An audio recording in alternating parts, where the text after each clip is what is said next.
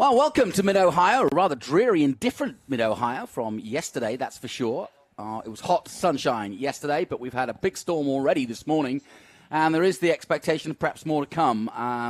As you can see, heavy dark clouds overhead, and we've had a big downpour for the last hour. We were due to start earlier this morning, but there was lightning in the region and in the area less than 10 miles away, so the race director quite rightly put a hold on proceedings, but we are off and running, and as you can see, it's drying up already quite quickly, which means we are getting ready for our first race of what will be the first race of the day, the Group 6, 8, 12, and Ginettas in action. And without further ado, let me introduce my cohort, Ben Sissel, who will be down on the pre-grid getting ready for this race and will tell us what's happening as we get ready for our first race.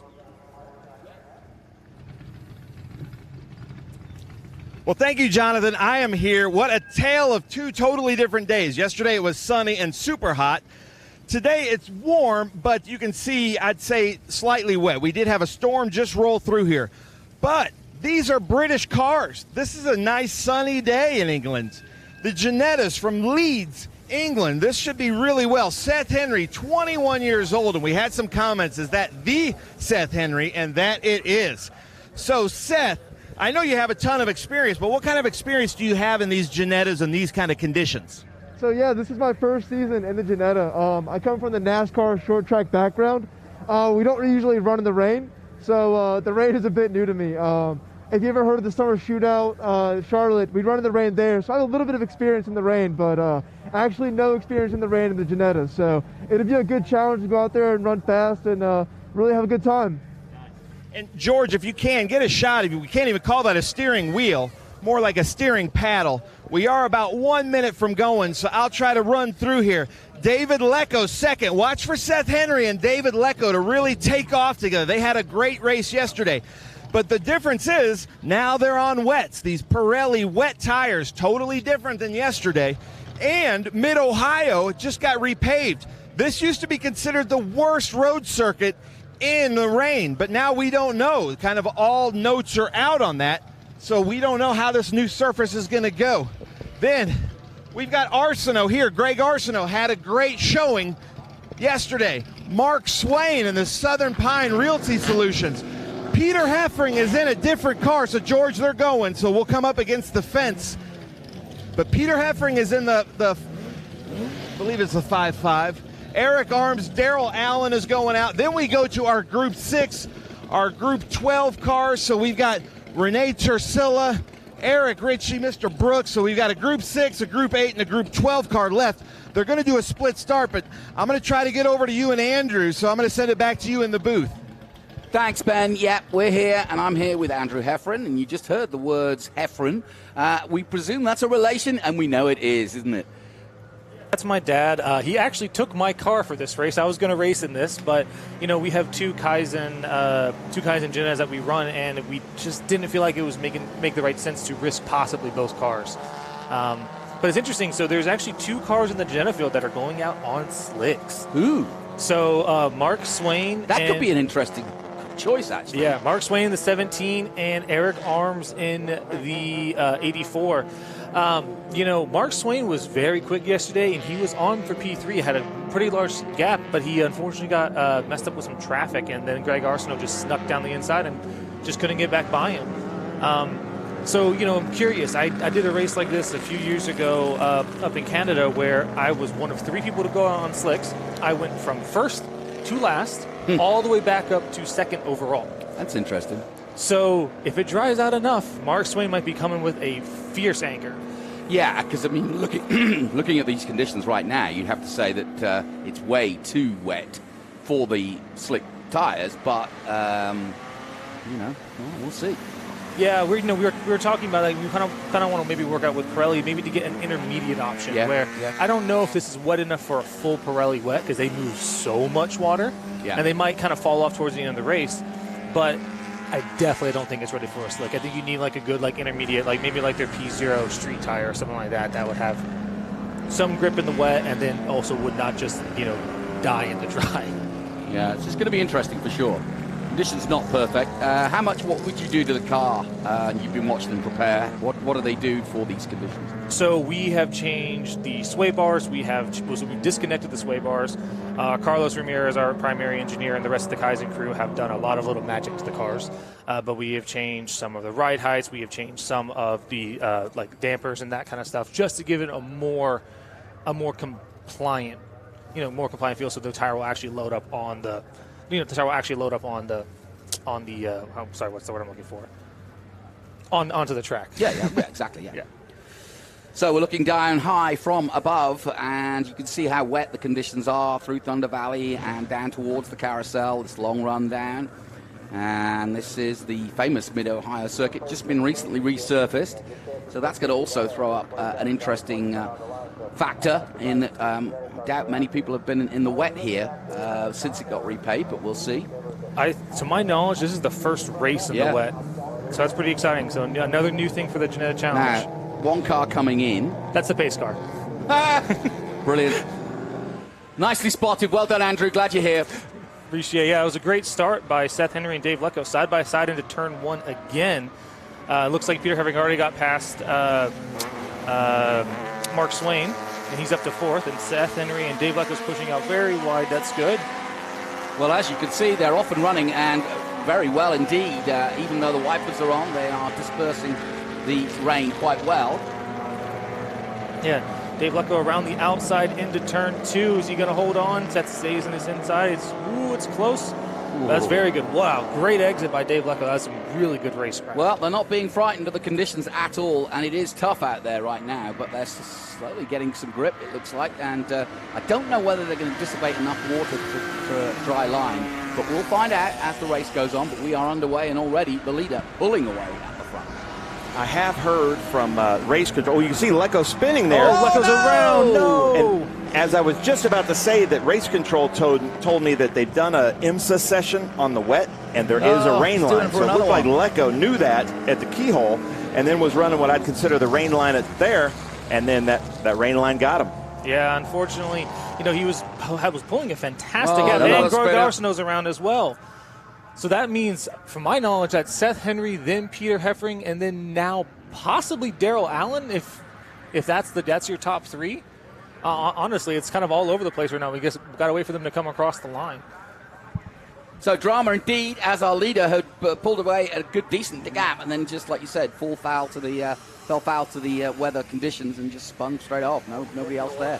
Yeah, it looks like he maybe just locked up the rear axle into braking, and then unfortunately in the rain, there's pretty much all you got. There's nothing you can do. Well, you saw me talk to this gentleman here, Seth Henry, who was going out, and when I asked him if he has much experience in the rain, his eyes told me no. And right now his driving is telling me he's pretty good. But anytime drivers have some experience in the dirt, they're usually pretty good in the rain. Yeah, true. Looks like 2 and 3 are going too wide into turn one. That's Darrell Allen and Peter Heffring. Darrell Allen, a motorcycle racer, so definitely not a lot of rain experience, but that was a great move into turn one. So I noticed that the wipers are working on this, and being a British car guy, obviously that's not Lucas Electronics in these cars. No, so we usually take the wipers off during the dry race because they like to buff it up against there, but in the rain, obviously you got to have them. But again, being a British car, the windshield wipers are fantastic on them. Oh yeah. Yeah, it looks like Darrell Allen's having a really good run right now. I mean, he had an unfortunate spin at the beginning of the first race yesterday, and he was a lap down in the 7th, and now he's up to 2nd overall, and he's running very well. Yeah, Arsenault and Lecco. Lecco may even have some mud on his rain tires, and sometimes that mud gets in the grooves and kind of comes out in places you don't want it to and offers you less grip. But notice everybody's kind of taking a later apex there, kind of just driving a little bit more gingerly based on what they probably saw from Arsenault and Lecco, and then they're going to probably let the line dry just a little bit more. Yeah, and it looks like there's one of the Ginettas pulling into the pit lane. Yep, that's Mark Swain on the slicks. I just don't think he can stay out there. It's just too slippery. So now Lecco and Arsenault are going at it for 5th and 6th. They're together on track, and we could see Lecco go a little bit long there at the bottom of Madness. Yeah. So, fun fact: it's actually 4th and 5th because for some reason I'm showing up there as well. Wow, that's because I'm supposed to be running the 55. My dad took my car because he didn't want to drive his car. Back in the NASCAR days, Dorsey Schrader used to announce the race from the race car at Watkins Glen. So it's amazing that you can do that here in these conditions, Andrew. I mean, don't get me wrong. I would love to be doing that. I actually suggested doing that, and I got turned down. Yeah. They're like, that seems like a little bit aggressive, Drew. But yeah, so it looks like David Lecco's trying to get back up to the tail of Greg Arsenault, and they're trying to catch back up to my dad, Peter. Arsenault doesn't have wipers, so that might mean he's got Rain-X or visibility on there. But, until he gets in that rooster tail, he may not need the wipers. True, yeah. And, these cars, since they have such... Oh, he does have a wiper, but it's not working. It's stuck over to the side. Yeah, that's true. Yeah. So what's interesting about these cars, too, is since they are a flat-bottom car and they have a true diffuser, they pull so much water up and they have these massive rooster tails because of it, especially on the straights. So notice Arsenault around at the end of Mission Foods, turn 2, and Lecco goes by him. Lecco's still running that really high rain line there at the keyhole. I wonder if he's found something there. I'd love to see how he comes through the next corner.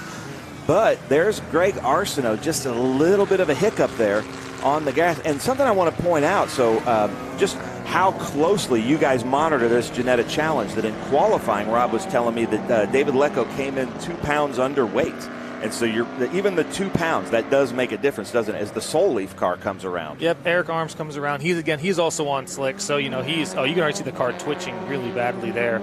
Yeah, so, I mean, these cars, we have a min weight of 2,700 pounds, and it's fairly easy for most people to have to get there. Someone like Seth has to add some weight, and, some people like myself who are a little bit larger, have just a bit of a weight penalty. But that's, 2,700 pounds is a fair weight, and unfortunately, Dave Lecco, he came in at like 26.95 or something like that, just a few pounds under. But, that does make a difference, and so so basically we decided, okay, we'll disqualify from you from that session, but your qualifying session from Friday counted. But so he still started second. I love the fact in such a spec series like that every little bit does count, and that, if you have to monitor that, or nobody can have an unfair advantage. And so at least we know that the refereeing happening in the Ginetta Challenge is fair for everybody. Yeah, no, we want to create a series where it really just depends on the driver. Yeah. That's the whole point, is that we want to have just driver skill, just driver driver inputs. And you just saw the Kaizen crew that was up there. I have to say thank you to them for changing 4 cars over within maybe an hour before to a rain setup to get out going to this race. See how he keeps running that. So the old Mid-Ohio, that was the only way to get around here in the rain. Not sure if that's still the case on this new pavement, but it looks like he's found some grip out there. He's definitely catching up to Daryl and Peter, even just a little bit. And you can see the rooster tails coming off these cars down the back straight, and you can actually see a small dry line starting to form. Not a lot, but definitely just a little bit of a one. And the fact that there's a few fans up there in the bleachers means it's not actively raining. So now basically these cars are just kind of dissipating the waters. Now we go to the Group 12. Renee Tersilla there in that 009 with Griffin Motorsports. Like we were talking about yesterday, running for the championship in Group 12. So doing really, really well there. And then Tyler Brooks in that Datsun right behind him. And then Eric Ritchie, brave. I saw him come out on stickers in that 27B, that Corvette of Group 6. But Renee Tersilla, this car, it does really well in the wet. And Renee has had some experience. He went out just a couple weeks ago when we were at Lime Rock in what I'd call near tornado conditions and did really well. There was standing water all over the place. He couldn't see. He had to come into pit lane 3 times to just defrost and clear it, but he still finished the race, got the points, and I don't think he ever went off. Way too much power, huh? Yeah, that's wildly impressive. I mean, you know how difficult it is to drive in the rain. That the front tire setup there on that Datsun. It's a lot of camber. That is a lot of camber, and just on that right front. So hopefully a ball joint or something didn't slip there, because that does look odd. It doesn't look like a normal setup. No, unless it may have also been the camera angle as well, because you're coming into a compression zone as you're turning to the right, so the left side will be loaded. So it may look like there's more camber, but that would be kind of odd. Can't tell. Yeah, it's hard to tell. I will say it's amazing to see Renee in every single race we've ever been to. He's always on track. It's incredible. That's how you win a championship, man. He's out there. and doing it. Scott, his crew chief mechanic, is with him everywhere, making sure it's running. But then the team owner, who I got to meet, and I was speaking of yesterday, they had to find a part. As soon as they knew they had to find a part, she was looking all over Facebook Marketplace, Craigslist, and found a junkyard, and they were able to go get a new accelerator pedal assembly. Okay, that's really cool. So that's hustle. They could have called it quits. Oh, here he is. Here's that Group 6 car. That's just a lot of power and no grip in these conditions. Doing really well out there. That is Eric Ritchie in that Group 6 car. Got a message saying, if my husband doesn't win, go Seth. That's Stuart. Yeah, that's Daryl Allen's wife. Yeah, they're they're up there, and unfortunately, they had their dogs get bit by a copperhead snake on Friday. Oh. So they're both. So he showed us pictures of them with a really blown up, like a blown up face. But they're both doing very well. They're both healing well. So Both of them got bit by the same snake. Their pitty got the worst end of it, but their German Shepherd and their pitty are doing well and they're recovering well. So glad for them. Now I'm curious to see what kind of line he does here. Seems like nobody's wanting to touch the curbs. The curbs are real slick. Scott Goodyear went out on like a reconnaissance run and said as long as they stay off the painted curbs, they should be okay. But you can see here he's kind of just midway through, not doing really the rain line, but at least staying off of the apex and the curbs. Mm-hmm. Yeah, I think what he's trying to do right now is just find any bit of non-puddled water. I know if you look up into the timing and scoring, it looks like Dave Lecco got past both Daryl and Peter Heffering on this past lap, so maybe they both had a mistake, or Dave was coming very strong, so he's definitely coming after first. That is awesome. So here we are. Eric Arms and Mark Swain, both the drivers on slicks, seem to have both come in. Maybe Eric Arms is on the tail end of this last lap, just probably hoping for a dry line, and then maybe he can make a run for it at the end there. Yeah, I saw Mark pulling earlier, and I saw Eric coming by the booth here just a few minutes ago. Eric's pretty new to racing, so I know he's just out there running, getting the laps, and you finish this race, he's getting a minimum of 6th place, and that's still really good points for the championship. Yeah. But we're looking at Eric Ritchie right now in that Corvette coming around through Thunder Valley, Group 6 AP car. You need to see this car up close. Really, really cool paint job on this car. The rumble is just beautiful as you're sitting next to it. Even when it's just idling, you feel your whole body shaking from just the maximum amount of American horsepower. Mm-hmm. Now, right where he is there used to be a really big bump that would send the cars off balance. Now with this new pavement, that bump does not exist, but we're with our leader. And he's got a healthy lead too. Seth Henrik going well. He says he hasn't raced the Ginetta in the wet. Well, he's learning quick. Yeah, he's definitely picking up pace. Each lap he's getting a little bit quicker. His eventual plan. Oh, looks like possibly Dave Lecco went off again. Because now Peter Heffering and Darrell Allen are coming across the line, and it looks like they're switching back up. Yeah, so it looks like Dave Lecco maybe has gone off again. But yeah, Peter Heffering's down for 3rd, so he got past Darrell Allen as well. But yeah, Seth is he's coming from overtrack racing, which obviously they just don't really run. They just don't really run in the rain. And so he's in the Magellan Ginetta, and he's trying to move up to possibly run an IMSA, maybe run into NASCAR, or going into like a Super Trofeo or something like that. So he's using the Ginetta as a great platform to continue moving up. So Allen coming up on Heffering here as they come through the keyhole. That's for 3rd and 2nd. Henry up past them, then Arsenault. So now Lecco's going to have to come back through. Lecco, Arsenault, Allen, and Heffering if he wants to see a good spot on the podium. Yeah, he was up to first at one point, then he went down to 2nd after his first spin, and then I guess he must have gone off again here in the last lap. Not really sure what happened, but at that same point, that's when Peter Heffering got by Darrell Allen, because Peter went from 4th all the way up to 2nd, and then Darrell went from stayed in 3rd. And if you're wondering why they're taking that line at 4, it's a little bit different, a little bit later apex, but it's so important that you set yourself up for 5 and 6, that you can kind of sometimes, if nobody's behind you, kind of give up 4 to set yourself up for the more important 5 and 6, I think. And it also, you're just taking that late apex just to find some grip. Yeah, that's Eric Arms out there in the Soul Leaf Ginetta. Yeah, he's on slicks, and you can see that car is just twitching all over the place. He is just fighting for grip wherever he can find it. But it's very impressive. He has kept it on track this entire time. Henry, Heffering, and Allen then. And what about? Well, we're running out of time in terms of the overall allocated time for this race, and of course it's run slower. White flag is out. White flag is out, so that's exactly on time. Perfect. Oh, So Daryl Allen spin on the front straight. Looks like he's possibly beached as well, so this might actually even be might be going straight to almost straight to a checkered. Yeah, he's not going to be able to dig out of that. No, he's not going to be able to dig out of that. With sadly. our leader, Mission Foods, turn 2, keyhole turn. Can he hold it together? Not sure what race control is going to do. They're going to show some local yellows there, but that is in a high-impact area coming up to checker flag, so we'll see what happens. They may go full course yellow. I'm still not hearing anything yet. The fact that we're not hearing anything makes me think they're going to let them finish this. Yeah, just finish under a under a local yellow, and I think with you having an intense waving yellow, they'll back off well enough, and people know you can't really pass at the line here anyway. And he's so far ahead, there's no need. Yeah, I mean, there's not going to be too many battles going on. Well, maybe, like you say, safety first. Yeah, safety always first. That's the name of the game when it comes to racing.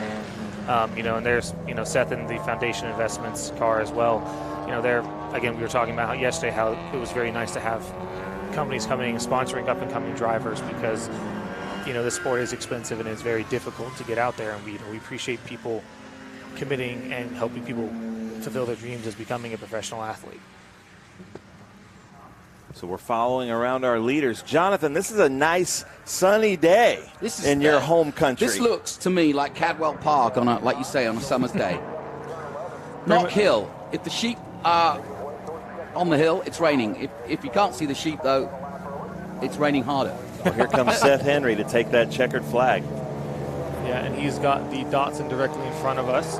And yeah, unfortunately, Daryl's still just there stuck. Doesn't look like there's any damage, but it's Seth Henry coming across the line to take the checkered. He's only about 10 yards away from the commentary booth. We could come in and join us and tell him about his spin.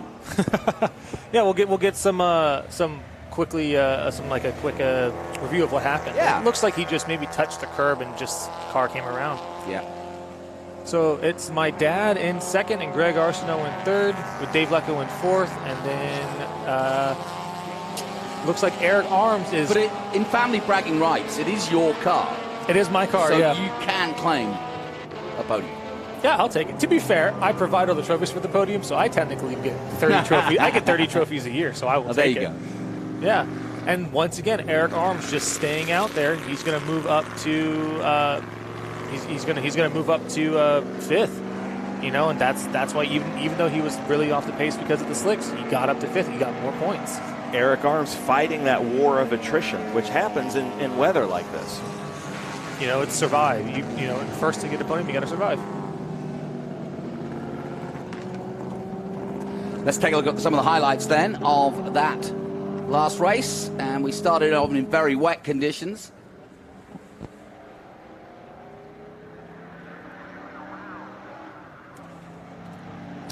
And we'll try one more time. Just had a bit of a technical gremlin, but that's the weather for you. And that's Let's take a look. live. Here we go. So, like I said, started in very wet conditions, and immediately a lead for the 89. But that was short-lived, as off he went, big time. In fact, he spun twice, did Dave Lecco. Good battle, though, as Peter Heffering got in the groove, and out front went Seth Henry. Field spreading out, and several spins.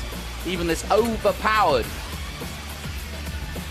Ford Mustang was able to navigate his way around. Tyler Brooks having a good run. Seth Henry, though, the 44, was the man who took the checkered flag in these tough conditions. And confirmation of the result. Seth Henry, his first wet Ginetta race, and he wins it. Peter Heffering takes second place. Gregory Arsenault takes third. Dave Lecco actually recovered well to fourth place. Renee Tassila in fifth. Tyler Brooks sixth. Eric Ritchie, Eric Arms, Daryl Allen, and Mark Swain. That's your top 10. Ladies and gentlemen, you just saw the first wet race Ginetta Challenge. Yeah. Just witnessing history there as the drivers come out to pick them up. All right, we'll take a short break here as we've obviously got some pickup to do, and more racing coming up from our SpeedTour. Stay with us.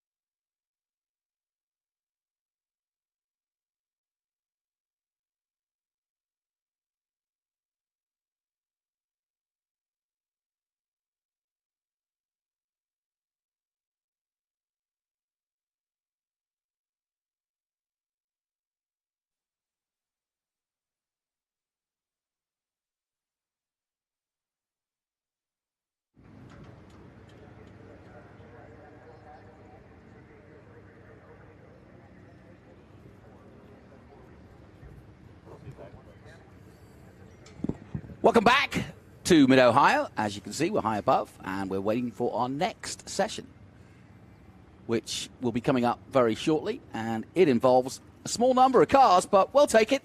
We've had a couple of cars that do that, and here they are. Yeah, that is Todd Strong there, going out in the lead with his COTA national championship winning hat. Sorry, we are, it's rained. We've had a little bit of technical difficulties, but look at this. Do not think anything differently. Don't change the channel or anything like that, because we had an unbelievable race at Lime Rock with just 2 cars. Here we have 3 cars, but Todd Strong, Kim Madrid are going out. They've driven all the way out from the West Coast, good friends. So they're going out, as well as John Nash. So I'm actually excited about this. This should be really fun to watch. And I know that all of Todd Strong's family, Kim Madrid's family, and John Nash's family are watching the live stream. So you guys are going to be happy, because they're going to get a lot of camera time. Yep, and you can give us some comments and tell us what you think, and tell us what they've been doing and what how they're fettling and what they're up to. But yeah, you're right. Motor racing is a funny old game. You only need 2 cars for it to become a competition, and that's it. All right, Dana is joining us, which is Kim's daughter. So okay, Dana and Sydney and Todd's daughter. So, ladies, let's just make a little prediction here. Let's have some fun. Do you think Todd or Kim will ever go into the grass in this race, or will they keep it on the pavement? What do you think there? Sydney and Dana, this question's for you, watching the comments. Well, John Nash is too cool to be messing about in the gravel. Well, this is a normal day for him. He is from the UK. He is. He does really, really well in this. This Lotus 7s, even though they're rear-wheel drive, they do pretty well in the rain. Todd Strong is really good. I'm not sure he's Eric Inkrot good in the rain, but Todd Strong is really good. I've seen Eric Inkrot do some amazing things. He races with them on the West Coast at the Ridge in terrible conditions. So we're going to see what they can do here. Ben, my concern is Kim Madrid's, Mohawk.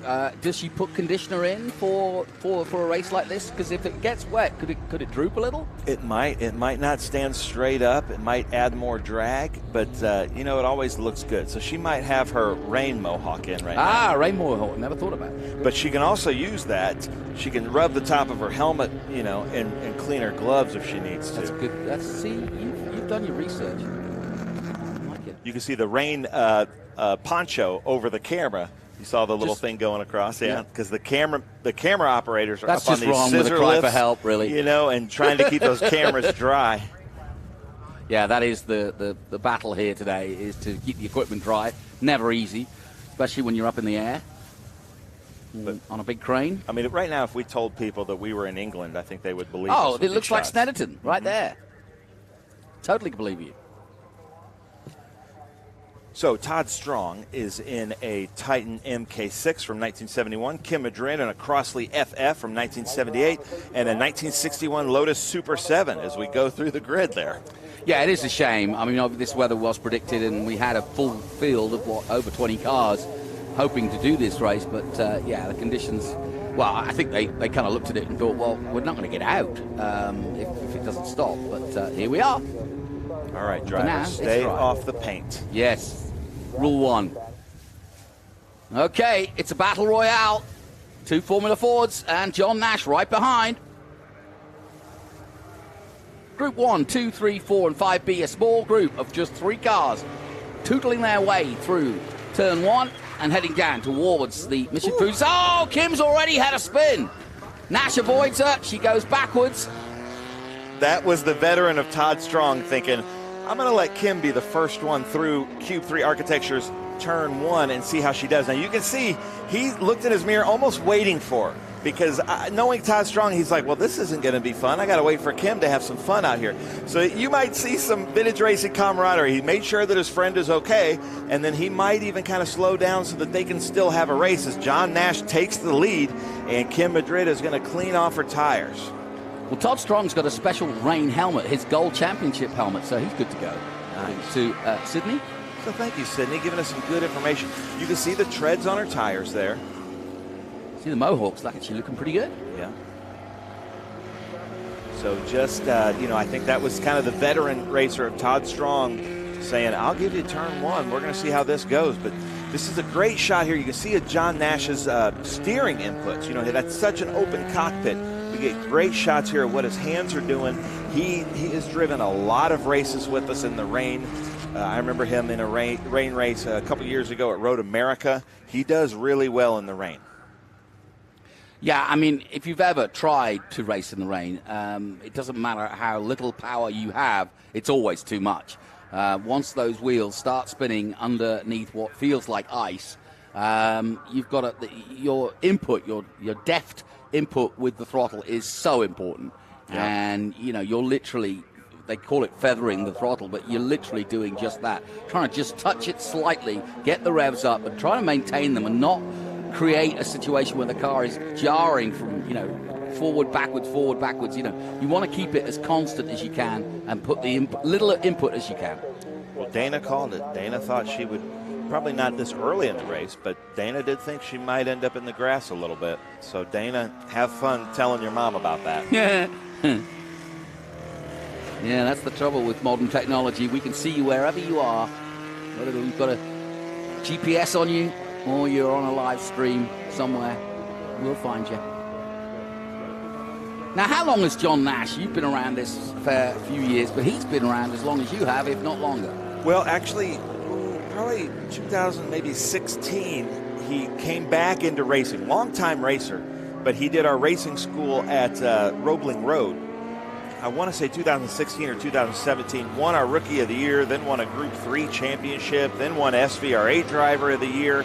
He and Lorna rarely miss race events, with us. So it's really cool to see them around. You can see Todd Strong there kind of struggling. He's kind of doing the not rain line, not racing line, but just staying in the middle of the track, and I think that's a pretty good strategy here for these conditions. And he's constantly catching slides, and what I mean by that is you'll see it as he comes into turn 4, is that the rear end of the car will just start to slide out, and he'll catch it by turning the wheel the other way and straightening it up again. And it's a constant input that way, just to keep the car in a straight line. It's quite a skill in itself, because every time you put your foot down, the car straightens out and goes forward. But if it is leaning straight, you have to wait till it straightens up before you put any more input in. And so it's like I said, this is really where you learn your way. Now you can see what I'm talking about from behind. Just the back end, just as he gets under power, just pulling out, and that is good racing driving. So Jordan Sipes is saying, wow, that wrecker at turn 13 is awesome. I have a feeling that Jordan Sipes is the wrecker driver. So Jordan, I know a lot of the EV equipment around the track, they do watch this so they know what they're going out to and what's happening. And so, Jordan, are you the wrecker driver at 13? Or you just really enjoy looking at wreckers and tow trucks? Yeah, maybe he's tuning into his motor racing. He's not interested. He's more interested in the wreckers. That's fine. Each to his own. We did see there at turn 11, Todd Strong got a little bit wiggly. This is very ginger here for Todd Strong. He is looking to finish this race, pack it into the trailer under its own power, and start his long journey back to the West Coast. And there you see that resplendent golden helmet.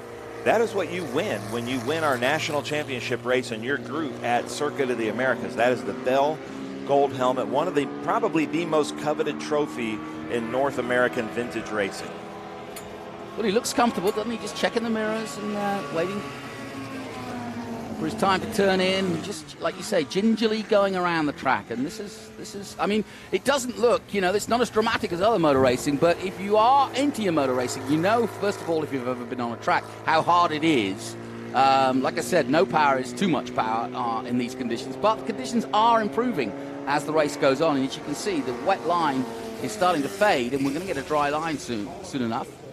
Yeah, and that's good news. I'm sure Scott Goodyear's monitoring this race up there, because Ligier JSF4 comes out next, and they were hoping to get they were hoping as many SVRA cars would show up to the grid to help dry this line out a little bit. But Kim Madrid, we see her in that pink Crossley 291 coming around Mission Foods turn 1. It looks like she is back to all the mud and everything is off of her tires, and she's back to race speed. So look for her to be running up to catch her friend Todd Strong.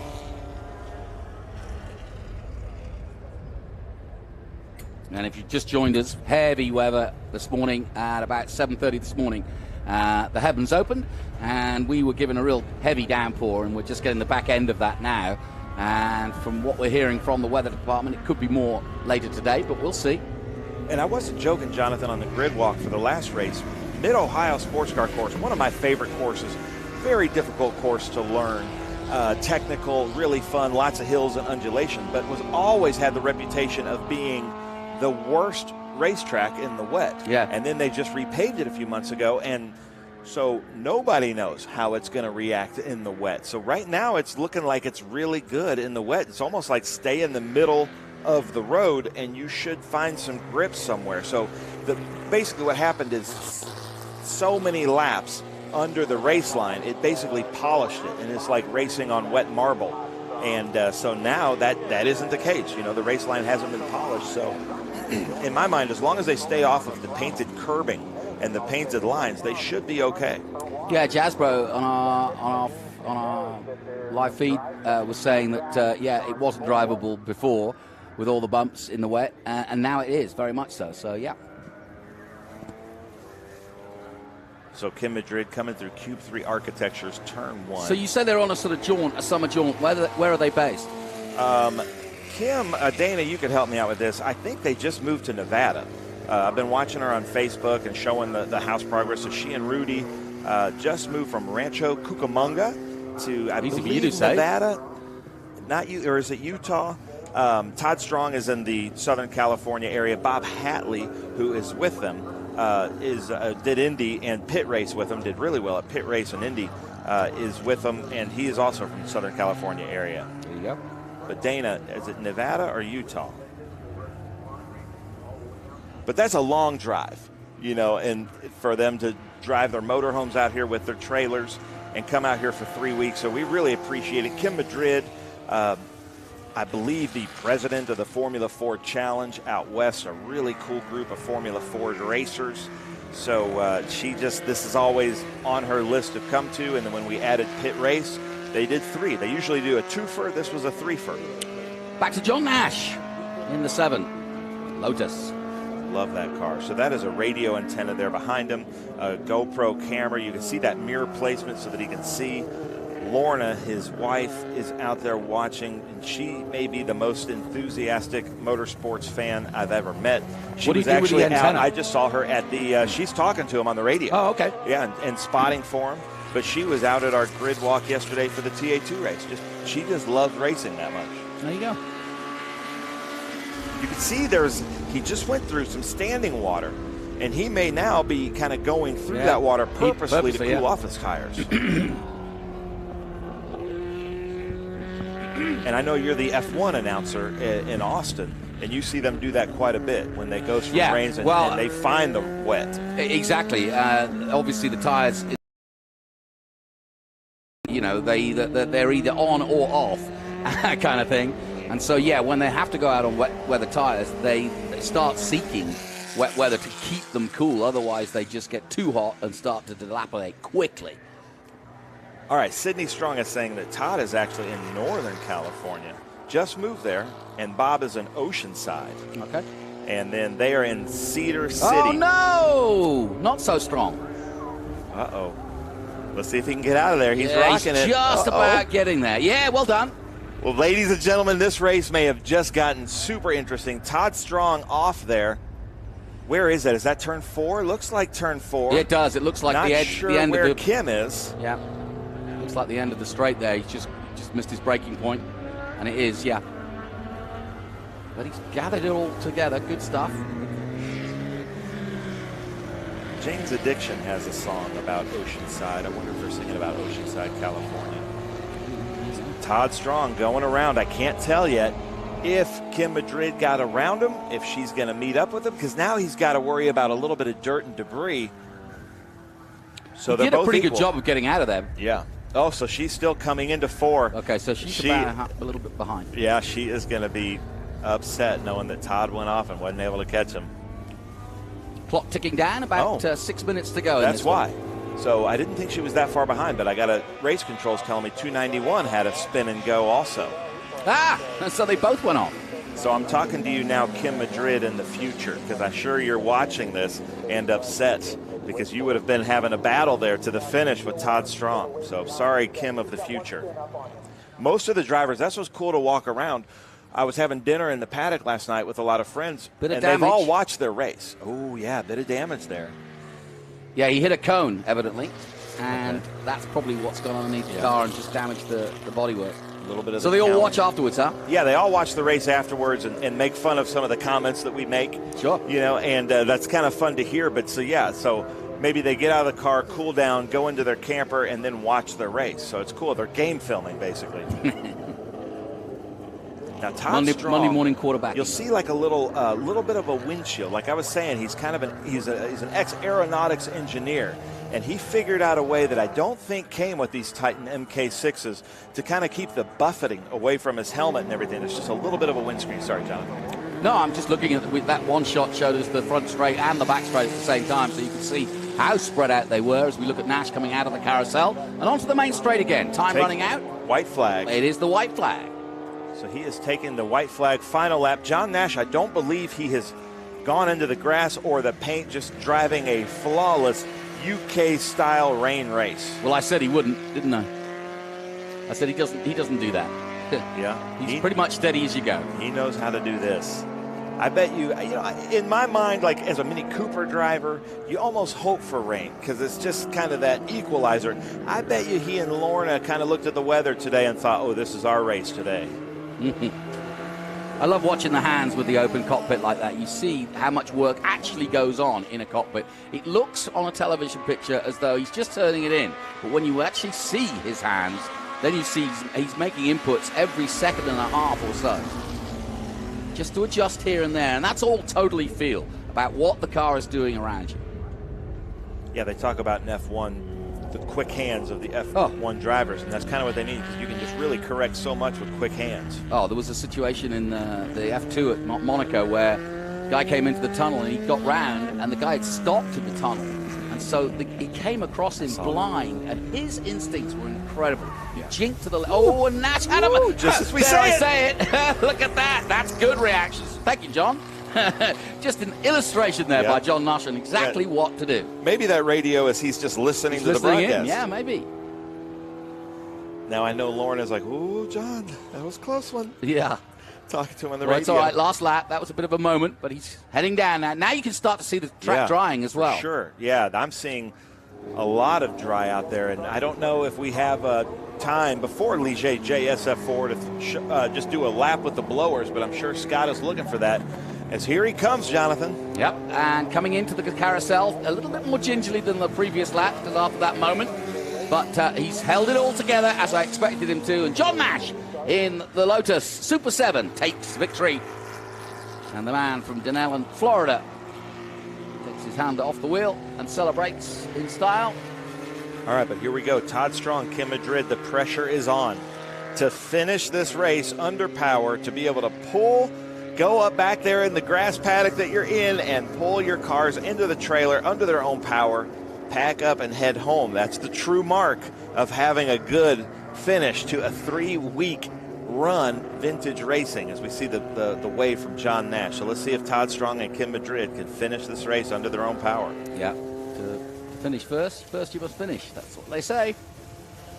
Congratulations, though, to John Nash, and it is Todd Strong who's going to take second place and Kim Madrid in third. Here we go, Todd Strong coming around 11th. That's where he got squiggly before in that Bell Gold Helmet National Championship winning helmet that Bob Hatley also has a few of. Mark Davis is liking your vibes. He's liking what you're saying. Well, thank you, Mark Davis, our new favorite. Right? Boy from New York did join us yesterday. That was cool to see. So Todd Strong waving. You could see the disappointment, just the body language. Yeah. Todd Strong is not happy with his performance. You could see he was like, he spun, he hit a cone, that took out the cowling. That'll be a pretty easy fix. But just knowing Todd Strong, not super excited about his performance there. And now here's Kim Madrid coming around turn 11. Just a few more corners. Rudy and Kim to pack up and head home. Under her own power with the Grateful Dead sticker in there. I know. This is a box of rain out there, if you like the Grateful Dead. We've had a box of rain here today. First song on American Beauty, one of the best Grateful Dead albums. But Kim Madrid to take the checker flag. Nice job to the Formula Ford Challenge drivers from the West Coast to come out here with us. Yeah, I think that sun coming out there, goodness gracious.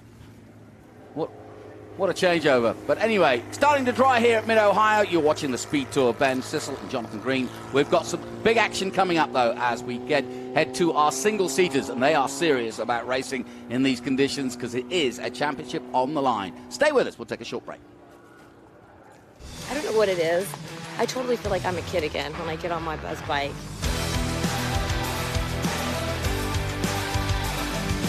Your horsepower, baby. You know me, I like horsepower.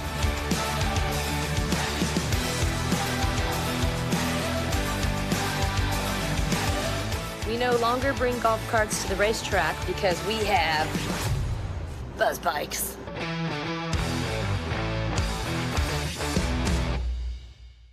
What does it mean to be built with Summit? It means turning some rust into rolling artwork. Built with Summit means you're making something that was already fast, even faster. It means that your project will be on the road or track long after you've bolted it together. And Built with Summit means you're doing it with in-stock parts, fast shipping, expert advice, and the best prices. Summit Racing Equipment. Let's build it together. SummitRacing.com.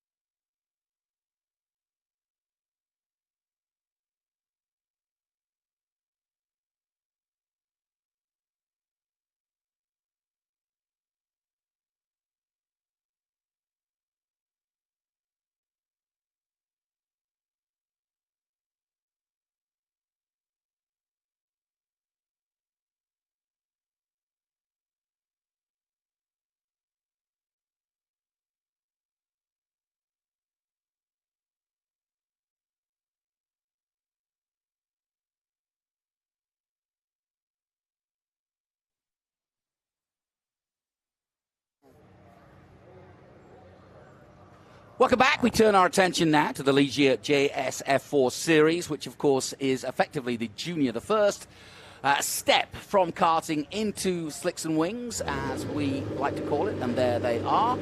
These are the older cars. We now have a new car, new Ligier car, which you'll see in action later.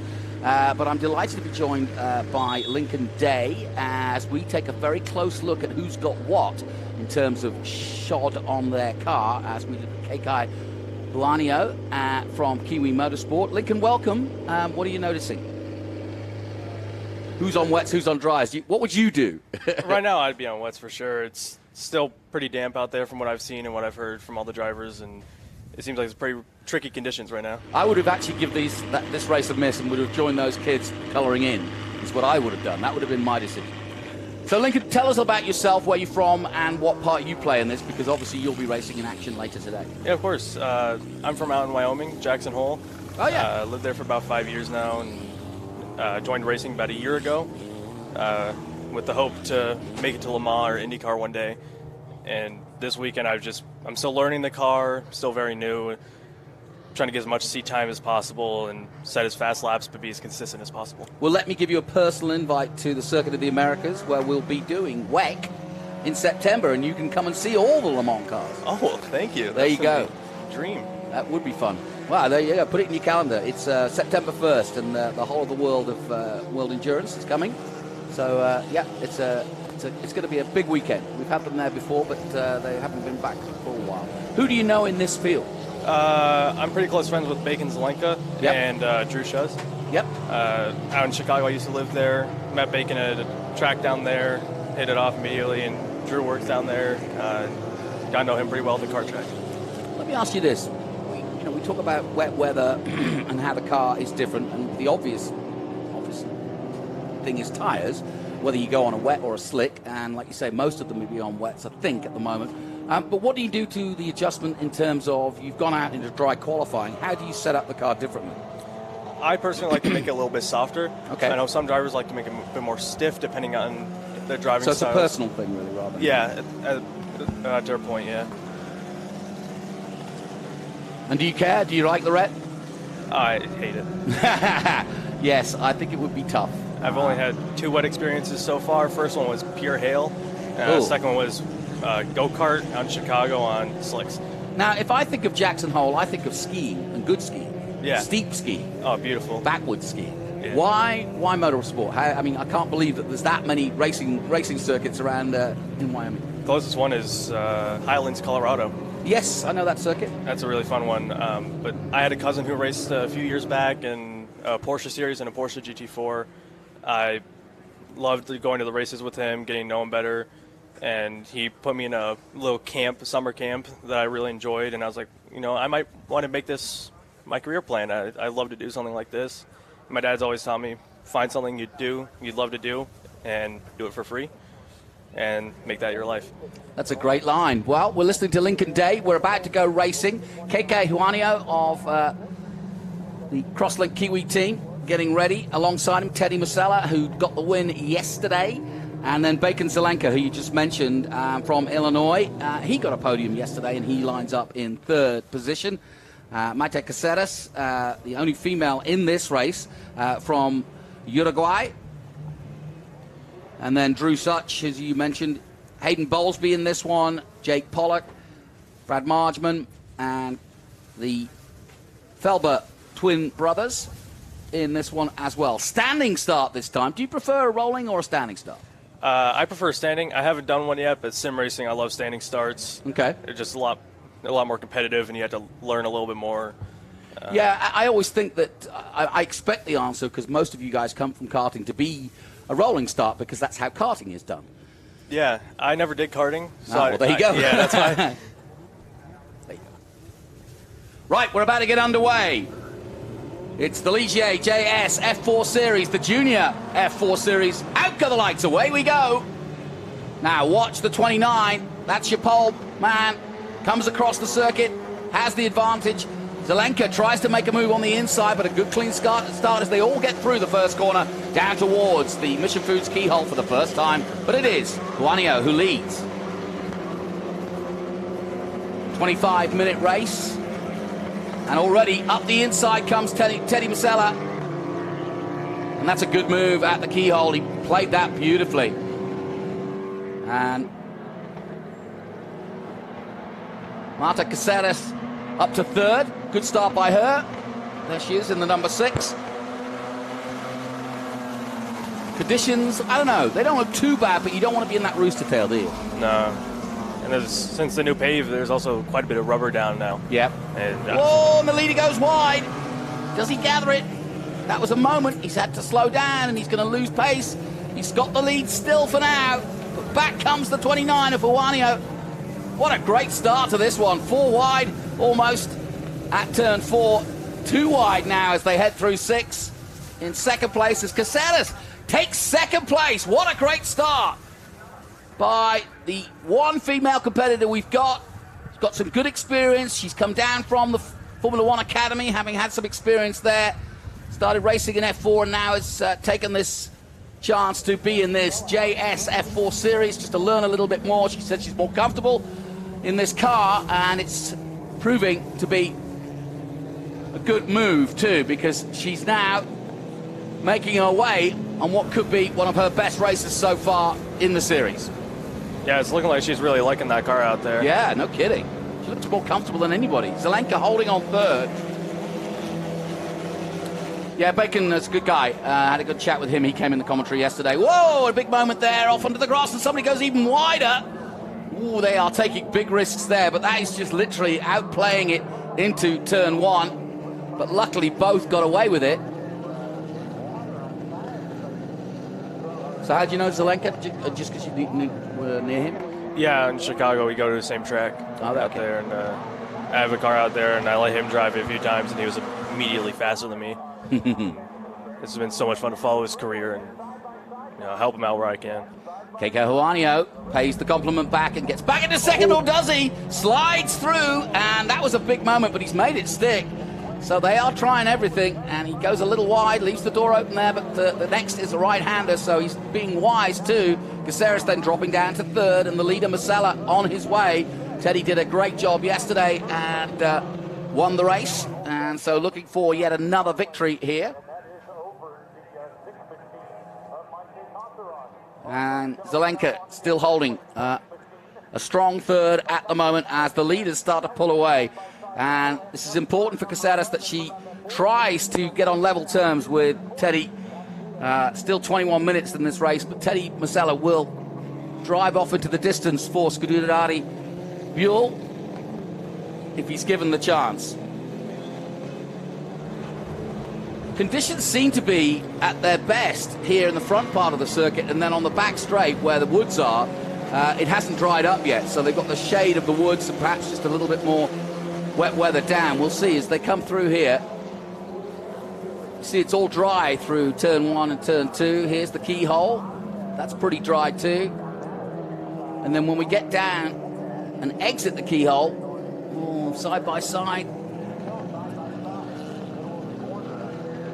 Good racing. Brad Margin. Chat with him yesterday, the youngster from Australia. Good kid. Good close racing, and that's what it's all about. Learning at close quarters. Now we see that long back straight, and still a little bit wet, but it starts to dry as they get back into turn 4 here. Oh, around the outside goes the 83. That's Bowlesby. Probably the most experienced driver out here. He's been around these single-seaters for a while. Also races in FR as well. But you can't say he doesn't get enough track time, that's for sure. It's looking like Zelenka's going to have to defend pretty hard against this guy. Yeah, any minute he's going to be under pressure, isn't he? Yeah. In these cars, the slipstream is so massive that it, you get behind someone half a second, and you're on them at the end of a straight. This, of course, the original car without the halo, the new Ligier engine and Ligier chassis car, as we take a look at the entire Crosslink Kiwi team, watching on pensively, as they might. There's the gap between Teddy Masella and Maite Caceres, and it's, about 1.4 seconds.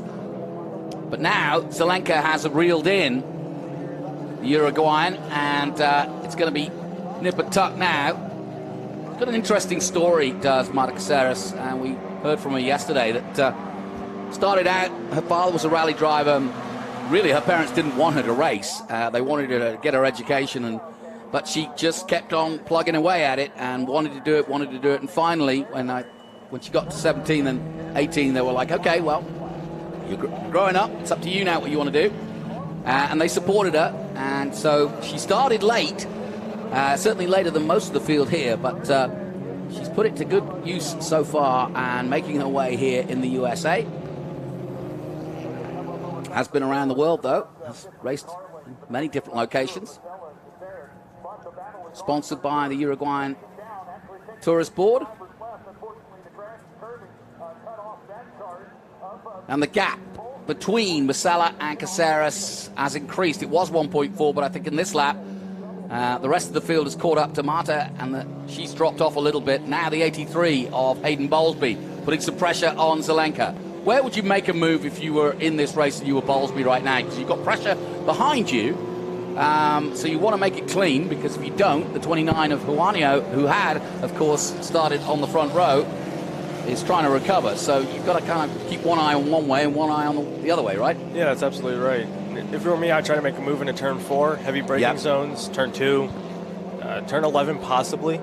It'd be pretty risky, but I'd probably go for it. Oh, talking to risky. Yeah. Very wide. He's been lucky boy. That's the 28 of Drew Such. You know him? Yeah, I know him pretty well now. Now you can see he's got the grass inside the on the wings and just in the in-plates there. I don't think it's going to cause any harm, but it was a bit of a heavy grass track and heavy wet grass indeed. Yeah, I'm very impressed he managed to keep it in a straight line on the grass there.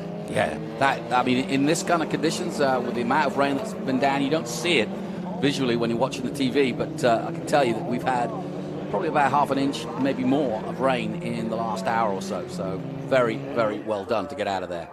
This is a good race. Here's your top 5. You can see them in just one shot, which is always good in motor racing, and it looks as though the battle for 4th and 5th is really hotting up. Good defensive driving, though, by Bowlesby. It's Juanio who wants past him, and he's probably frustrated. I don't know why he's that far back, because didn't seem to make anything, an outrageous mistake or anything. He just got caught up in some fights and then just dropped back.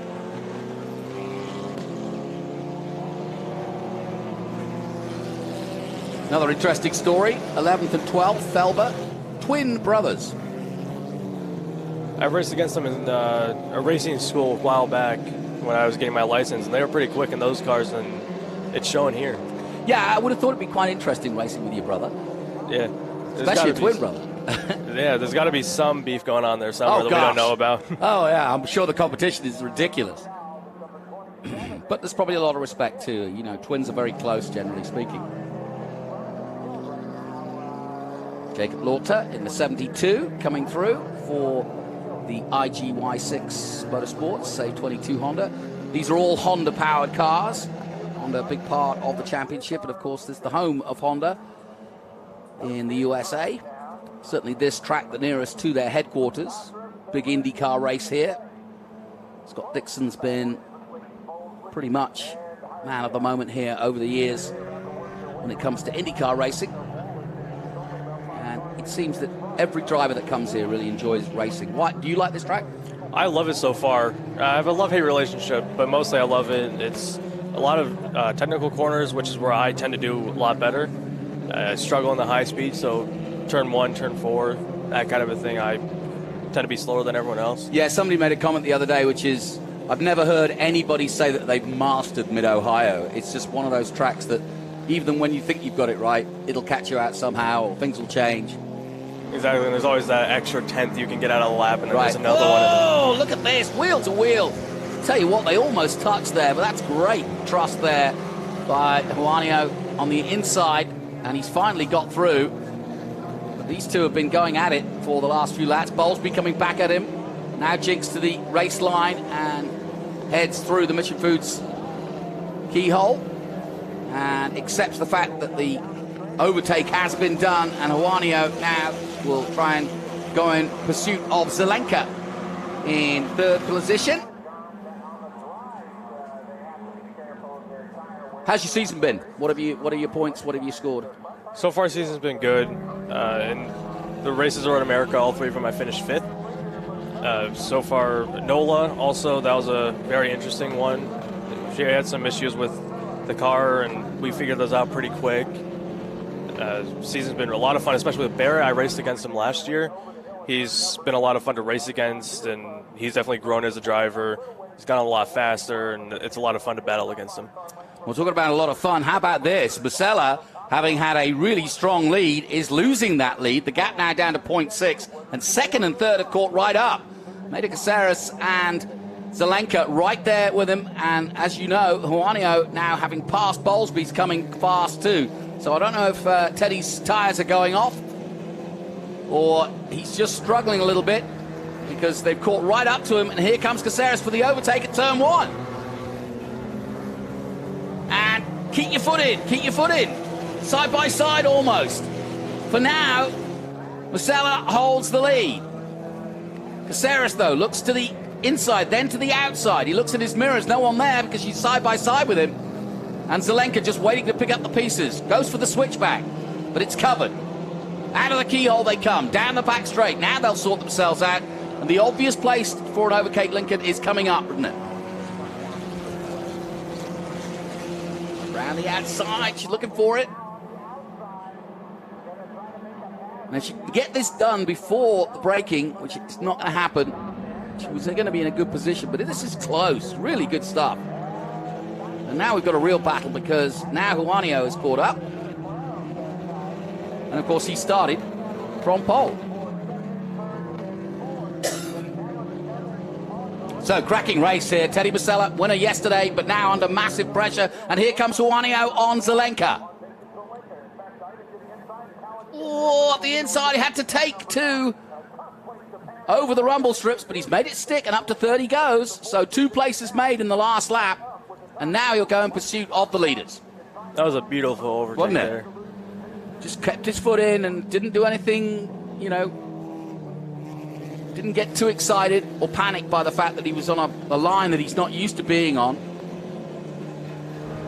So another lap completed, 11 minutes to go. Conditions getting better and better. But Masella is under pressure.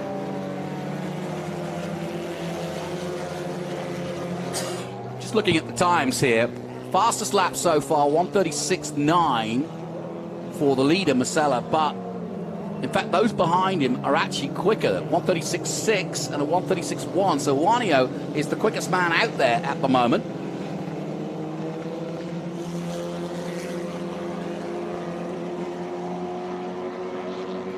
And this is good patient racing. It's hard when you're starting out to learn patience. We're all excited, it's an exciting sport.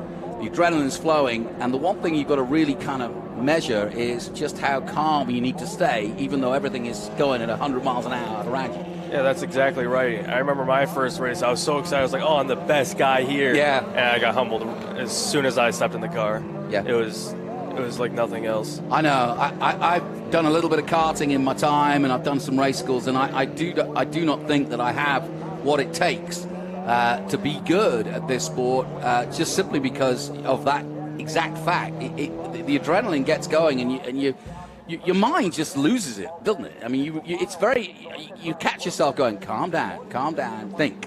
What were we learning, you know? Yeah, that's exactly right. Well, so far, Teddy Masella holding on. Comes out of the carousel to complete another lap.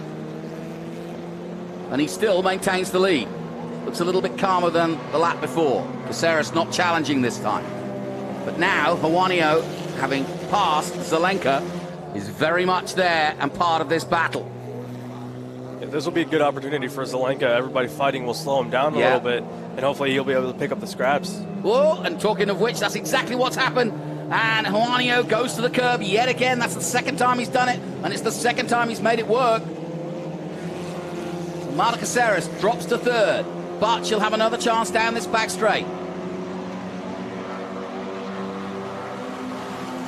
And obviously all the engines are Honda Civics, and they are all identical, hence the reason nobody's got any power advantage, which is why you see them side by side so often, with nobody getting an advantage. So it's all about momentum and timing. And as you were quite rightly pointed out, Lincoln Day alongside me, Zelenka's caught right up. Now we've got a four-way battle with 9 minutes to go, just as we wanted it.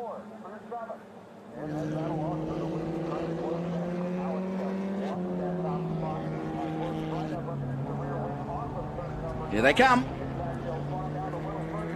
Now this is looking a little further down. This is the number 5 of Dimitri Nolan, and he's in a battle with the number 1 of Cash Velba.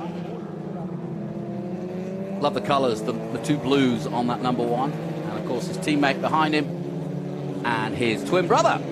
Both of them racing for FLBR Motorsports Fly Alliance. Back to the leaders. And now surely something's got to give as Juanio, having got second place, is pushing. You can see how he's fighting the wheel there for a second. Here comes Zelenka. Now, if she wasn't aware of how close he was, she will be now. Caceres trying to defend into the keyhole. Zelenka takes it high and wide. He'll now slot into the regular line. And it's getting tasty at the front. Masella's led all the way, but now the draft is with Juanio. And Kikai Juanio comes alongside the leader. And now it's a drag race down to turn 4. It's a right-hander. So the 25, the all-red, should have the advantage. He slides his way through, but now it's the inside advantage to the 29. Side by side again through 5. Next it's the right-hander. Who's going to make it stick? By my estimations, Teddy could come out of this still with the lead, but no! Juanio's got him. And here comes Caceres. Oh, Zelenka. Coming alongside Caceres, almost touching. Stays in 4th. But now the race is with Juanio, and that was good racing. Lincoln, sum that up. That was a nice little period, wasn't it? Oh, that was amazing to watch. These drivers are really talented, and they all know the size of their cars and exactly how close they can be to someone else. You know, when this was announced that there would be a junior series, I understood it for a lot of reasons, but I'm really liking it now because this car just seemingly is one that once you get your head around it, you can have a lot of fun racing it and at close quarters, as we're seeing here. There's some good racecraft out here. I know my good buddy Scott Goodyear will be happy to see, given the morning we've had, such great racing and close racing and fair racing without any, so far anyway, any untoward action. They've all helped each other race well and given each other space, which is one of the big things he says in his driver briefings is, you know, you've got to give the other racer a chance. You can't just make the road your own. Exactly. You've got to race fairly, which is hard to do because you're trying to be aggressive. But at the same time, if you are too aggressive, then it's unfair to the other opponents, and you're both going to go off. Yeah, that's right. And especially in open wheel single seaters like these, you have to show every driver respect. Yeah. No matter their pace, you always have to make sure that you're driving safe, because if something could happen, it's not going to be a great day for one of the drivers. No, and it's an expensive sport, as we all know. Repairs are important and cost money. So if you get taken out for something you didn't do, that's a tough day at the office. Cash Felber makes his move on Dimitri Nolan. Again, side by side, down towards 4, but he's got the better line, has the number 1. And he should, well, I say that, the 5 keeps his foot in, and that's good work by Dimitri, because he'll hold that position now, and he does.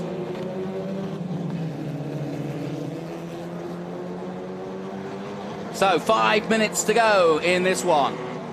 And now he's got the lead.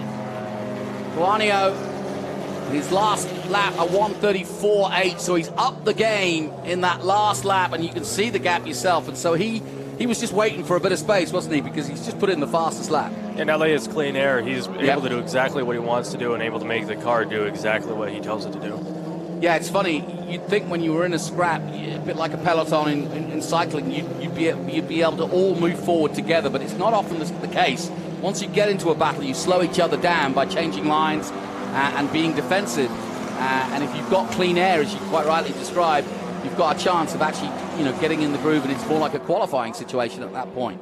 Yeah, us drivers, we really like having clean air. So when we're battling out there, we try to make the pass as soon as possible, right? So we can pull away from them. Well, that's exactly what's going on here. A nice little battle between Hayden Bowlesby and Brad Marshman of Australia. Another crosslink Kiwi entry up against the IGY6. And these two going at it for 5th place. 4 minutes to go. And by the time they come round, we'll be looking towards getting the white flag out. Back to the leaders. Been a good run for Maida Caceres. She's been on the podium a couple of times already, not had the win, but not far away at all. 4th in the championship coming into this one. Likewise, Baker Zelenka's had several podiums himself and has been very consistent throughout the season.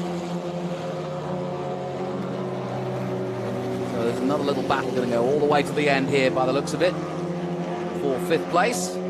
Good to see the crowd coming in now, filtering in. Now the weather has improved. And here we go, for a pass. Bowlesby can't quite get that done. Excuse me, I'll say that. That's Brad Marshman. Bowlesby defending. Now he's got an opportunity. How much do you feel the draft? Because there is a draft created on these wings and slicks when you're right behind somebody, isn't it? Yeah, it's massive. When we're driving in clean air, our head's getting pushed around by the wind, but the second we're up behind somebody, we can look around and relax our necks. We can just take a deep breath and say, okay, we know we're faster.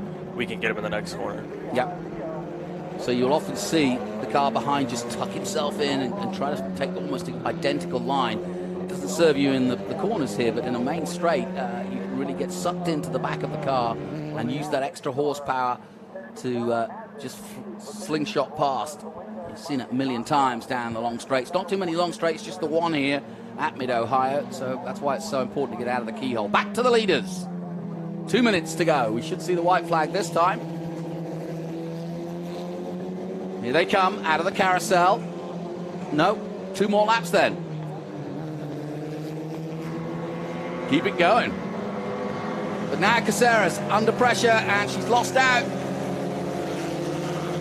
to Masella, making a last-minute charge.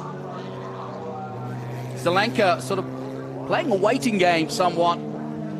Just knows that he only needs to get past these two, and he's right there on the podium. That's why Zelenka is such a good driver. He's able to find the perfect opportunity to pass, and he's not afraid to wait for a long time to get that opportunity. Patience is a rare attribute in motor racing. Very few have it. Yeah, it's the great to do. Yes, it does. You're exactly right. Here comes Masella again. He's side by side with Maida Caceres, and just got the outside line. If he can keep his foot in, he should get the overtake done, and he has. And that's good driving. Zelenka looking maybe to get up the inside, but again, being patient, knows that the white flag is coming, and that's what is important to him. Just needs to be in the right place at the right time. But what he doesn't want to do is watch Teddy Masella pull away from this group and go chase down the leader. And since he's been leading, Keke Juanio has built up a 1.5 second lead now over this group.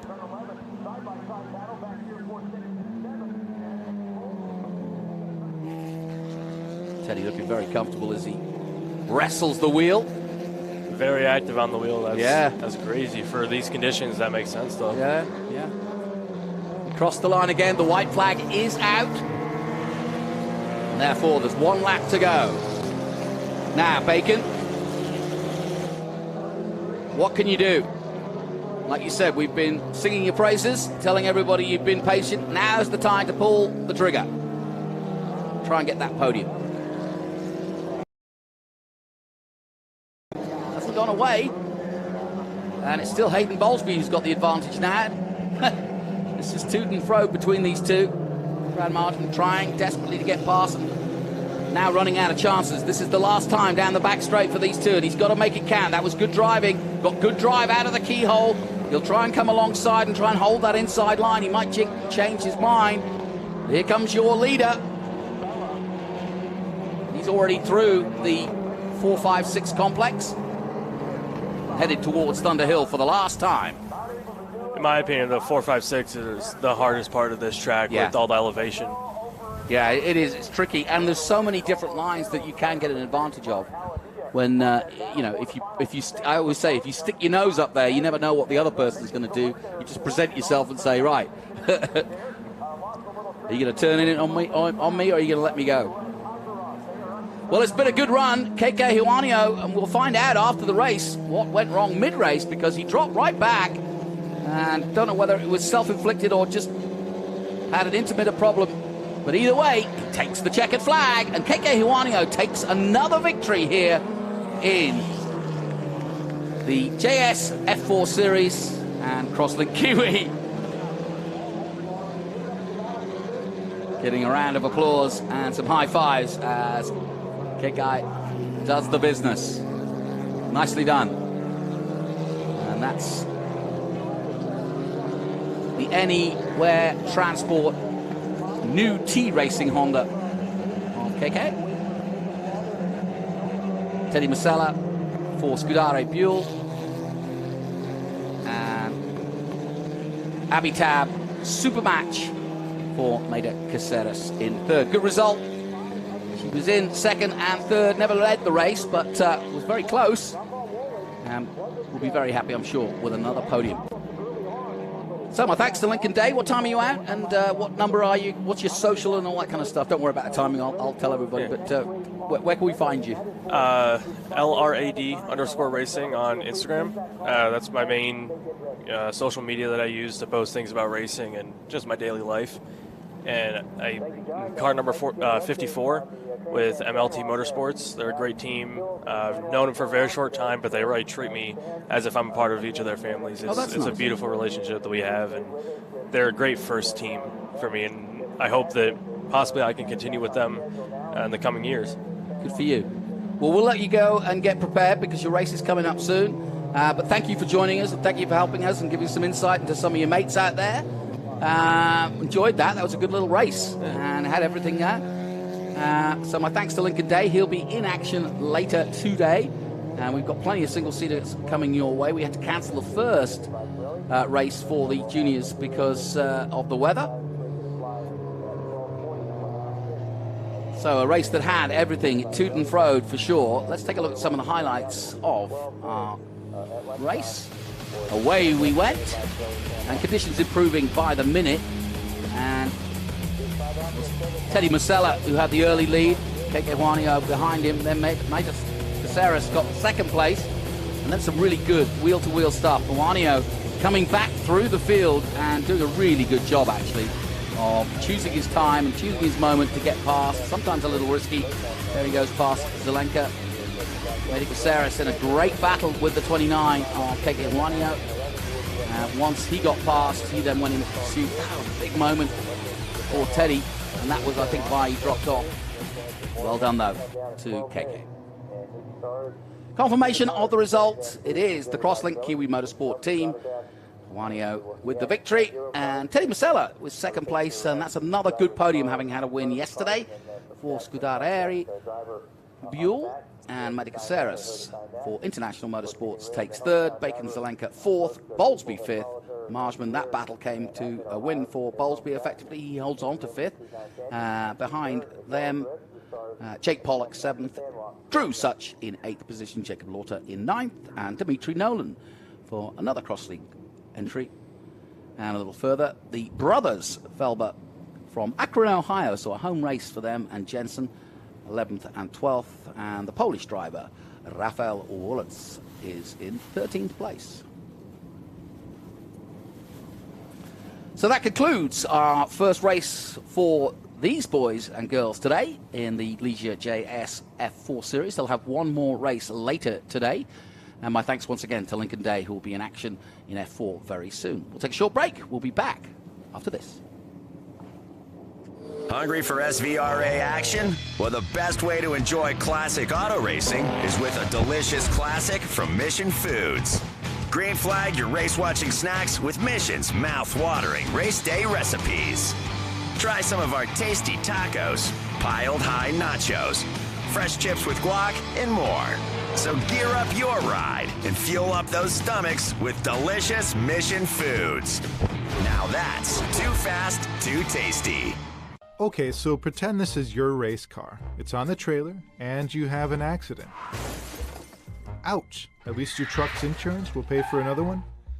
Yeah, not so fast. Standard insurance won't replace your race car, whether it's in the trailer, in the paddock, in the garage, or the repair shop.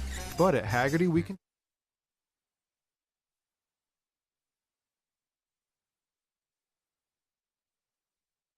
Hagerty, let's drive together.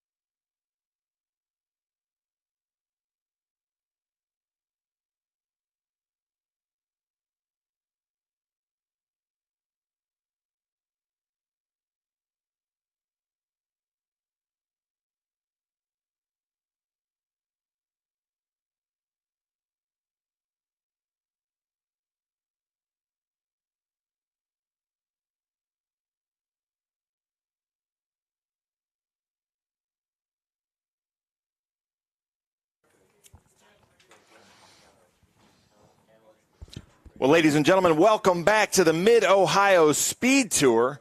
This is going to be Group 5 and 11, basically. It should be 5, 7, 9, and 11, but we've only got 3 takers to this. Because of the storms that rolled through early this morning, I think a lot of the drivers thought it was going to be like this for the rest of the day. You can see winners circled there on the left at Mid-Ohio Sportscar course with our JSF4 podium, which was a very good race. But as I see it right now, we've got Todd Sloan from this Columbus area out front there in his Riley Daytona prototype from 2006. Then David Huber. David Huber races all kinds of things with it. He's been an International GT, a Datsun with us, and SVRA, and now he's in that SunTrust Riley Daytona prototype.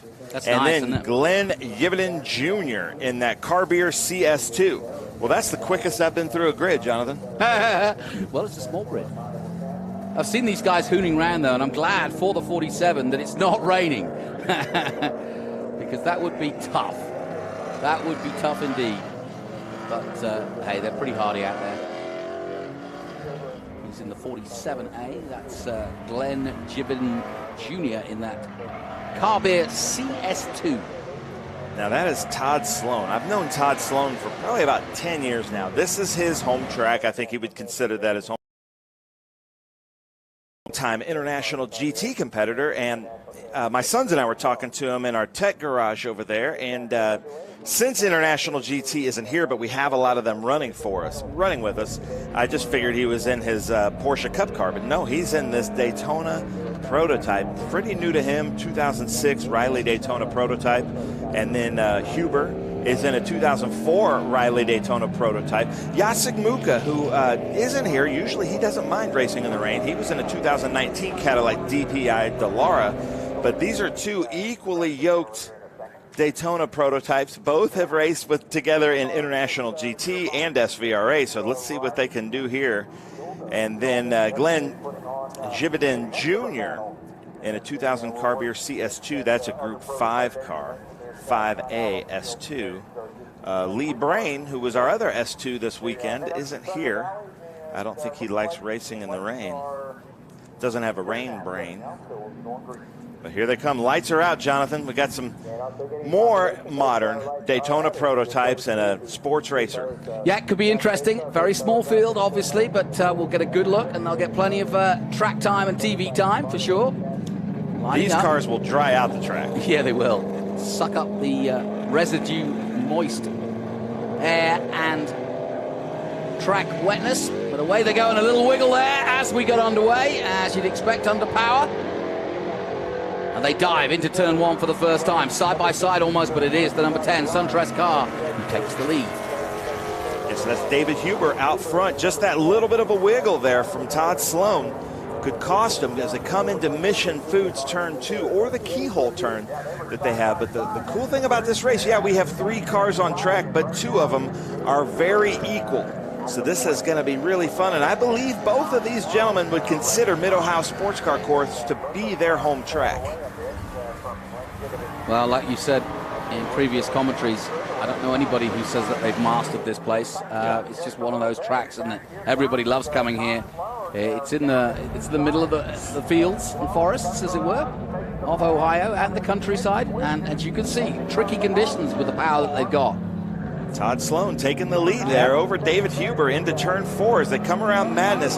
Very important turn right here, turn 6, our Bennett Bridge Hole section of the track as they come around. But I would say their tires probably aren't super warm yet, and I can't yet tell. If you can leave us a comment, are they on wets or slicks? Surely they're on slicks after watching that last race. So if you're watching us on YouTube, SpeedTour TV, leave us some comments. Where are you watching from? Who are you rooting for? We've got some great races coming up. FR next, and then the TA and the GT classes with Trans Am. They sound great, those cars, don't they? As they roar past our commentary position, we're in that red building right there. Michael Berger saying, seriously, just 3 cars, but we had a lot more cars in this class, but the storm that rolled through, these are just the brave ones or the ones that didn't have too far to go home. I hear you, but I also think that with SVRA, it becomes a case of, do I want to risk my equipment on a cold, wet Sunday morning? And I get it. Everybody wants to see full fields, but yeah, it is what it is. Like you say, these guys are the hardy ones.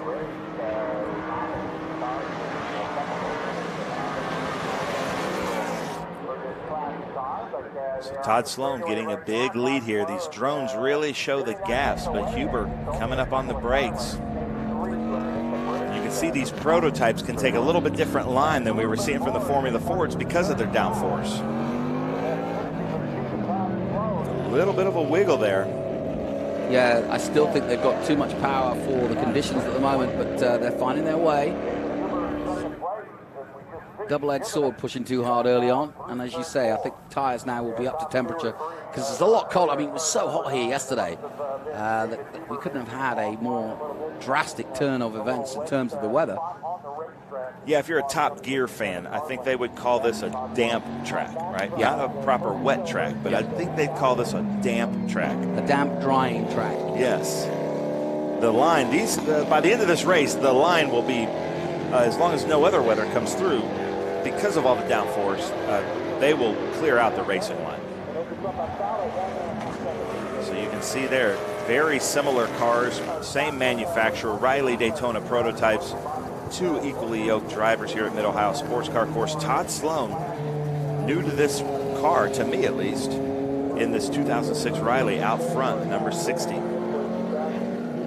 Right behind him is David Huber, and then here is, in his own race, Glenn Jividan Jr. But, you know, people sometimes ask me, well, why would they be out there then? Because it's like free track time. You know, you can learn so much being out there by yourself, doing this, just clicking off the times, trying to beat your best times, but also just learn the track more. Here's in a good one comment from Eagle, says the last Forza game had these Ford prototypes in the game. Oh, that's fun. awesome. Yeah, it's funny, and you watch our social media channels with SVRA. A couple years ago, I did a lot of marketing to the Forza, the Gran Turismo crowds. Yeah. And a lot of people on the video games who've been playing these video games for a long time had no idea that Sebring, Road Atlanta, Road America existed. They sound so generic. Sebring, Florida, you know, Road America, Road Atlanta. They've been playing the game, but they didn't actually really did exist. And then what's funny is Kurt Vogt's running that Boss 302 with us this weekend. And if you win Sebring and I believe Gran Turismo, you win the very car that Kurt Vogt's racing here with us this weekend. That's great. So they love watching us race because of the video game racers, because it's so cool to see them racing at the tracks that they can run in Forza or Gran Turismo. Yeah, you know, and then, of course, that opens up the whole world, because then they start going through YouTube and looking for onboards. Yeah. Because then they can start to really dial in what the real guys are doing on the real tracks. And that's what I would do. I would do that video game view from the top of the car. Yeah. You know how you can change the view in the video game. I would show that view, and it looked, a lot of people thought it was a video game. Yeah, interesting. Yeah, the blur between the lines of sim and real thing. Now, modern racing drivers, especially youngsters, are constantly on the sims because it's just too expensive to go testing every day. So, yeah. The ever-changing game that is motorsport. Love Thomas Corsetti is saying that SVRA is rocking Ohio this weekend. He's watching from Warren, Ohio. You should have come out, Thomas. Yeah, there you go. Doesn't have his raincoat, maybe.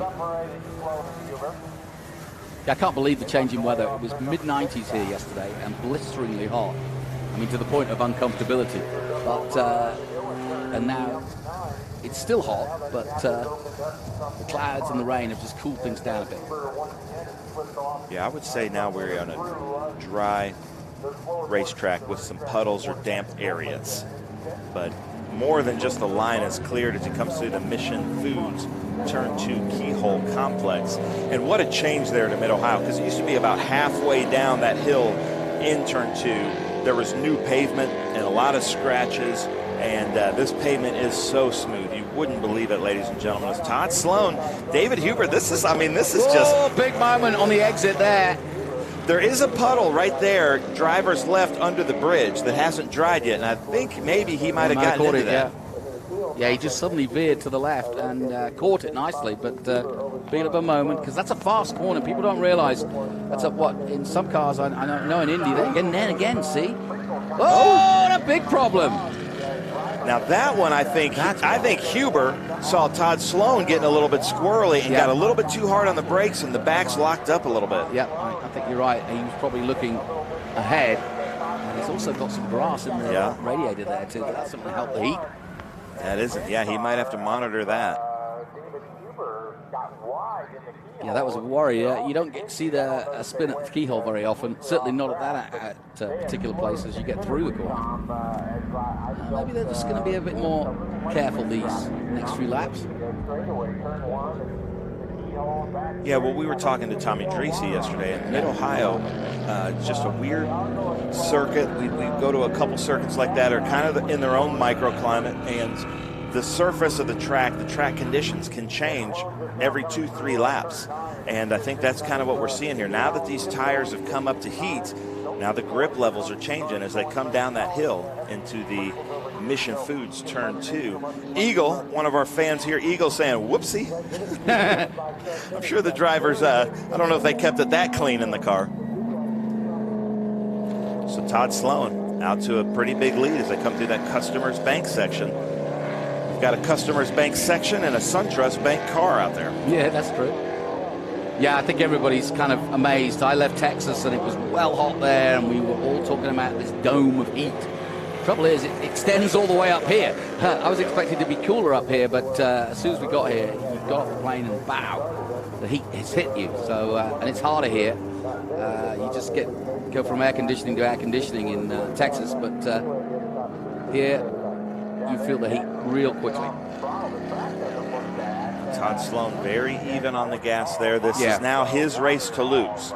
You know, so now the pressure's on him to just hit his marks, run a good race. David Huber's going to do everything he can to try to catch him.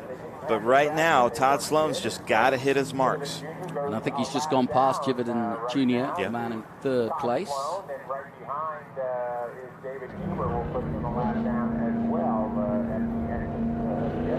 Yeah, you can hear when you listen to the note of the engine. He's just taking his time to put the power down, isn't he?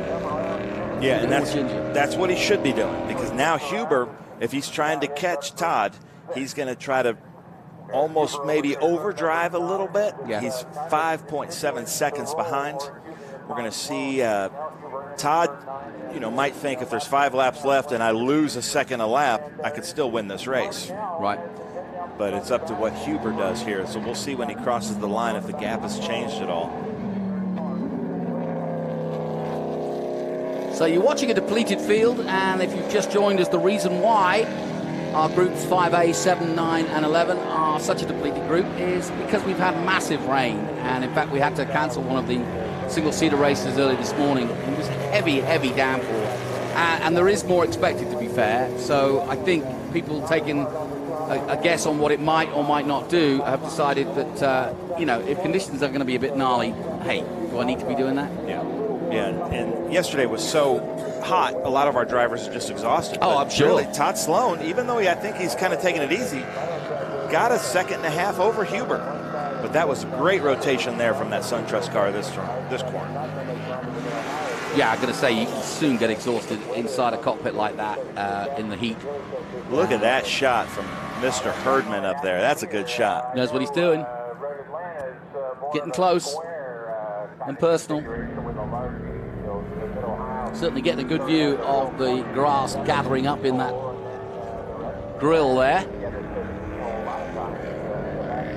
Yeah, it was interesting. Lincoln Day here a moment ago saying that this, for him anyway, this 4, 5, 6 complex up to 7 is the trickiest part of the track, because there's many lines, and because of the elevation changes, it makes it hard as well. And I think that's where you see a lot of the good racing is coming into 4 with the expectation of an overtake.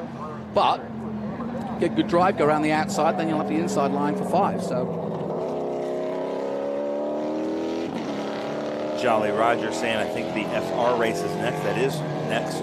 The first F race was actually just canceled. Yeah. Because of the rain, and we don't have the time to make up for it. Oh, you couldn't have gone out there. It's just too heavy for an open wheeler. Yeah, you'd be taking on water. So I'm not sure where the engine coolers are. If it is that front and there's a radiator right up front, or you can see the side pods open up to some air intake, but that might be for the brakes.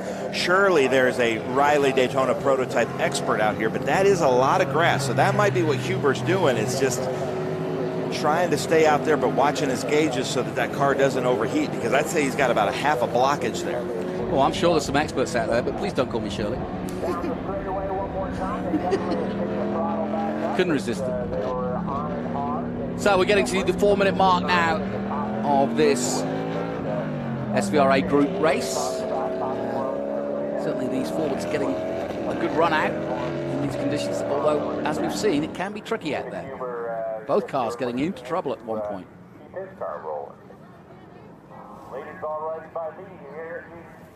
Where are you headed next? Road America next weekend with you. With us. Yeah, I always forget that you, because we didn't do Indy last weekend, but you were there, and or the SVRA was there. I wasn't there. Yeah. But it was a great weekend. We had a lot of cars. The flags didn't actually look at all as good at Indy. But they still did good. Misty and Tim did a good job. But I think the gap has changed, Jonathan. Look at this. So there's Todd Sloan, and now he's got David Hubert right behind him, and the white flag is out. So this might get good. Yeah, now we're down to 5 seconds. We've been waiting for a race, and now we got one. I don't know if Hubert can make up for 5 seconds, but Todd Sloan, this is your race to lose. Yeah, hit your marks and no mistakes. There we go. Look, coming down towards the keyhole, my good buddy Lake giving us the close-ups. But now the pressure is kind of on, but whether he'll be aware yet, we'll soon see him when he looks at his mirrors out the back straight. On the back straight then for the last time, heading down towards turn 4. The gap was 4.9 seconds, and it's now a little less than that. Yeah, you can see now from this drone shot, Huber is pedaling. Maybe he's thinking 1 lap left.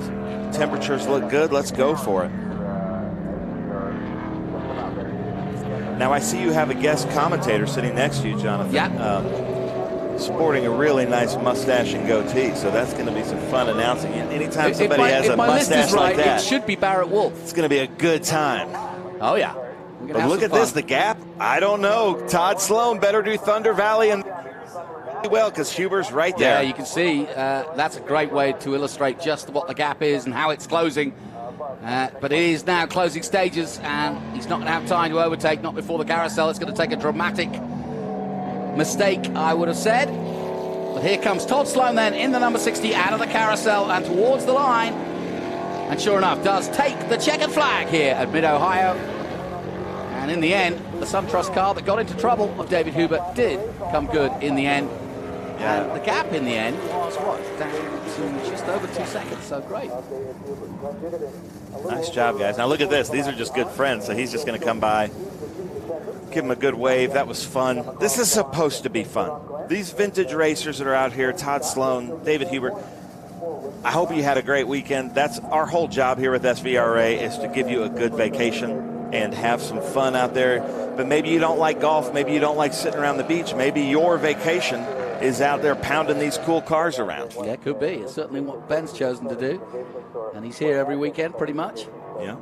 So that was our last coverage of that particular group, but we'll take a short break. There's more action to come as FR is in action very soon. Stay with us. The Road America Speed Tour returns to Road America June 28th through the 30th, featuring the Trans Am Series presented by Pirelli, the Cube 3 Architecture TA2 Series, International GT, PSSA, FRP, and Optima Search for the Ultimate Street Car. Saturday, you can take part in the Haggerty Cars and Caffeine Car Show with Parade Lab. You do not want to miss the Road America Speed Tour. For tickets, simply go to speedtour.net. Hawk Performance packs 100 years of friction dynamics into every product.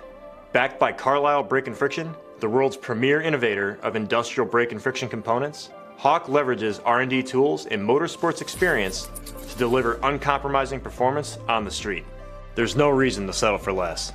Choose pads that are race-proven and street-legal. Find the Hawk Performance brake dealer near you at hawkperformance.com.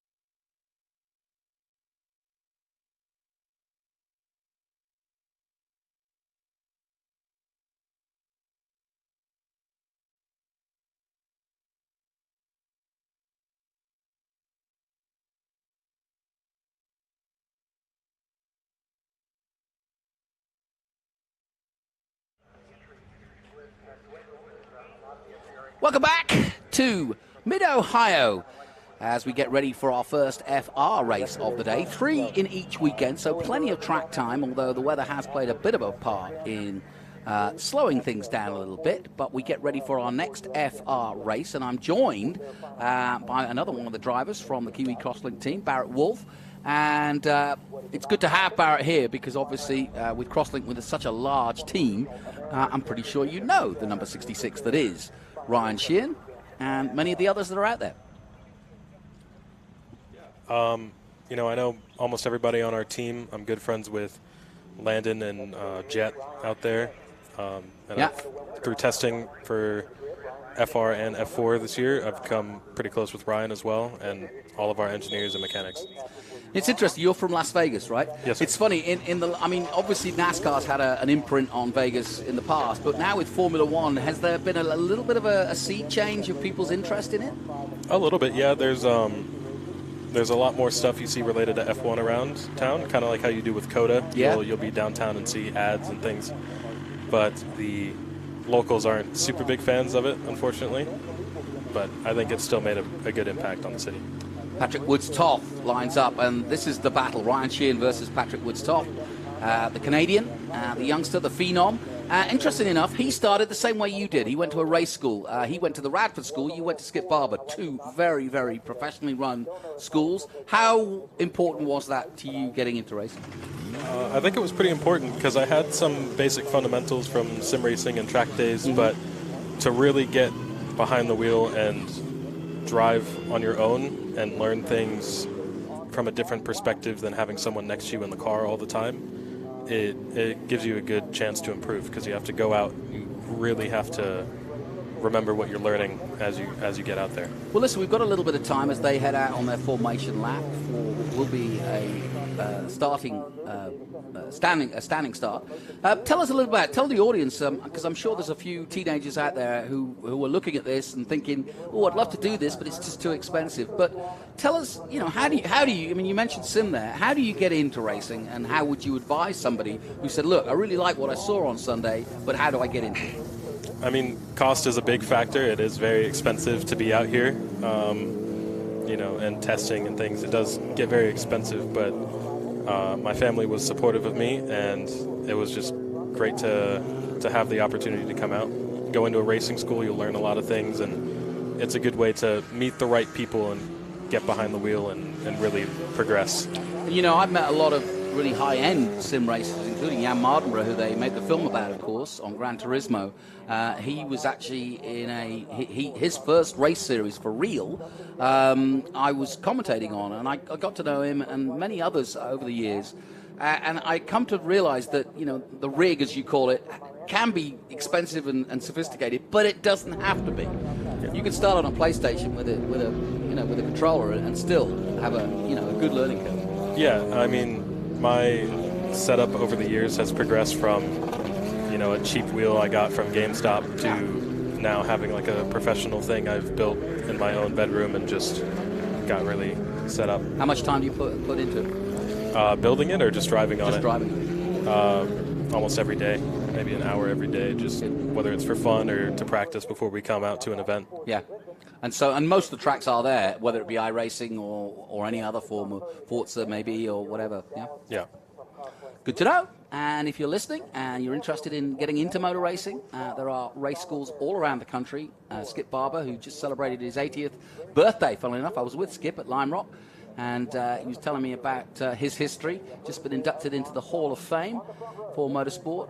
Made it all the way to the dizzy heights of Formula One, but was never as well known as some of the guys that he was racing against. But his real claim to fame was to put his name on the race school and give others a chance to go racing, and that's what he's done. And it doesn't matter, some people who are in completely different professions will take the Skip Barber School and not be interested in going motor racing, just want to try the thrill of motor racing for real. So as you can see, they're approaching the grid where they will line up and get ready. Do you prefer a standing start or a rolling start like in karting? I prefer a standing start. It's more fun. There's definitely more opportunity to get ahead because your reaction time means everything from this and your preparation before you come into a lap. Rolling starts, everyone kind of has a a similar advantage, and it gets pretty messy. Now, the man on pole this time is Nicholas Ambiado, and he's got that pole by being the fastest man yesterday. And as you can see, he's put the car just kind of positioned slightly to come across to the middle of the grid. On come the lights. When they get to 5, they'll go out. Out they go, and away we go. Ambiado does exactly what I thought he would do. Comes across the line, try to defend that position, because Ryan Sheehan dives across and takes the lead in the whole shot. But Ryan Sheehan, who won the race yesterday, is on great form this weekend, trying to extend that lead. He had a 6.5-point lead coming into the weekend after Indy last weekend, and then extended that yesterday with a win over Woods Toth, and he's doing it again. That was a great start from Ryan Sheehan. Yeah, very good. I know the clutch for starting these cars, it's pretty smooth, but with the horsepower, it's hard to get the grip to the ground. So. No kidding. Well, as we said, Barrett works with Crosslink Kiwi, and there's several entries out there. Sheehan, Woods Toth, Jet Bowling, we haven't mentioned him yet. There he is in the 02. And just behind the 73 of your other mate, Matriano Lim. And Matriano Lim and Jet Bowling, I was delighted to spend a fair few weeks in New Zealand as they did the FR Championship down under, and have now joined the FR Championship. So they've got some really good miles underneath them, and they're progressing. I've seen them come forward, both Jet Bowling and Matriano Lim, quickly, and I knew they would, because you get something like 3,000 kilometers of track time in that condensed series, and the same is true here in America. That by the season's time's done, you've really got some track time, and you can work out whether it's worth progressing to the next level or saying, you know what, this is too expensive for me and I'm not winning. So a good start, a good clean start. 23 minutes on the clock, so it's going to be fast and furious. Barrett Wolf alongside me, Jonathan Green. We're looking at the 77. James Lawley going through from Halifax, Canada. We've got Canadians, Texans, Floridians, and sadly, no Titus Sherlock this weekend if you're a Titus Sherlock fan, because the man from Prosper, Texas had an off yesterday into the keyhole, damaged the car badly, and just decided, you know what, I think I'll sit it out for the rest of the weekend. And so Titus not involved in the race at the moment. Oh, big lock up there, and that was Nicole Havara who just locked up there. Another one of the Canadians involved. Nicole, former skier, now a racing aficionado, loving what she's doing, just 18 years of age, but learning every day. Struggling with oversteer at the beginning of the weekend, but she dialed that out and had a good race yesterday. But Ryan Sheehan putting the metal to the pedal right now and absolutely trying to drive away from this. And this is a good tactic from Ryan. What you don't want to do here at Mid-Ohio is being in a drafting situation for this front straight or down towards the gear or the long back straight. So he's trying to break him early, isn't he? Yeah, the toe's really strong here, especially in the first half of the track. And getting clear of that is pretty important. And in these cars, it's just even stronger than what we have in F4. But having the draft can also give you quite a bit of a problem in the back half of the track on the S's and turn 7, 8, 9. I had a bit of an off early in the race yesterday, and it was due to the same thing, a little bit of aero wash, cold tires, and it just made me lose that gap. Yeah, I think the big, what the guys are telling me is that the big changeover from F4 to FR is the amount of downforce you get, and therefore understanding and learning more about how that affects the car, especially aero. Yeah, it plays a really big part. I mean, it takes some getting used to as well. The first time I drove the car, I was definitely overslowing some corners just because I had no idea how much grip really was available with those big wings. Yeah, that's the point. It's almost a trust factor. The car can do more than perhaps your ability in your head, anyway, lets you believe you can do. And the engineer says, oh, you need to do this, you need to do that. But you have to believe that to be able to pull it off. But you're right. Sometimes these cars can outperform a young driver when they're learning. And it's a case of just pushing it to the limit of your own abilities before you really are finding the very limits of the car, and then there's that sweet spot just behind there where you're not risking everything, you're just in the zone, as it were, and it's all coming together. But it takes time, as with anything, it takes time to learn it. Yeah, it does take time, and sometimes with this car, it really produces more downforce and more grip than you think. Yeah. And there's so much that actually the car can do more than what your body can physically handle. We were testing at Laguna Seca, and just after that corkscrew, that long downhill left-hander, completely flat out. It's just a matter of if your hands and your neck can take it. Ooh, good move Jet by Bowling Jet. almost made the move. Thought about it, didn't he? Diving deep in there. Yeah. Trying to make. But that's good, because if Matriano Lim had lifted there, that would have given Bowling the opportunity. So showing your nose, these two know each other well. They're in the same team. And his sister, that's Matriano Lim, that is. His sister's here, his mum's here, know them well, and got to know them. And it's a fun family affair. Former gymnast, of all things, Matriano Lim. But we were talking yesterday, it's helped him, actually, in his motor racing. You wouldn't think there would be a correlation. But he was his favourite discipline was the rings. So his upper body strength is probably better than most. As we look back at the number 66, Ryan Sheehan chasing another win, and yet has lost time now to both Ambiano and Woods Toff. Well, they've caught up. Either way, it's a much closer race than we had about a lap ago.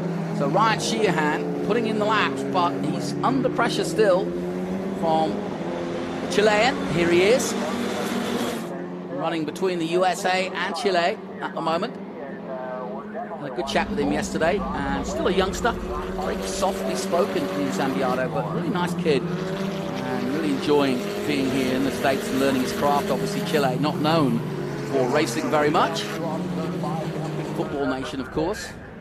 As we look on sidelines, Gary Orton to the left, Stephen Giles looking up at the weather, former McLaren engineer. In fact, he engineered Mika Hakkinen back in the day, so a really interesting guy to talk to. And certainly, there's nobody can pull wool over his eyes when it comes to racing. He knows what it's all about, runs a team himself in New Zealand. Yeah, Stephen's very good. He helped us engineer this new F4 car, get it really we went through everything out in a test before the season for about a week, got a great baseline on it, and Stephen's like a magician. Yeah. I've never seen anybody work on a car like he does. He's dead serious, but once you start talking cars with him or setup with him, he's fascinating. He can hold court for hours. Yeah, when he's in work mode, he's a bit he's a bit focused. much, but he's a great guy, and he's just someone that is really valuable to our team. Yeah, I've got to know him over the last 15 years or so, and really nice guy. Spending a lot more time over here now with the Kiwi Motorsport team. And like I said, they have their winter series, which they call a summer series, because of course down under it's the opposite. Their summer is our winter and vice versa. So as a really good idea, the Kiwi Motorsport team race both in the States and at home. And that really does give them a year-round chance to take some of these youngsters, as they have done with the likes of Bowling and Matriano Lim, and gives them a chance to learn all year round. And that is just huge value. Yeah, it's really the track time we get with our team, whether it's testing here in the States or if we go down to New Zealand with them. It's just year-round. There's never a time where you're not racing with these guys, and it's something that helps you become a better driver. I've changed a lot as a driver since I've joined. It's interesting. So how are you getting on? How's your season?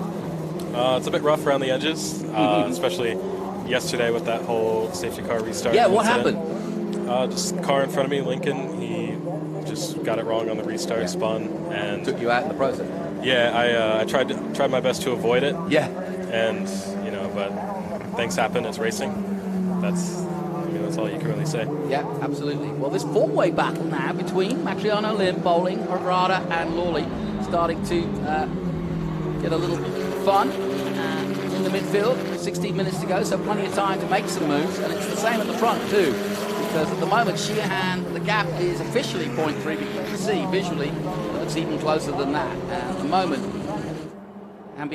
Nicholas Ambiado from Davenport in Florida, but originally from Chile, just 16 years of age, and trying desperately to make his mark on Sheehan. And Sheehan really wants this because he's not had a chance to really...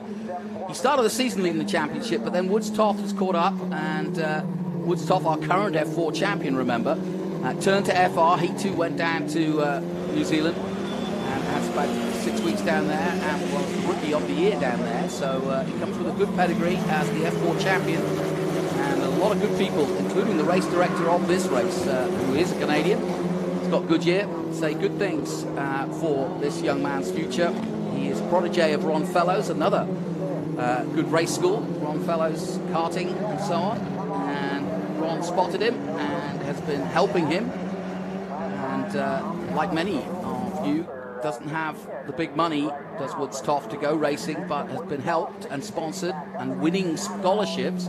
He won the Bradford Scholarship and also won money from his F4 Championship win to get in here to FR. So if you do progress, and this is true of Kirkwood and Dakota Dickerson and many others who've come through these two series, where there's a will, there's a way, right, Barrett? Yeah, absolutely. I mean, Patrick's an incredible driver, and he's shown that time and time again. Even now, he's went from half a second. He's now closed up even closer to Ambiato.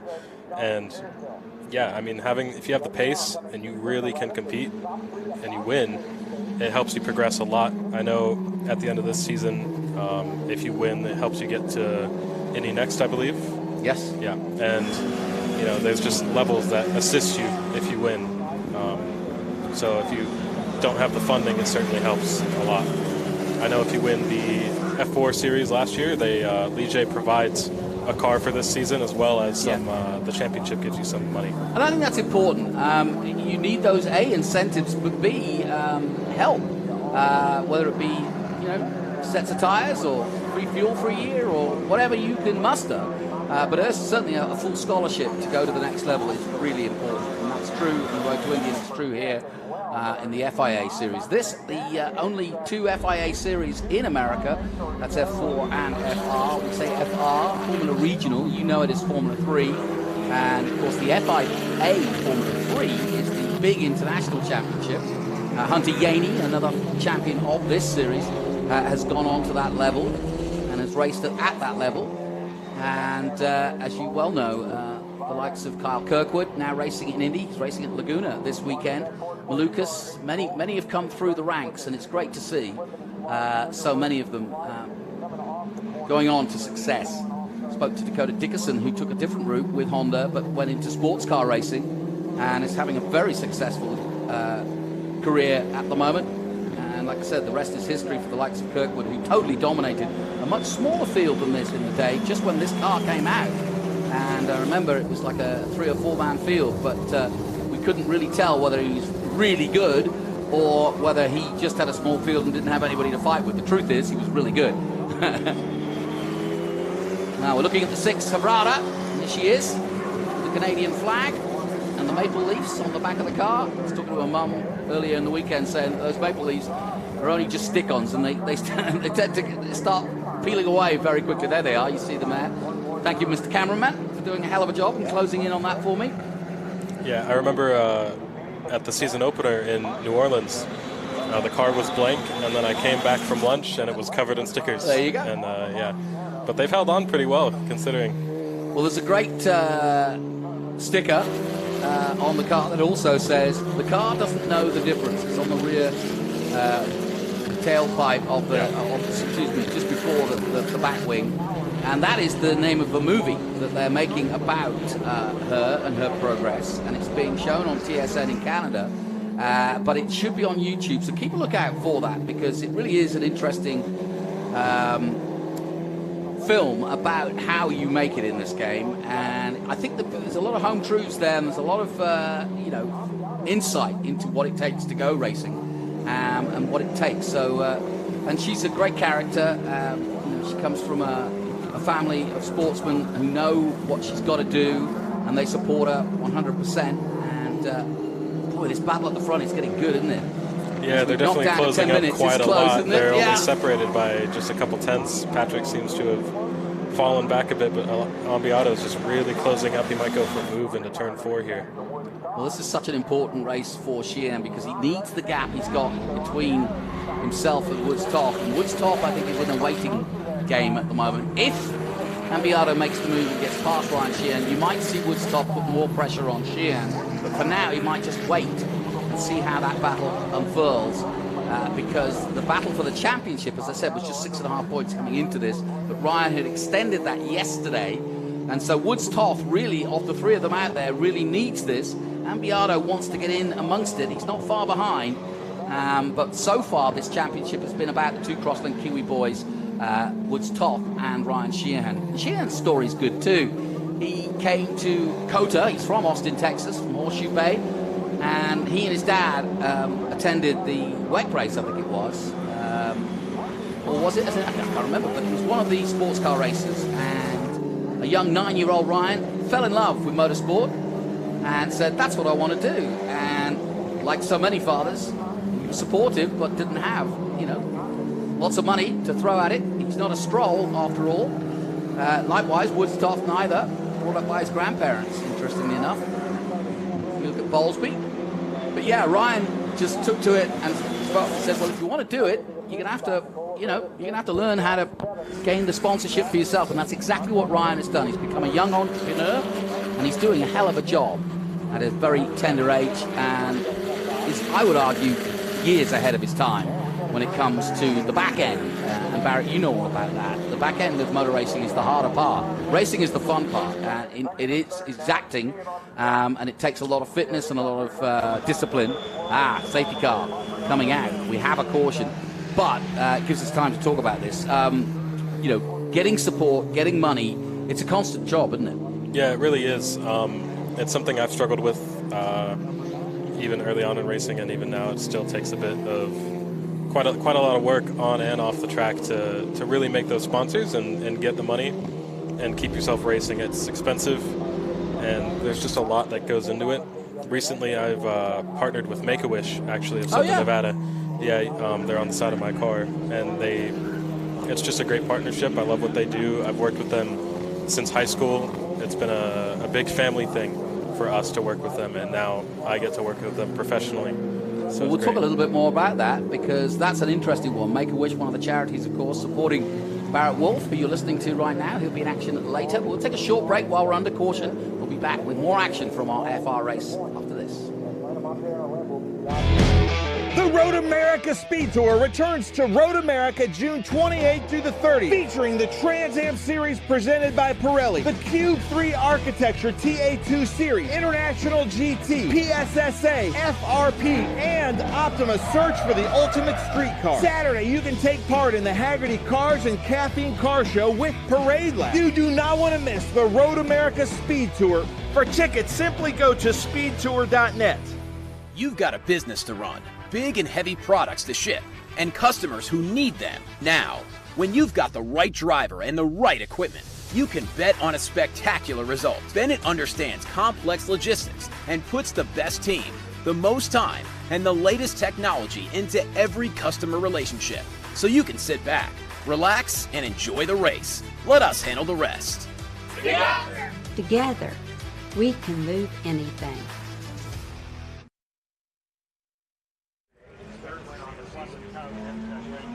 Welcome back to Mid-Ohio, where the Crosslink Kiwi team are in a big battle. First and third at the moment, and we're under caution, though. We're not quite sure what the caution's for yet, but we'll find out. But that has changed things, because we had an almighty battle of the top three at the front, and they pulled away from the chasing pack. But that's going to change now. And it might change. Would it change your mind? Let's say if you were Woods Toth, would it change your mind in terms of your approach to the race, knowing that now you're all going to come together, and it's kind of the restart now, all bets are off, right? Yeah, I know he definitely was working on just keeping a gap and just trying to focus on pure pace. How much time is left in the race right now? Less than, I want to say, well, it says officially 6 minutes, so yeah. It's going to be a sprint, isn't it? Yeah, it's going to come down to the wire, I think, with this caution. If they get it cleared in time, they'll only have maybe 4 laps to do, and he's going to have to fight for that. I'd say, to be honest, if that. You could have 2 approaches, either go for pace and just try to keep it clean, or you can try to fight for the position, and there's 2 sides to that. If you fight for the position, you could have contact, and it could make you lose everything, but the same goes for pushing for pace. We got mixed track conditions out here, and if you try to just stay clear of everybody else, there's also the chance of making a mistake, like what happened with what brought out the caution. Have you done a restart from the front? No, I haven't. Because that's a real pressure, isn't it? Yeah, it's very nerve-wracking. Because just by instinct, the two guys behind see this as their only chance of winning the race. Yeah. I think to a certain extent Ryan was controlling the race pace-wise, and even though he was under pressure, he was controlling it well. Now, though, he's got to get this right. He's got to get the restart right. The good thing I know about Ryan, having watched him race for a few years, is that he's got a very cool head, really great for driving. There's no histrionics. He doesn't have that, he just has that nice, cool, calm switch that he can switch to and go about his business. So he'll keep his eyes on the Ginetta, which is our pace car. While the lights are flashing, we are still under caution, and when they go off, which is about halfway through a lap, that will indicate to Ryan Sheehan that they are going to go racing again, and then he needs to get ready to both defend and accelerate as quickly as possible. This is where you kind of make your money in motor racing. You see it at the highest levels of Indy in the 500, you see it in Formula 1, you see it here at the level that is Formula Regional. Critical part of racing. And of course, if you're the others, if you're Ambiato in second place, or Woods Toff in third, or even Bowlesby in fourth place, you see this as your opportunity to finally get onto the podium in this race, where the chance to do that, certainly for Bowlesby, wasn't there a moment ago, because he was quite a distance behind the top three. Yeah, he had a good gap between them, both in front and behind, just kind of hot lapping by himself. But yeah, if you're at the front, you're really going to have to focus on the hard stuff, like knowing when to go and catch the field off guard. Well, as you can see, the Ginetta is accelerating away. The lights are off, and that means the control of the race is with Ryan Sheehan. He slows the pace down. That is his won't, and he gets the chance to accelerate away. And hopefully Ambiato and those chasing will try to stay with him. But it is a crucial time to this race. Just a few minutes left, and Ryan Sheehan accelerates out of the carousel, and that's a good restart by the 66 from Austin, Texas. Ambiato still and they're all still trying to put temperature in the tires by the looks of things, just in case, because it wasn't a long safety period, and so the tires won't be 100% up to temperature, but the opportunity for the overtake might have gone by the way, because Ryan Sheehan got away well, didn't he, Barry? Yeah, he really got away good. I think he caught the other cars off guard with how late he went in the corner, and it definitely gave him a good gap. But with that toe, everyone in a long line of toes, it's gonna make him have some trouble. Ryan was runner-up in the championship last year to Callum Hedge. Hedge moving on to Indy next and racing this weekend, actually. And so Ryan very close. It was nip and tuck between the pair of them, although Callum had the advantage of more wins.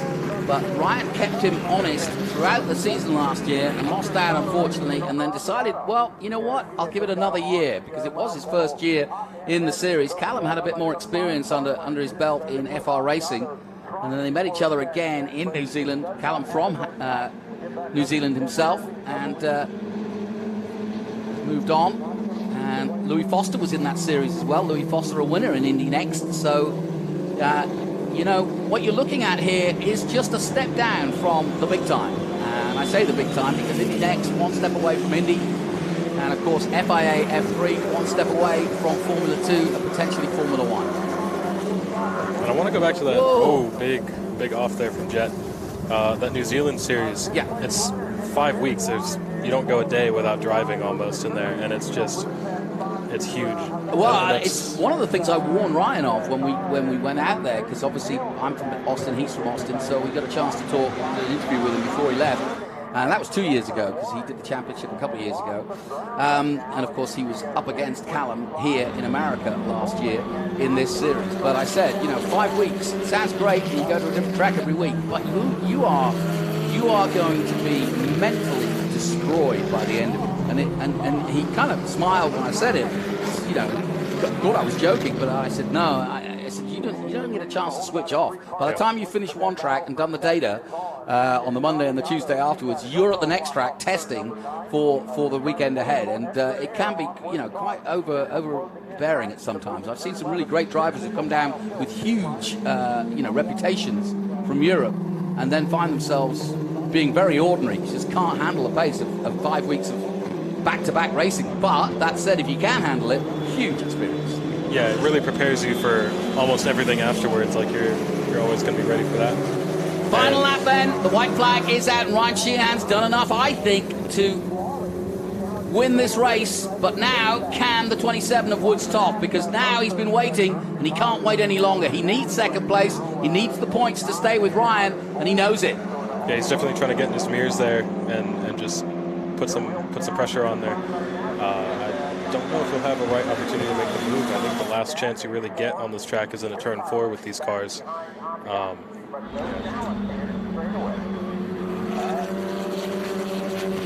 Time running out then for Woods top, the Canadian. Right there in the tailpipe of the Chilean. But where can he make a move? He's not got many opportunities now, has he? No, he's really going to have to think of something if he wants to get higher up in the points, but I don't think there's another opportunity that's going to show itself here. So then, coming to the end of this one, it's been a superb run for Ryan Sheehan, who better start than the poleman Ambiato, who's followed him home. But as they come through the carousel for the last time, it's a sensational Sheehan here at Mid-Ohio. What a run for him. 2 out of 2 this weekend.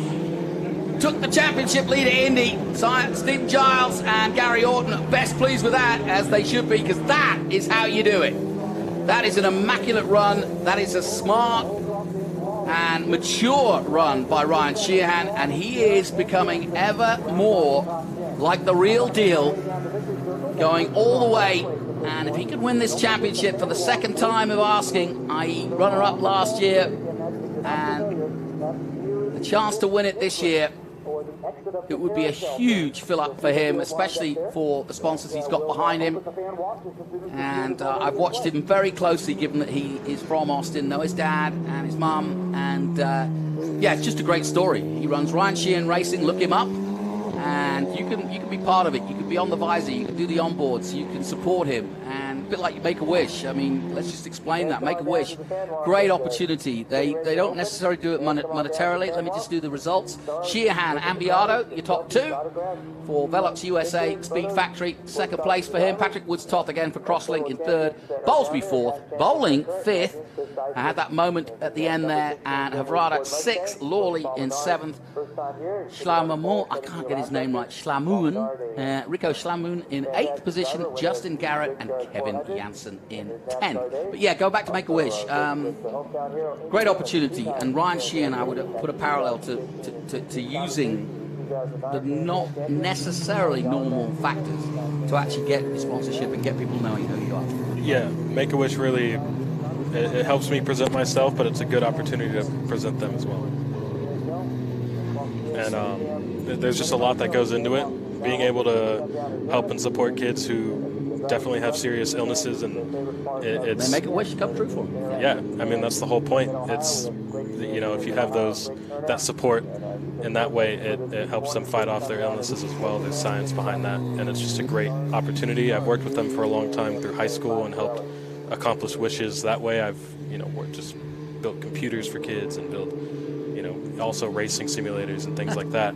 Funny enough. And it's, it's just something that's close to my heart and close to my family's heart. We've worked with them for over 10 years since I was a child, and it's just been a great partnership. Yeah, I know that charity well. I had a business partner who was well involved, still is, in Make-A-Wish, so go and look him up. But you're listening to Barrett Wolf, who's been with us, and he'll be racing later. Give us your social, give us your car number, we can look out for you. Yeah, car number 13, it's the bright blue and yellow one. My socials is just Barrett Wolf on Instagram. You can find me there, and things about Make-A-Wish and other things like that. All right, thank you, Barrett. Well, let's take a quick look at the highlights of what was a really great race and an immaculate performance by Ryan Sheehan. That's the way to go. And from the get-go, right from the start, Ryan slung around the outside and took the lead and never looked back and defended his position hard. Havrada in the middle of the action there, locking up, coming into 4 at the start of the race behind Matriano Lim and Jet Bowling. But there was plenty of good action. Woods-Toth stayed in 3rd and couldn't really do much about it. Ambiato was the best at staying on the pace of Ryan Sheehan, but neither one, that was a moment for Woods-Toth, but neither one could get past. Havrada had a good but without incident race, but didn't get the finish he wanted. But Ryan Sheehan, after that restart, he played it to perfection, and that's one of the most immaculate performances I've seen him put in, and that's why he's leading the championship. We'll take a short break here from Mid-Ohio. My thanks to Barrett Wolf. Good luck in your racer. And Thank you we'll so be much. looking out for you. I'll be commentating on it. I'm looking forward to seeing you. Yeah. Hope you have better luck than yesterday. But we'll take a short break. We'll be back from Mid-Ohio after this.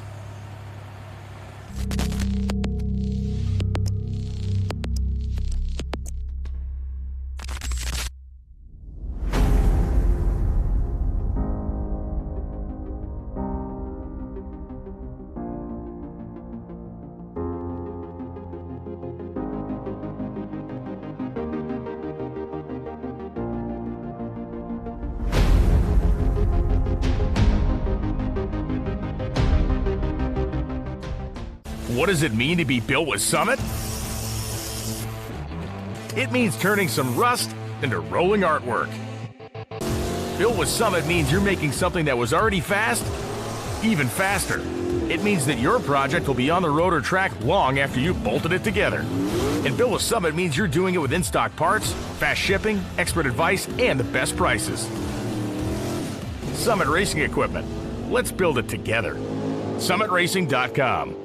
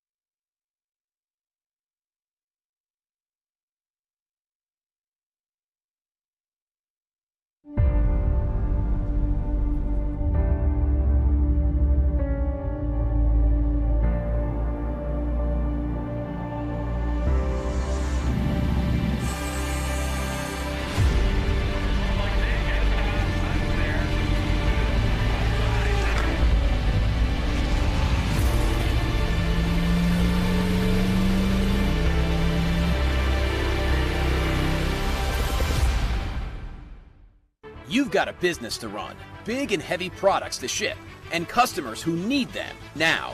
When you've got the right driver and the right equipment, you can bet on a spectacular result. Bennett understands complex logistics and puts the best team, the most time, and the latest technology into every customer relationship. So you can sit back, relax, and enjoy the race. Let us handle the rest. Together, we can move anything. How good is this? Look at this view from Lostowski. It brings all my fans, it brings the audience into the car with me. Speed turn, 140-mile-an-hour entry speeds. The quickest and most efficient way for me to get information to my drivers is from using the VBox HD2 system.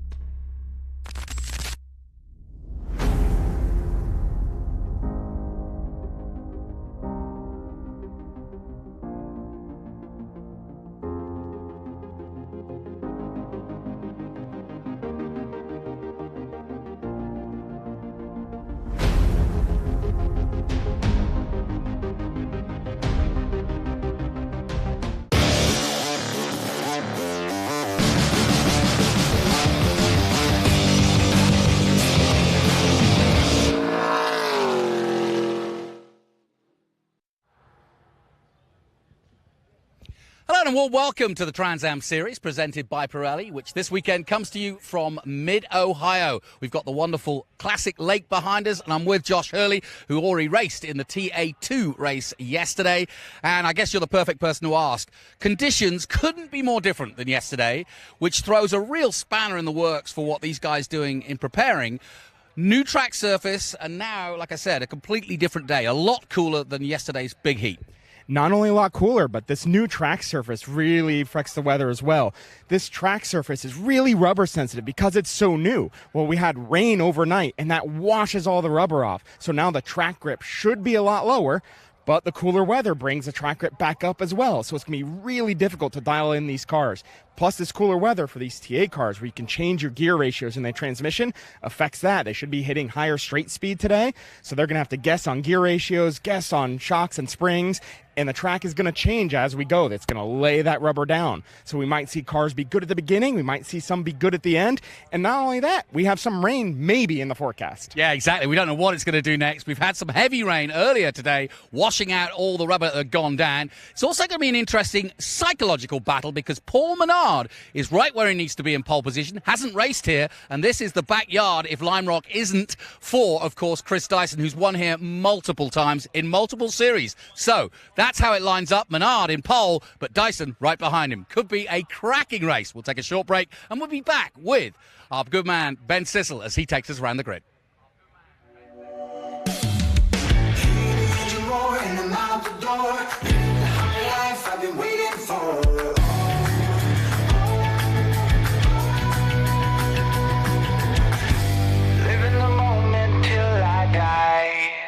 And I'm gonna chase it, and I'm gonna chase it. I know we can't be alone, no matter how I try.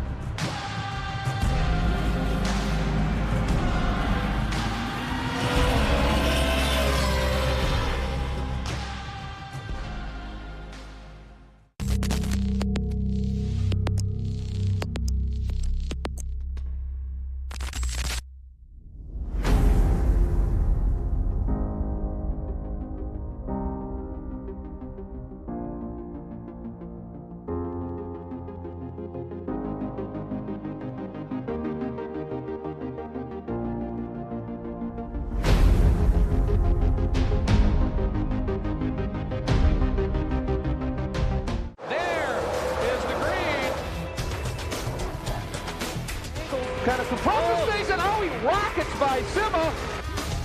There's Forrest said. One of the ways you overtake here at Sebring is really good in the braking zones, like this one right here. Both go around. There's the green. We are back and at it. Watch this. Oh, look out, Miller, look out.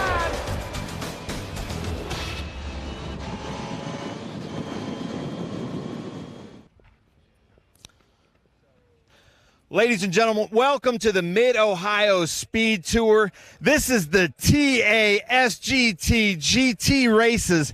Speaking of, we've got Jack Rinke here all the way from Michigan, this beautiful Camaro running in the GT class. This GT class seems to be kind of growing, and there's going to be a lot of cool action out there. Are you happy to be back in Trans Am? Oh, certainly so. We were here last year at Mid-Ohio. It was a great race, had a lot of fun. We're ready to do it again. Nice. Missing your friend Todd Naporowski, but I love the white Camaro. I have to point out this Chill Out Motorsports, the Maserati, Chris Coffey currently leading in the GT.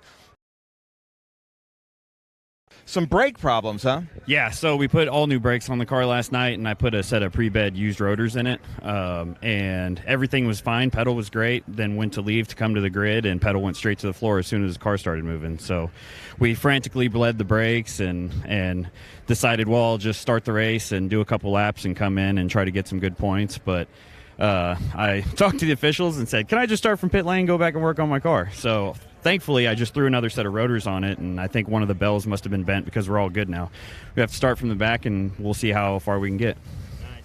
Well, Chris, thank you for the hustle. I love that. Then we've got this car here, probably one of the most famous cars in this field. This is a Ron Fellows car, driving in our Trans Am History Heritage class, but John DeGainer, I know you love Mid-Ohio, and you've run in SVRA with us here, and you've brought all your friends here, but this has got to be really fun. It's a lot of fun. I'm hoping for a good, clean, long race with no rain, and that I can do the car justice. I had a chance to meet Ron's son earlier this week, and Ron was here, and I look forward to driving the car and representing the car well. Thank you. And Ron Fellows, he's got to be pretty proud of that. So we've got Lee Saunders here. Richard Forsythe is over there. This has been a pretty good battle, rivalry between friends. Then we come over here to Kaylee Bryson. Kaylee Bryson running the Sam Pierce Chevrolet. Her first time to Mid-Ohio Sports Car Course. I was asking her, in a lot of the places she's going, it's the first time there. So how would you describe Mid-Ohio? It's really fun. Honestly, it's at the top of my list, especially since we went quick time in our class. So really looking forward to the race. Hopefully we can pull off a really good result. And we've got a good car, so we know it's possible, and really love this place so far. Nice. I love it. Well, Kaylee, have some fun. Then we're going to come over here to back-to-back Trans Am champion Wally Dallenbach Jr. with his Ultimate Headers Ford Mustang. But Wally, sorry to interrupt, but this is so cool with John Cloud and his whole crew here. Ultimate Headers back in Trans Am. Back in Trans Am. Love it. Love racing with these guys. Love driving these cars. They're my favorite. And, yeah, it should be a good day. We've made a lot of gains on the car, a lot of research and development with this thing at the racetrack. But yesterday morning, the car was really competitive. We dialed ourselves out for qualifying, which, was okay. But I think we've got a pretty good piece. So if we can keep it clean, we'll be there. Nice. Wally Dallenbach Jr., Trans Am legend. Then my longtime friend, Colin Cohen. Colin, meet me at the front of your car. We got to show this because Colin Cohen, somehow they worked all night getting the car for pit race, but you can see still some of the remnants there of pit race, but this Maserati's holding strong. Well, it was built strong, but it's good to be back at Mid-Ohio again. The track surface is fantastic. They've done a great job. It's a track we all enjoy, and this should be a fun race. Nice. Well, Colin, good luck out there. So we're going to move up to the front because now we've got David Hampton here in this beautiful Porsche. David Hampton is leading our points championship in the Western Championship, but he's clicking off some tracks that he doesn't normally go to, like Lime Rock, like Mid-Ohio. We hope to see him a lot. We've got Tommy Dreesy here with the Lucas Mav TV. Milton Grant in another Porsche SGT car. Amy Ruman from Akron, Ohio, two-time champion. The Amy Army is here, well represented. Then in this top liner Chevy Camaro, we've got Adam Andretti talking to Thomas Merrill right now.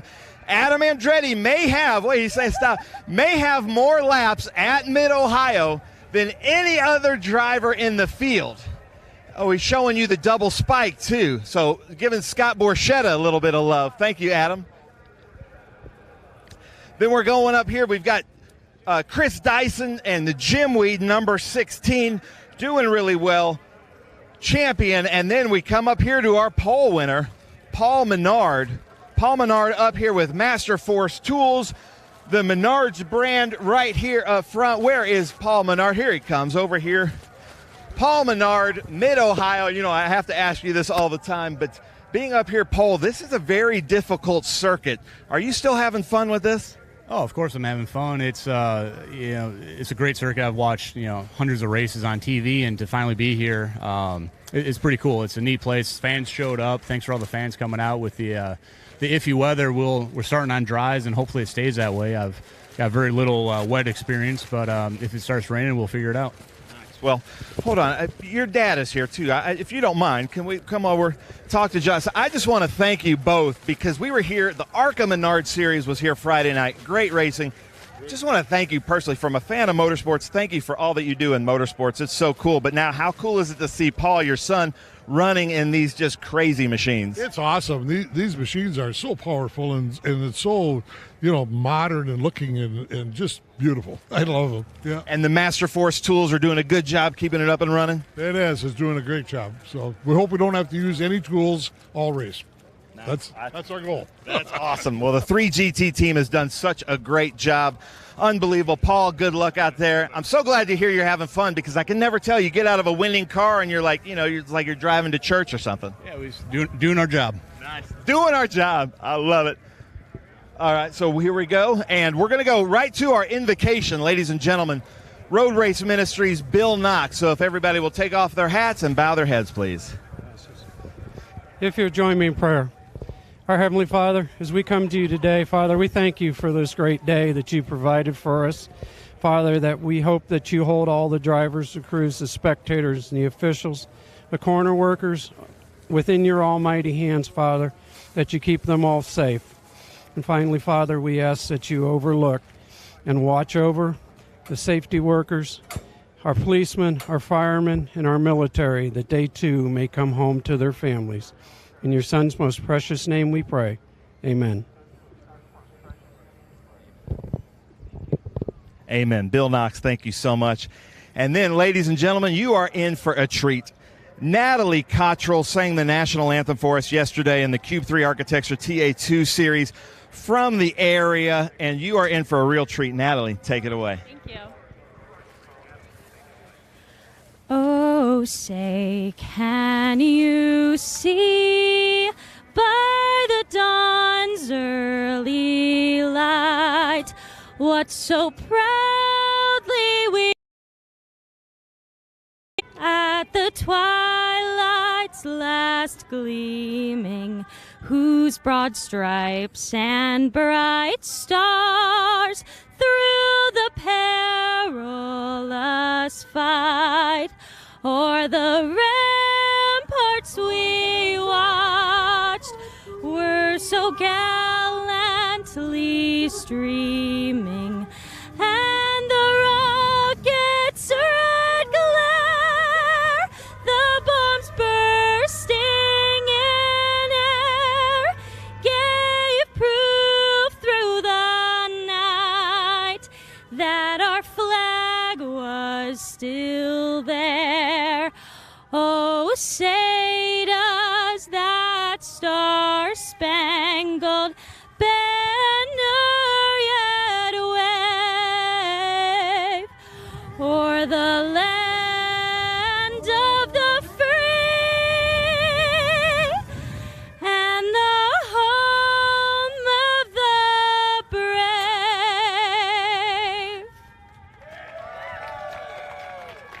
How about that, ladies and gentlemen? I got to give it to you, too, because you've been camping here all weekend with a huge family. Big high five from Paul Menard. Natalie, absolutely beautiful. Thank you so much, and have some fun watching the race. Jonathan, I'm going to send it back up to you in the booth. What a great rendition. Yep. And a great way to start us off as we look down at our current champion, Chris Dyson, and a man who's had, well, a little bit of a struggle this year, simply because he got off on the wrong foot at Sebring, got turned around right in the first race, in the first corner, in fact, and has been sort of backpedaling ever since, Chris Dyson. But as always with A. Dyson, he is full steam and loves this track. Paul Menard is unfamiliar with it. Now, it's surprising, of all his career in NASCAR and ARCA and Xfinity, that he's not raced here.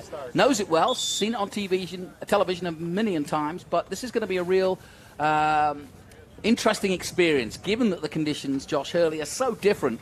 But Paul Menard, his experience should pay off here. That's actually where the NASCAR experience really pays off. They go through even more track evolution than we tend to on the road course, so he should be more comfortable with that. What will be hard for Menard, though, is if it starts to rain, because he has very little rain experience. Yeah, that's a good point. And Chris Dyson has probably the best record of anybody here. If Lime Rock is his home, this is his second home, no question about it. He's had, I think, about 4 wins out of 6, so no question about it. Dyson definitely one of the favorites here. So we're about to go racing here at Mid-Ohio, and it could be a very interesting race, interrupted by rain. And we welcome our viewers on MAV TV as you join us for the preamble to our Trans Am Series presented by Pirelli. Jonathan Green and Josh Hurley, our TA2 regular, alongside me. A great insight. He not only races, but he also coaches. So he has a great insight into what a driver should and shouldn't be doing, or what to do in a certain situation. And Josh, I guess the first thing to throw at you is it's a 100-mile race, 75 laps, but question mark is 45 laps, I should say. But question mark is, if we get rain, what does one do? It really, really needs to rain hard for you to risk a pit stop, because these Trans Am teams, we don't normally do pit stops. No. So they have very little practice doing it, and the odds of executing it right are really, really hard. Not to blame the crew, just that's not what this series does a lot of.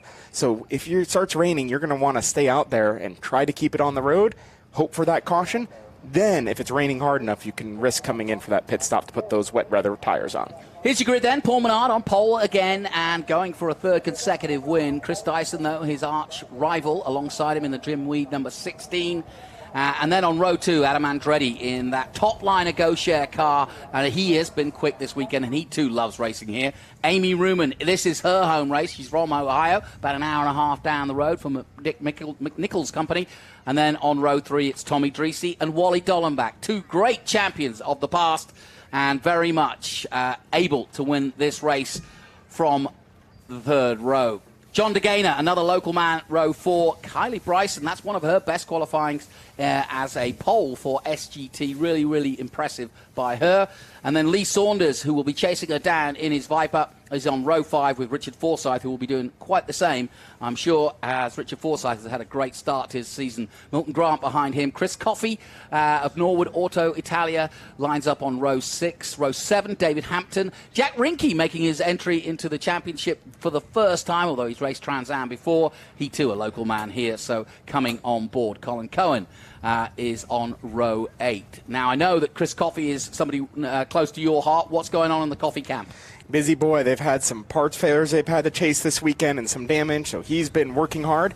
Actually, we're pitted across for him in the paddock, our team, and we've been sharing some resources a little bit this weekend, set up pads and helping each other out, which is something great in the Trans Am paddock. We keep mentioning the fact that the track has been resurfaced. How much difference on a day like that, on a day like today, will it make? It's a giant difference. The track is nothing like the Mid-Ohio of old, which actually kind of hurt me. All my good tricks were gone. Yeah, there were some distinctive holes and places where you knew special tricks you could try, yeah? Exactly. Now it's really actually very treacherous. Online, where the rubber goes down, there's a lot of grip. Offline, there's not so much. In fact, that's actually made the passing a little easier, because if you can get the other guy offline, he loses a lot of grip, so you can sneak on by.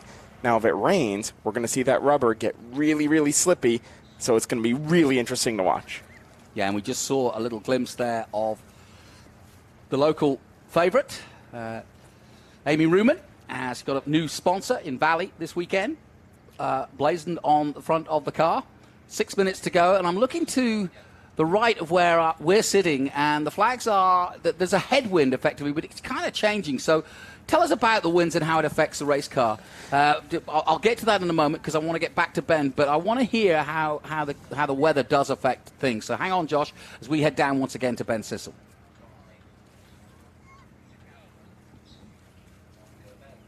Very much. Here we are at Amy Ruman's grid position. The Amy Army is in full effect. The local from Akron, Ohio, with Valley Automotive Group and McNichol Steel, one of the most famous cars in the field with two-time Trans Am champion. But Amy, to deliver the most famous words in motorsports from her car, this may be a first for us.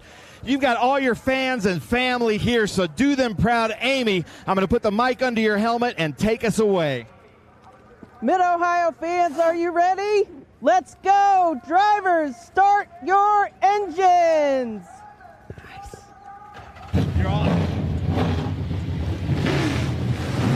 And with that unique way of starting us off, I love Trans Am.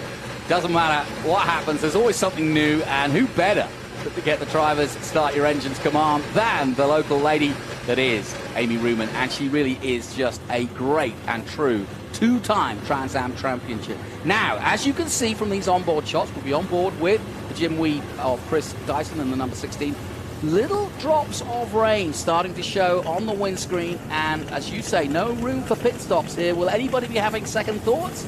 Not quite yet. You wanted to see it get a little damper before you're worried about that, because these rain tires, they're incredible rain tires from Pirelli, but if there's dry at all, you're going to go through them. So you really need to pour to put those on. Yeah, and with these 850 brake horsepower TA cars at the front of this group, we've got obviously several championships involved. We'll go through the production championships as well.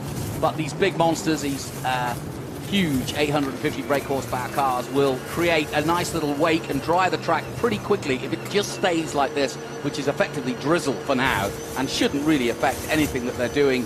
And once you get a dry line, it's just a case of staying off that. But look at that. Previous winners, Chris Dyson twice in 23 and 21. Ernie Francis gone on, obviously, to do single-seaters. Matthew Brabham, likewise, and still pedaling around in all sorts of different cars. But those two not here this weekend, and Paul Menard looking to add his name. But an important weekend, because Dyson's got to be thinking to himself, hey, this is my track, this is where I'm comfortable, and I need to gain points. I can't let Menard, we're getting into the second half of the championship, I can't let Menard run away with it. Here's how it stands, 474 to Chris Dyson's 447. So it's a healthy gap, but certainly not insurmountable when you can score over 100 points in one weekend. Tommy Dreesy still third, but only two off Andretti, and Andretti's got a better qualifying position this weekend. Amy Ruman just behind on 390, and then there's a big gap to Keith Grant. So it's going to be between those 4 or 5 drivers as we go through the keyhole and exit out. What are you seeing here, Josh? Conditions aren't easy, are they? They aren't, but he's working that thing hard, trying to build up that temp to get these cars ready to go. Really critical in those big TA cars, and then you can see someone who, no one out there has more experience than Wally Dallenbach in a race car. Though it does look like it's raining a little bit heavier on the backstretch. That's a little more droplets than we saw before. Well, I also noticed in the previous races, when the heavy rain came down, because of this wooded section to the left here down the back straight, it tends to take a lot longer to dry there as well. The wind just blows that water right back onto the track. And actually, when it rains really hard here, at least on the old surface, it was even a struggle to stay flat for that little kink on the backstretch, like in some of the LMP prototypes or even the GT cars.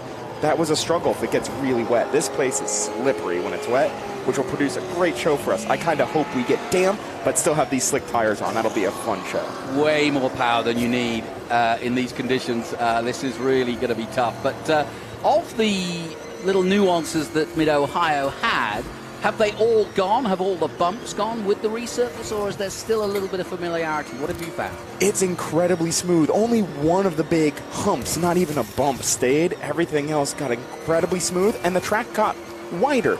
Not the actual racing surface, but a lot of the curbs on the exit of Thunder Valley and the exit of Turn 1, the exit the keyhole.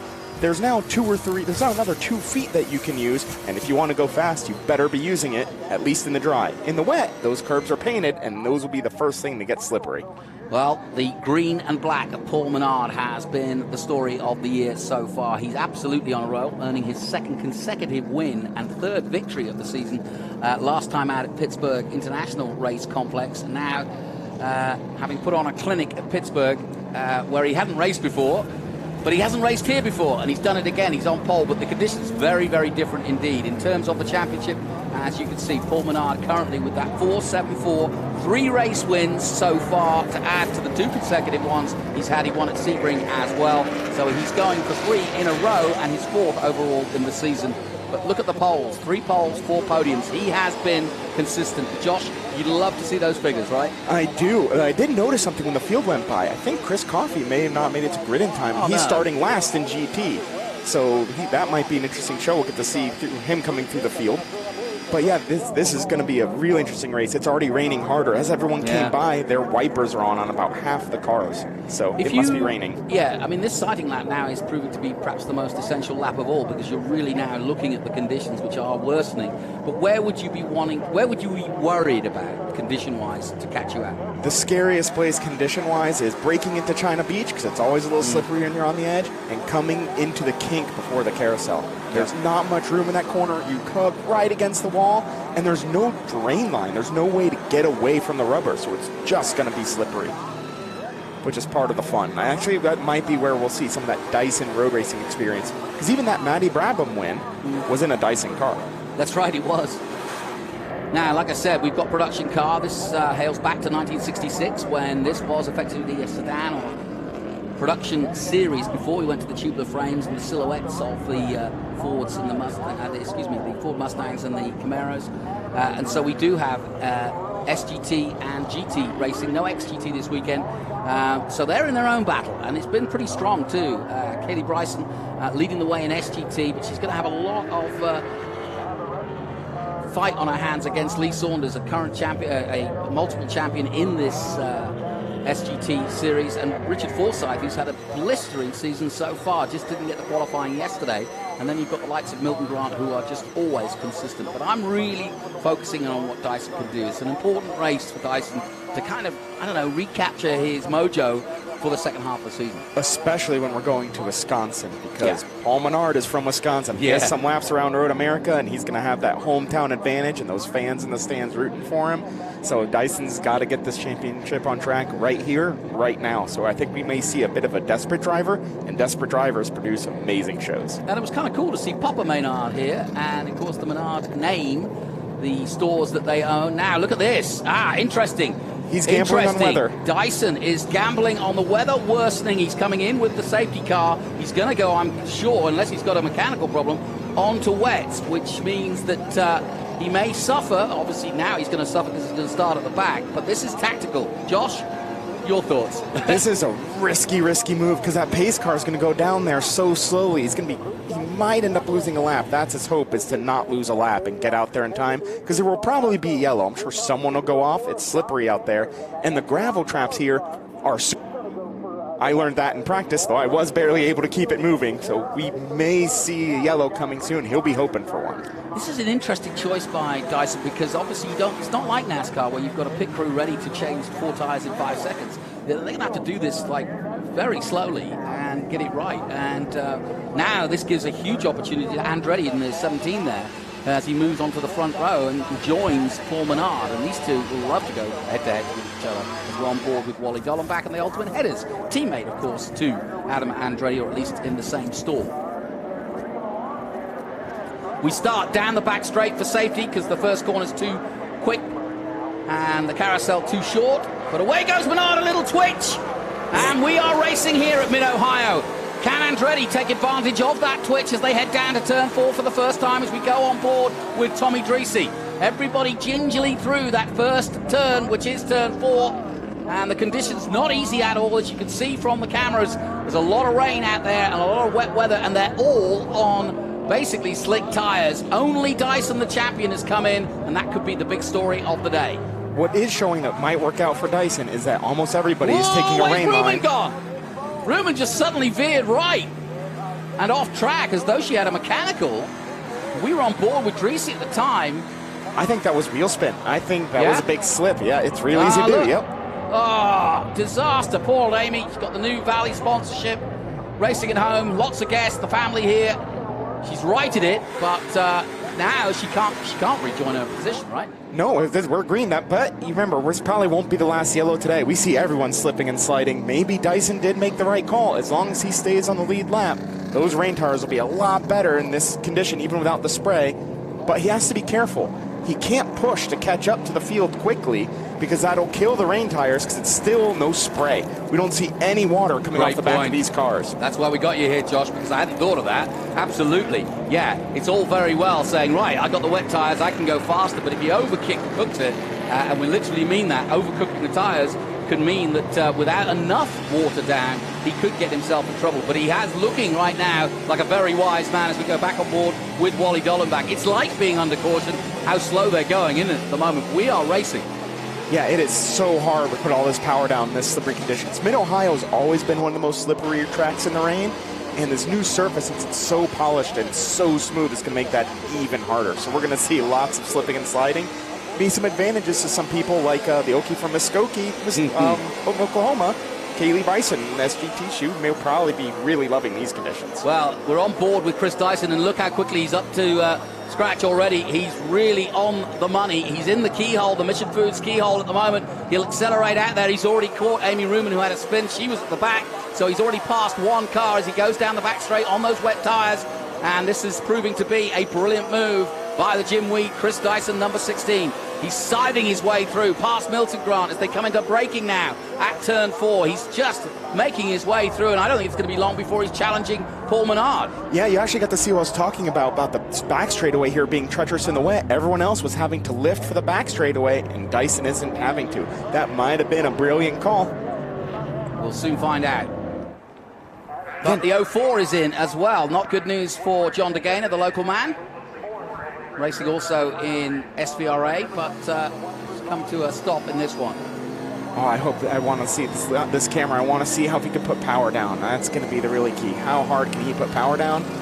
He can get to it all, which is nice to see. This is a good gamble by Chris. Again, the most experience here. He's already up to 7th place. He got past Saunders, who is in SGT. Dreezy pitting. Dreezy's pitting. I'm guessing 4 wets too, seeing what Dyson has done. It might be the smartest move. It's going to be interesting to see what Menard does, but as soon as he sees that white and purple of Dyson coming at him, here we are. We're on board with Dyson. I'm sure it's going to be a simple pit stop of tyre change. Saunders crosses the line now, and into turn 1 goes the Jim Weed, number 16 of our champion, and second in the championship, Chris Dyson. And we just saw Chris Coffey take the lead from Hampton in the GT class, but then have a big wiggle exiting turn 1. Those GT cars, even though they don't have power that the TA cars do, are still quite difficult to drive in the wet. We're beginning to see where the rain is easing off or not, but it's still heavy out there, but still precarious conditions here in our Trans Am race. But it's Menard, Andretti and Dreesy, your top 3, but Dreesy is now pitted, which moves Dollenbach up to 3rd, and now means that Dyson is coming and will be on a podium position within seconds. And he's got the wet weather tyres on, hence the reason he's siding his way through. And this is a dramatic start to this one. Who knows what the weather's going to do? One thing I can tell you is that in a very, very short moment, the number 16 could well be leading this race as he passes Andretti with ease. That's how quickly he can go compared to Andretti, who's struggling on the tyres and just hoping for a little bit of sunshine and maybe a little less rain to get those slick tyres going. Because now, already in a matter of laps, Dyson is in just 3 laps, 2nd place and right behind Menard, and Menard knows it. Yeah, but if you're Paul right now, there's nothing you can do but let him go and hope the track dries, or that you can get a yellow, because I really wouldn't want to come in and put rain tires on now unless I have to, because you're going to lose so much time. And into the lead goes Chris Dyson, and it was almost like it was a slow-mo because it was so slow they were going through there. But Dyson, as you could see, a masterful stroke, a risky thing, and as you said, I hadn't thought about that. He couldn't overtake the safety car, the pace car, because even though he's in the pit lane, he still had to wait for the pace car to get out of the way so he could get to his pit box. But now, normal service resumed, it's Mid-Ohio, and Dyson leads. Now his job is to go slower than he wants to, try to keep those tires under him, because no one else is out there on him, and if it dries up, it's really easy for him to be in trouble. So go back to what you said earlier, because you made an interesting comment. You said there's no rooster tails, so you've got to worry about the tires going off. Exactly. When there's enough water that we see a little bit of rooster tail in the carousel, which is, now we got some water. But that's the back straight, which is where there's more. That's what Dyson wants to see, because that water and that spray cools those tires off, because those tires have so much less tread on the ground than the slick tires do, they squirm and move around, and they overheat, and they blister, and they fall apart when it gets dry. But we have some serious rain coming down in front of us. This is what Chris wanted to see. Well, the gamble is smart by Dyson, because if the rain gets worse, which it is now, he's in the pole position, and he is just doing that. He's leading the race. But if it starts to dry out, that back straight will take longer, as I've now discovered, and he probably knows this, but racing here so many years, is that it takes longer, and that back straight will stay wet, which means that every lap, even though it might have dried out, he'll be able to put the tyres and cool them down in that long straight. Exactly. You just got to find that puddle and run Everybody's through it. in. Yeah, this is going to be fun to watch. Trans Am pit stops are always interesting because they do not get to practice it regularly. No. So this is a fun time for the crew. Oh, no.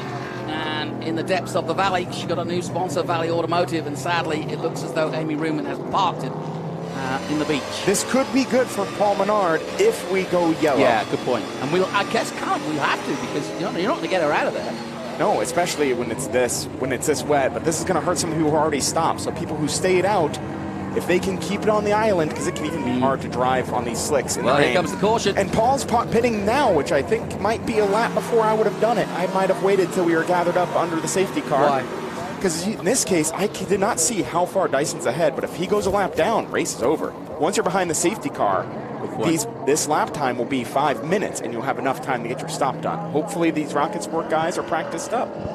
Yeah, interesting. Yeah, it's a real tactical race now. So Dyson's still out on track on the wets, and he'll stay on those wets, but now we're under caution. The field will bunch up again, and that means that Menard and Andretti will have another chance to attack him. What is good for Paul is it looks like they have the Chris slowed way down. He's doing 45, 50 miles an hour. That means that he's close enough that Paul probably won't go a lap down, so this little gamble will work out for him. Okay, well, we'll soon find out. And as you can see, he's almost come to a stop, hasn't he? He's really just trickling along down the main straight. It's weird to watch racing this slow, but that's how hard these conditions are and how careful Dyson is being to time his pit stop to perfection, because, as you rightly point out, under caution, there's your GT leader. That's Cohen. That's Rinky, the local man in the Maserati. No, Coffee. That is Coffee. Sorry, yeah.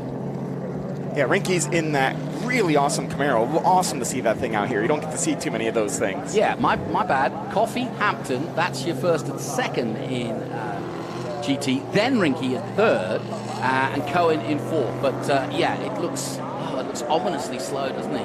Yeah, well, they're probably under code 60 right now. When we go yellow, we tend to go code 60 pretty quick. What does that mean? So they want us to go 60 miles an hour until the safety trucks do their thing. They don't so worry about you catching up to the field and catching up to the pace car. Then they lift the code 60 and let you speed up. It really just brings the field under control so they can get safety vehicles, ambulances, anything they need out there in a quicker fashion. So it's the equivalent to a virtual safety car that we see often in Formula One. It's like that, except they eventually lift it to pack up the field so we get more of an American-style restart. It's kind of a blend of both, which is really interesting. We're on board with Tommy Dreesy, and obviously sponsored by MAV TV. We're live on the air across the USA, and delighted to have them as our partner as he comes up on the number 12. No overtaking, that's Rinky. Here comes the Ginetta, the safety car. Had some work this weekend. I can't believe how different it is today compared to yesterday. We couldn't find a piece of shade yesterday, and now we're just under trees trying to run for cover. Not gonna lie, I'm a little jealous. A, I love the rain, and B, it was hot yesterday. Yeah. Unbelievably I couldn't warm think in those about being in a cars. car. Unbelievable. We also actually have another TA2 connection out there. David Hampton, his coach is actually the Thomas Merrill. So we have a lot of TA2 help out there, giving experience from the sidelines, whether it's from coaching or all sorts of help. Thomas Merrill not having a great day yesterday at all, as in comes the 58. So everybody's had problems. This is Richard Forsyth, who has won a bunch of races this year. And as we stand at the moment, Richard Forsyth in the standings is leading the way, I do believe. Yes, he is, with 383 points ahead of Kylie Bryson, who started pole for this race. So and he was part of interesting battle. And he was part of that amazing show at Pitt where we came down to that last lap battle. It's a lot of fun to see. Well, it's all happening here at Mid-Ohio. As you can see, Andretti back out on track. Dyson there in front of him. We're going to take a short break. We'll be back to pick up the action in a moment. Stay with us. The Road America Speed Tour returns to Road America June 28th through the 30th, featuring the Trans Am Series presented by Pirelli, the Cube 3 Architecture TA2 Series, International GT, PSSA, FRP, and Optima Search for the Ultimate Street Car. Saturday, you can take part in the Haggerty Cars and Caffeine Car Show with Parade Lab. You do not want to miss the Road America Speed Tour. For tickets, simply go to speedtour.net. You've got a business to run, big and heavy products to ship, and customers who need them now. When you've got the right driver and the right equipment, you can bet on a spectacular result. Bennett understands complex logistics and puts the best team, the most time, and the latest technology into every customer relationship, so you can sit back, relax, and enjoy the race. Let us handle the rest. Together, we can move anything. Welcome back to the Trans Am Series presented by Pirelli, and we are in wet conditions in Mid-Ohio. Boy, we've had everything this weekend. It's been hot, hot, hot all day yesterday for the TA2 race, which my good friend Josh Hurley alongside me here was part of. But now we're under caution and in wet, wet, wet conditions, which is great if you're a boy band, but not when you're racing a motor car. Dyson, Dollenbach, and Coffey at the moment. And that's the highest I've seen Coffey in a long time. He's third overall. He'll be loving this. Yeah, in a GT car, that's incredible. He's doing a great job out there, and that thing is not easy to drive in the rain, though he did get some experience in the rain here last year. I don't remember if it was the race, but definitely in practice, because I remember seeing him very sideways at his last corner and catching it. Though actually, it looks like he's right behind Hampton right now. I wonder if he's about to... Did he lap Hampton? Is he on another lap? No, that's a good question. I think he is. All right, well, we'll find out when it all travels down. But Coffey leading GT at the moment, Rinke in second, and Cohen in 8th position overall and third. In comes Amy Ruman, who was stuck in the gravel a moment ago, so they've dragged her out, and now they're just going to check the car for damage, and it looks as though they're going to take the hood off as well, and that's never a good sign. Well, you kind of have to. The gravel here is so thick. Right. What we saw happen to someone earlier in TA2 was when they went off in the gravel, a couple pieces of gravel got wedged in the throttle control plate, and the throttle got stuck open at 50%. So after you go off in the gravel here, you almost always want to come in, take a look around, make sure you're not going to have rocks in a place that causes danger or damage to the car. So she'll probably be right back out there. Yeah, and in SGT, Saunders leading the way. Lee Saunders, the experience of a two-time champion in SGT, and Kylie Bryson just starting out her career in SGT. She's dropped down to 11th, having taken the pole in clean conditions, or sunny conditions, I should say. But she's now in her own battle with Forsyth, who's also put it in Grant in 13th position. So we'll keep you up to date with all three championships. We go back on board now with the vastly experienced Wally Dollenbach Jr. Lost his dad. I had a quick chat with him about that, and very sad loss. A great motorsport man himself over the years, and really was the protagonist and reason why the Dollenbachs are so famous, but they all race. Yeah, even younger Wyatt. When I ran TDI Cup, Wyatt Dollenbach was competing with me in there, so I got to know the family a little bit because of that. It was really fun working with them and racing against them. Just racing royalty. Been around, done everything there is to do out there. No question. Back on board with Tommy Dreesy. Mr. Hollywood came in the booth here this weekend. You can see, look at his hand. He's actually talking to his engineer. I can see him being a typical, he's gesticulating, and he's trying to go through it. I'd love to be a fly on the wall listening to him right now. I'm sure he's complaining. It'd be interesting to see from these signboards, we stay on here, if code 60's been lifted, because sometimes you need the person in front of you to go. So he's a little antsy. I can't tell. It still says full course yellow, but not code 60, so may need Rinke to move up and start catching the field a little bit. Maybe that's why there's some consternation. Well, now, look what you were saying. It's all there to see now. Yeah, it's deep. I went through the gravel once in practice this weekend trying something, and it gets everywhere here. It's really hard to keep it moving because it's even actually called on my desert racing experience. Yeah. It's actually kind of whooped out. They dug little trenches in it, so you have to jump it through the whoops. Oh, Colin Cohen off in the gravel. These may still be on slicks because they have a pretty small crew, and it's even hard to pace on slicks. Yeah, well, he's gone off with the gravel, and unfortunately we're already under caution, so it just adds to the caution. And here comes Chris Coffey in the pits, I'm guessing trying to put on reins. Yeah. What a fascinating race. Dyson shows why he's a multiple champion, and a brilliant decision to come in right off the get-go. Obviously someone in the team giving him a heads up saying, listen, we think there's rain coming. Let's do it now. And it's turned out to be an actual masterstroke because he's got himself back to the front within no time at all. and has lost no pace whatsoever. And so what would seem, I would have said, to a younger driver as a really scary thing to do when you're on the front row, come into the pits before the race has even started, turns out to be a masterstroke. It was a great call, and again, that Dyson team, not just Chris himself, but everyone on the team has so much experience. That team has done everything. Sebring, Daytona, Le Mans, street circuits, dirt cars. They have so much vast experience in motorsports that they usually make the right call more times than not. So it was cool to see them do the risk, and I think they also knew they had to do the risk because they needed something to stop Paul Menard's momentum.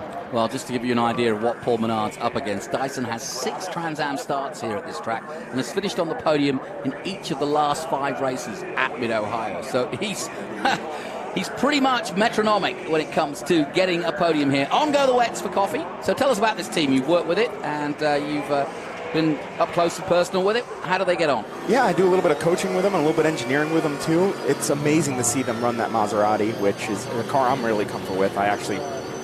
These race cars first came, but really small team. Company does a lot of restos of older Ferraris, and they believe that these cars are rolling works of art. They shouldn't just be sitting. They should be out there. Great. So they're working with these things, which if a GT4 could be vintage, they kind of are. There's not being made anymore. It's hard to find parts. So they have to make a lot of their own stuff. They work on it all together. Chris is the truck driver, the car chief, sometimes the engineer. He does every job on that car, and Colin shows up and helps him, and it's a really neat relationship, really small team, and they do really well without a lot of resources, which you don't see very often nowadays. It's really fun to actually see teams put the budget where it counts and get out there on the product, get out there on the track and leading the championship. You can understand the frustration of Tommy Dreese. He's down in 7th behind a GT driver that is Rinky, and he wants by him as quickly as possible, but he's going to have to do some work from 7th at the restart, especially if he's going to get into contention. This is the view from the leader, Chris Dyson, and if anything, it has dissipated, hasn't it? Yeah, of course, everyone's going to stop, put on reins, and now it's not going to rain anymore. Murphy's Law is like that in racing sometimes. Certainly is. Well, talking of Murphy's Law, let's head down to Ben Sissel, who's got the latest from the Dyson team. Yeah, thanks, Jonathan. I'm here with Stevie Dixon. They were really the first big team to come in and change tires. Right after they changed the tires, it really started to rain hard. But now, Stevie, it seems to kind of be letting up. So it's always a gamble. What are you feeling right now? It's a gamble. We were on it. We changed the tires before the cars went up to full speed. So we got out behind the cars before the green went. And then the rain picked up for a bit. And now it's, kind of coming and going. But these rain tires are good rain tires. If it starts to get dry, semi-wet, the rain tires will hold up for the whole distance. Now, as a crew chief, and I was talking to Matt, this has got to be really nerve-wracking, but he said it was actually the driver that kind of made the decision to come in and put on rain, so that's got to relieve you a little bit. Yes, sir, exactly. Nice. So, Josh, from a driver position, Josh Hurley, I'm talking to you. Tell us about that, the difference between the driver making the call or the crew chief making the call on wets. Back to you, gentlemen. Go ahead. So I've been on both because I've also do race engineering. So I've been on both sides of these fence. The race engineer has the weather radar, but the driver sees what's on the track. If the driver's saying, please let me come in and put on wets, he knows. He's telling you that something bad's going to happen if he's on dries. So at the end of the day, the driver has to make the call. But the engineer and the crew chief needs to say what the weather radar is looking like. Yeah, it's a team decision, but overriding it should be the driver. He's got to handle the conditions and whatever's on the car at the time. And let's not forget what the name of that team is. So Dyson. I think Chris Dyson can make the call at Dyson Motorsports because his name's on the door, but he's also very experienced. Chris has raced everything, so can't blame him on making the call.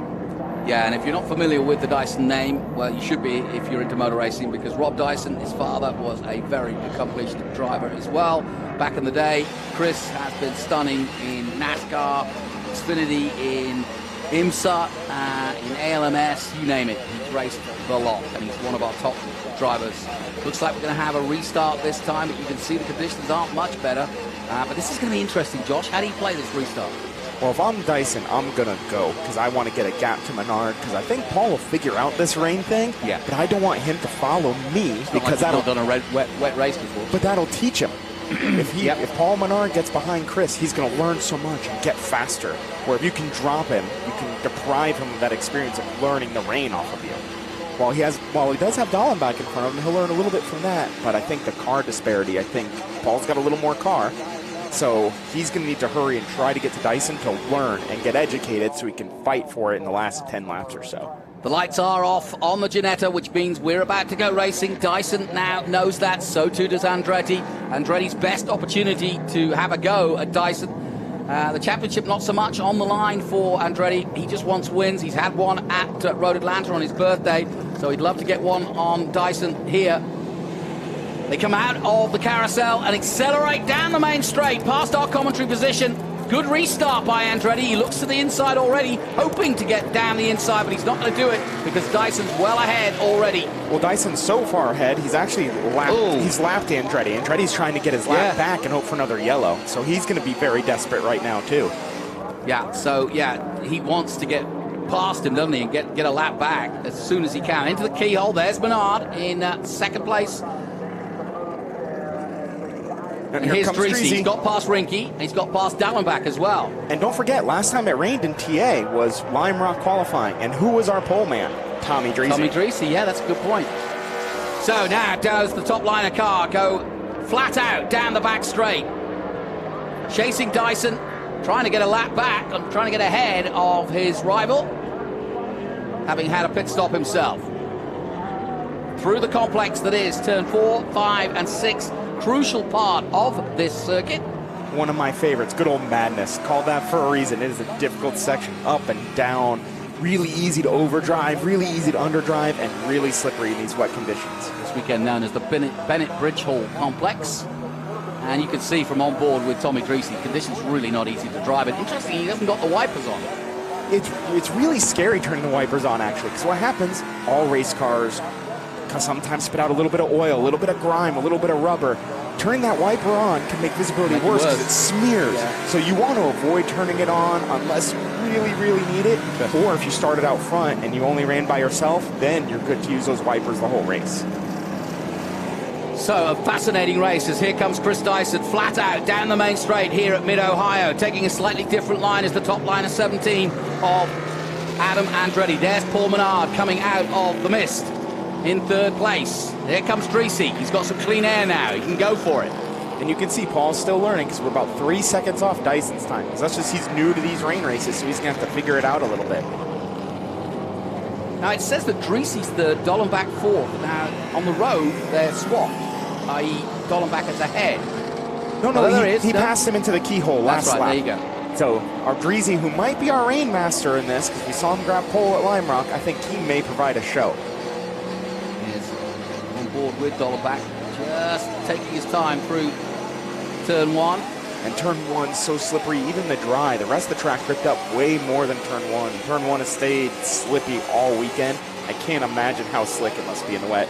I'm actually jealous. This will make a lot of fun out there. I was going to talk to you about the winds because there was a kind of a headwind at the start of the day down the main straight, but that's a crosswind coming into the keyhole here. How much would that affect them? Obviously, with these slower paces, not so much. But if you go faster, it might. It affects the TA cars, especially when it's dry, because when that headwind comes, these cars make so much downforce.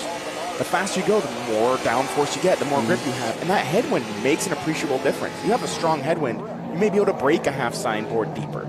So you have to watch that. And the bigger one is when you have that strong tailwind. That can make the car really loose in and a little unstable under brakes. Yeah, imagine. I actually go down the back straightaway and I look for some fans who have some flags up to see how bad it is, especially when I'm in a TA car. That's a smart move.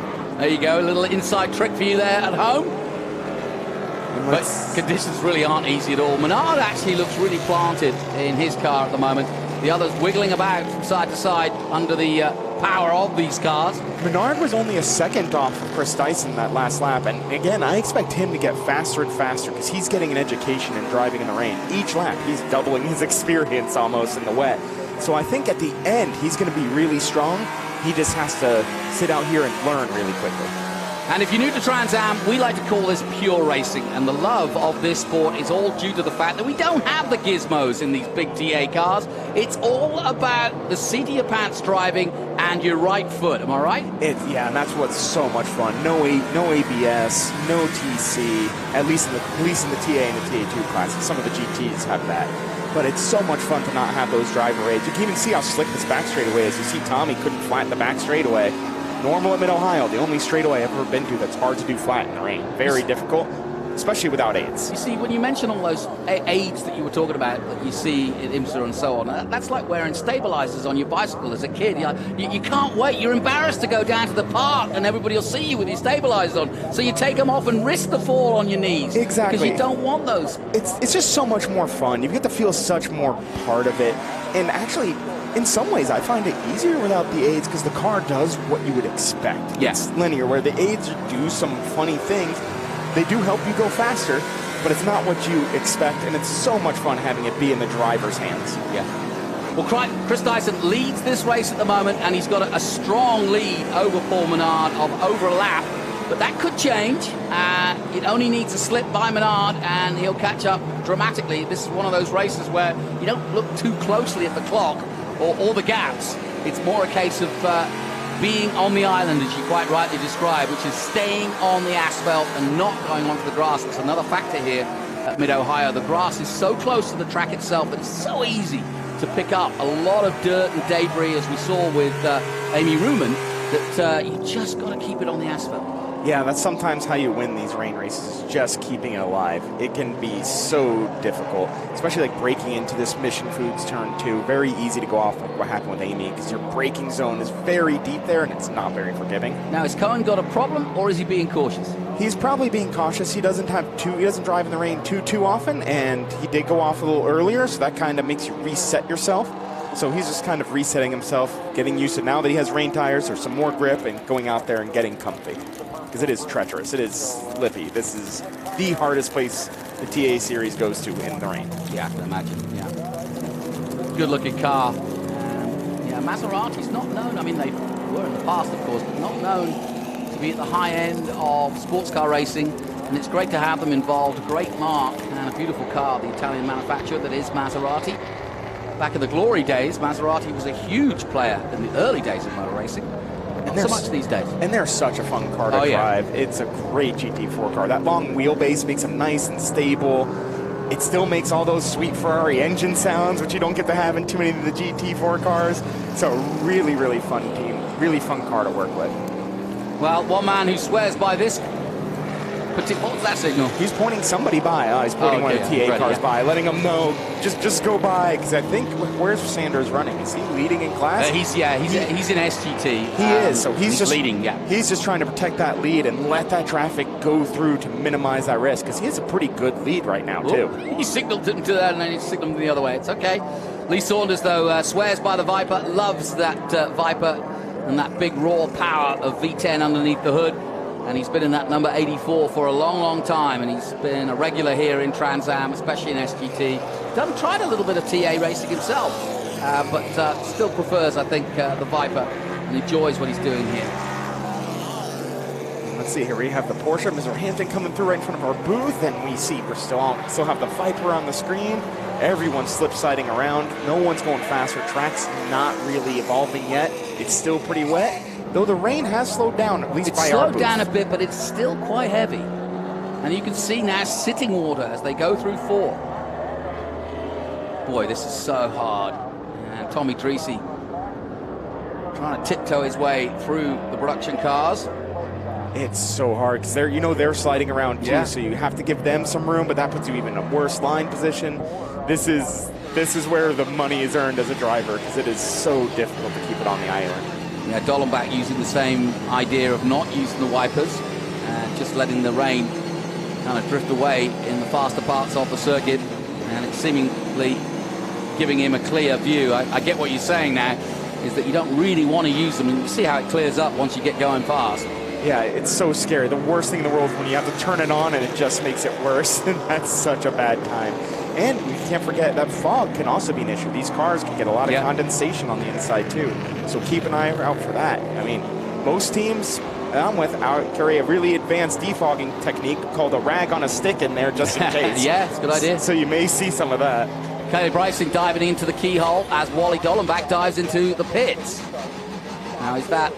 And Saunders is going really slow right in front of us. I wonder if something happened. Maybe he had a spin, but in comes Dollenbach. I'm intrigued to see whether this is something that he's got a problem or he's kept the engine going.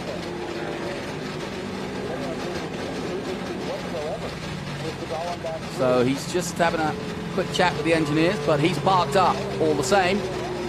And this has been a fascinating game of chess. Not as fast as we'd like. This GT battle's going to get amazing. Yeah, we just saw Kaylee Bryson, and she's in second place in SGT, but the GT battle is really interesting. Rinky, Hampton, Coffey now down in 11th.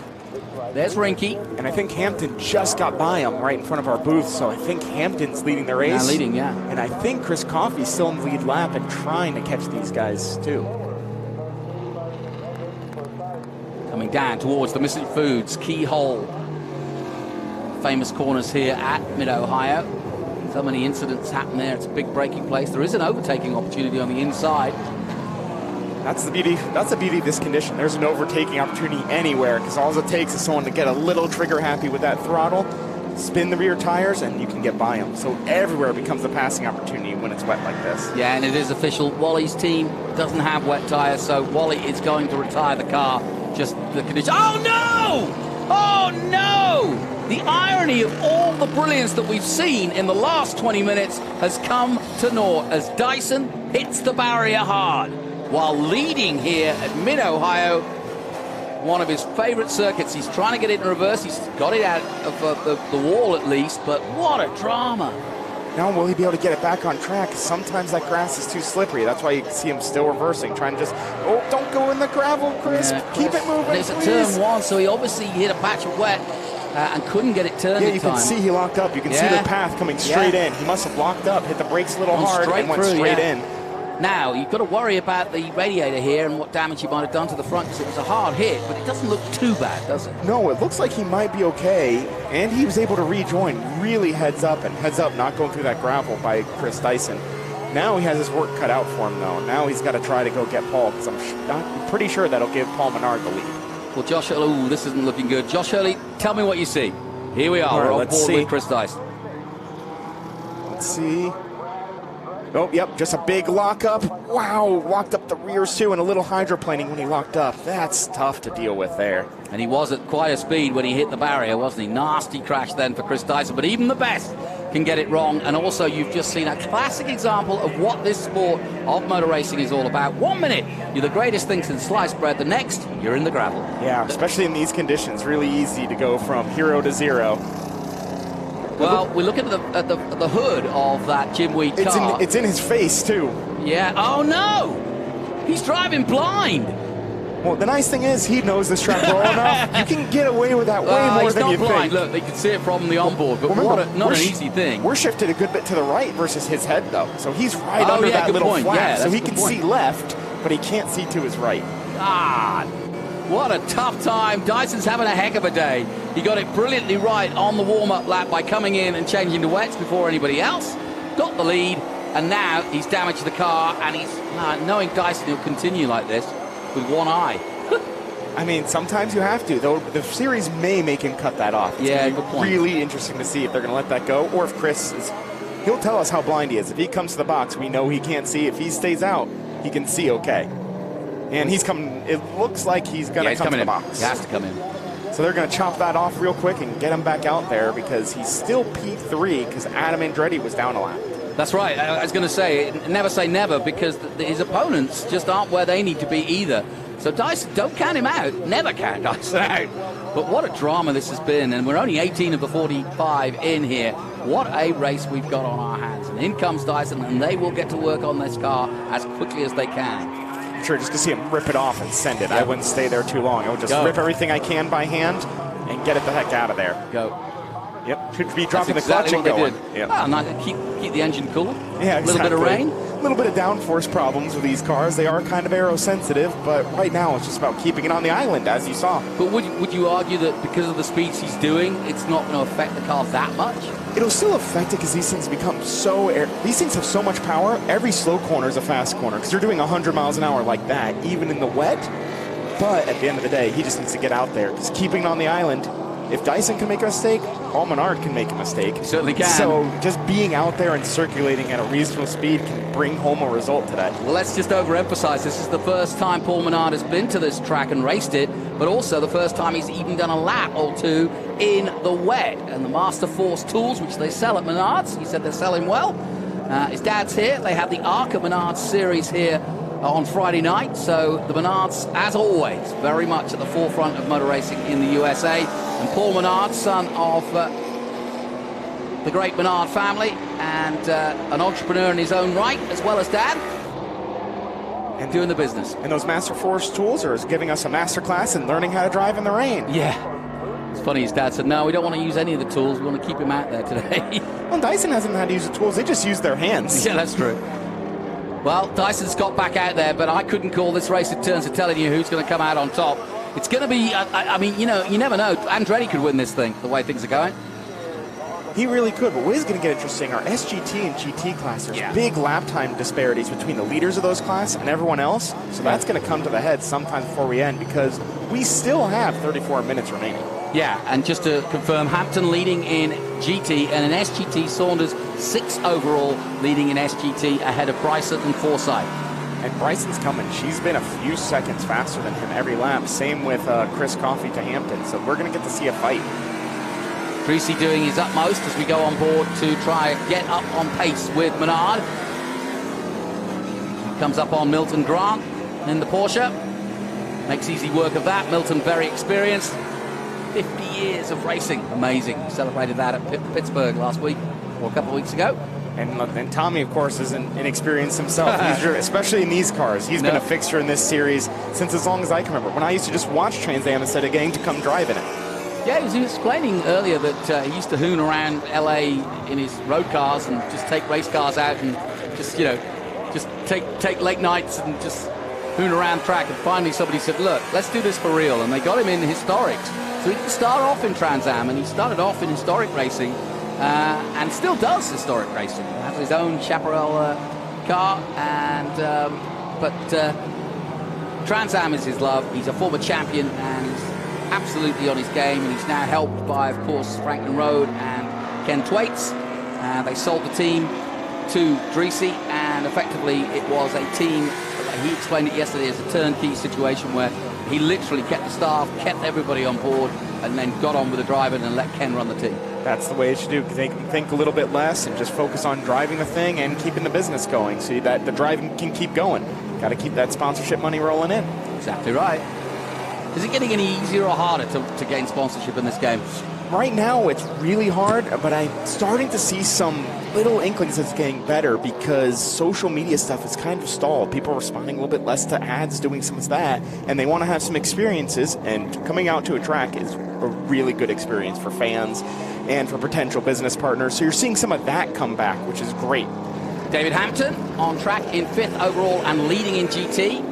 Got the wipers going. And Chris Coffey's catching him about a second or so a lap. So about 2 or 3 laps, we'll probably see a really strong battle for this lead in GT. Will he be aware of that, Hampton, how quickly he's coming? With Coach Thomas Merrill there, he'll definitely be aware of it. Thomas will be prepping him right now. Yeah. He's got our 22 champion, Thomas Merrill, helping him out as a coach. And that's something that we obviously don't give too much time to, is that a lot of the TA2 drivers, like Josh Hurley here, are coaches for some of these drivers on a regular basis.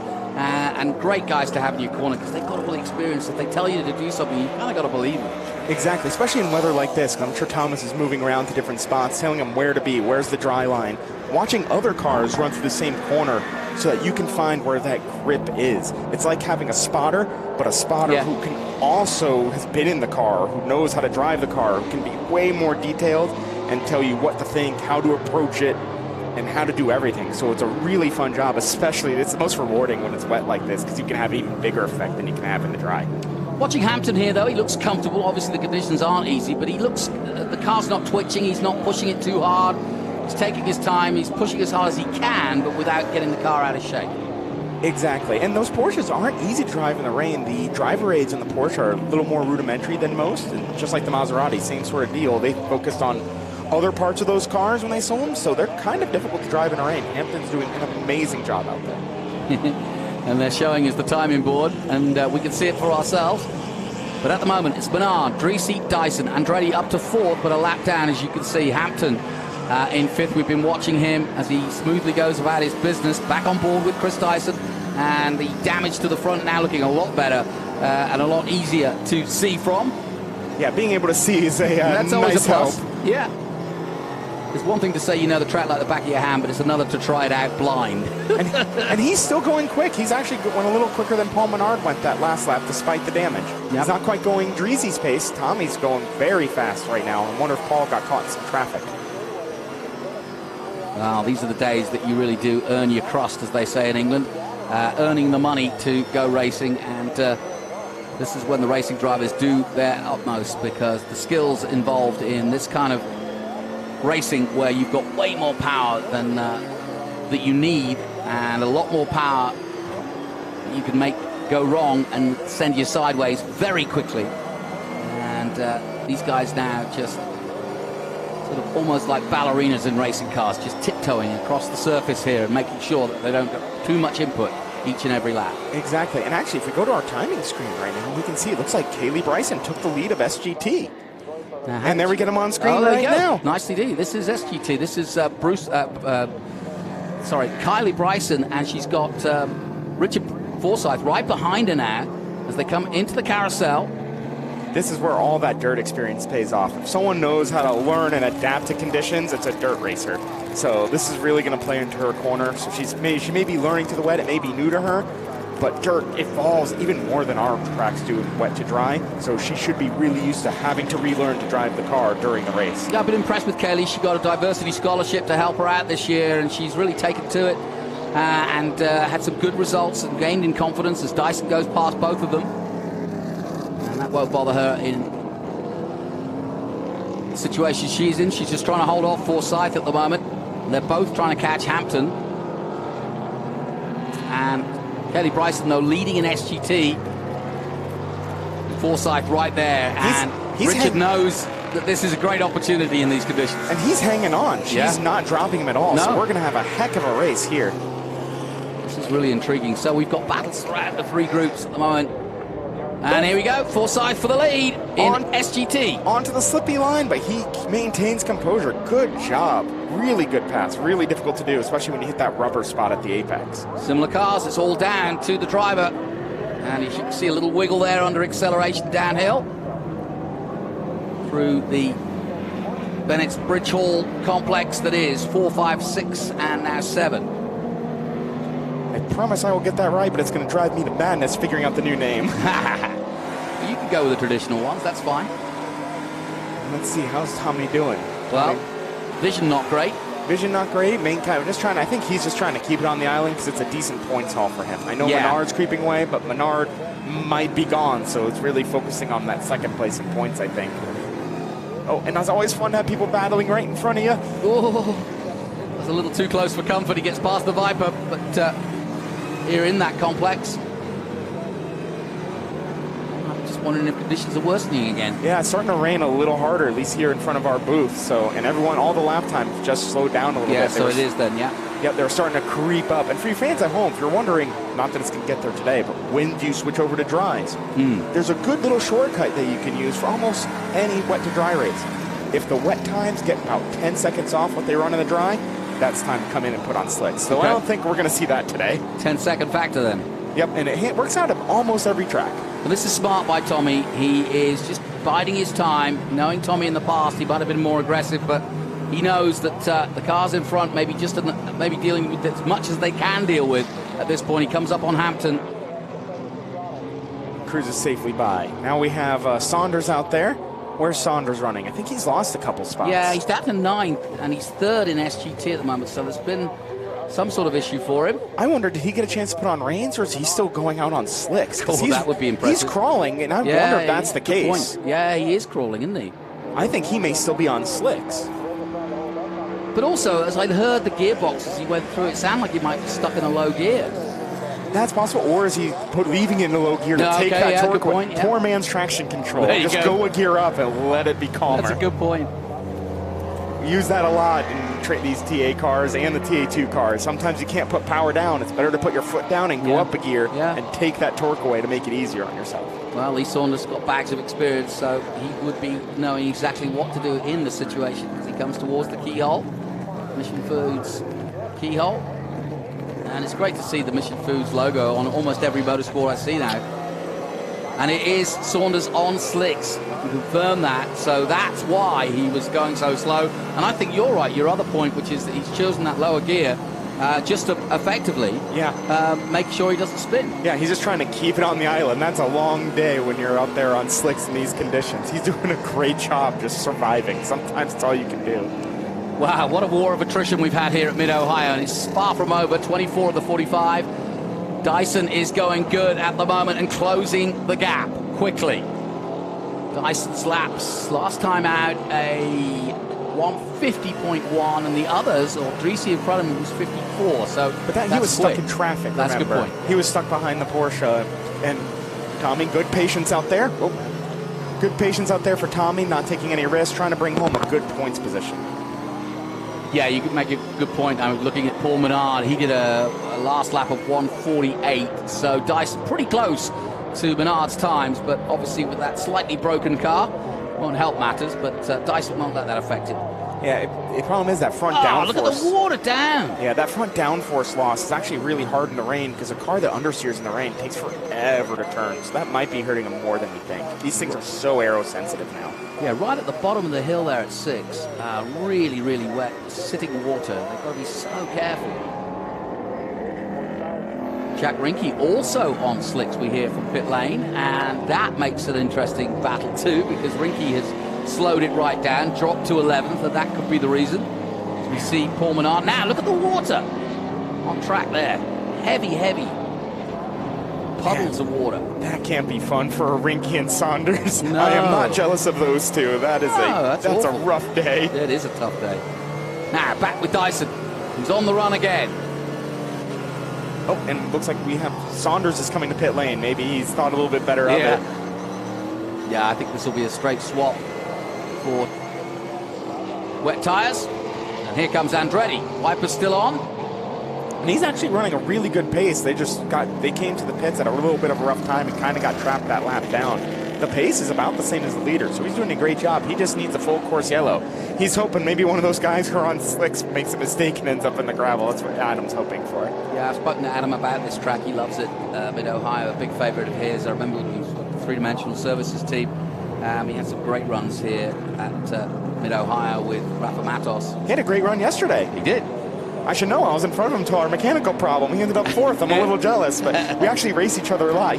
He may put the bumper to me once or twice, but was pretty polite about it. It's a lot of fun racing against Adam. He really races hard, but races very clean. He's really enjoying this new car, this Burton produced car, and it's kind of a look at the future, really. And so far, it's been very successful. I wonder what's on his roof. He has like a little, I don't know if it's the vinyl or what's flapping there. I wonder if that's part of them sort of dialing this car in and just trying to work out what it does and trying to see how wet weather and wind affect it. See how the airflow goes over it in real time. So in comes Saunders, but there doesn't seem to be a lot of work going on. I wonder if maybe they didn't have rain tires. He's just a call, and he's just discretion can be the better part of valor sometimes. Yeah. Well, he's an experienced peddler. It's Lee Saunders. Loves his racing. He's always a joy to talk to. So loves what he does.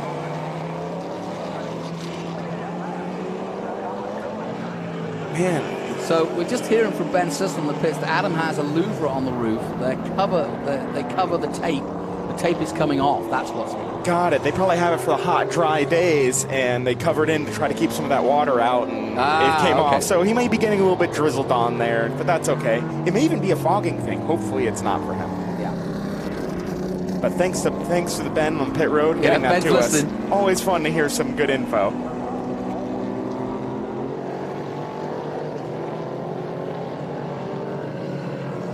there's one thing I can tell you, that 17 car is going good.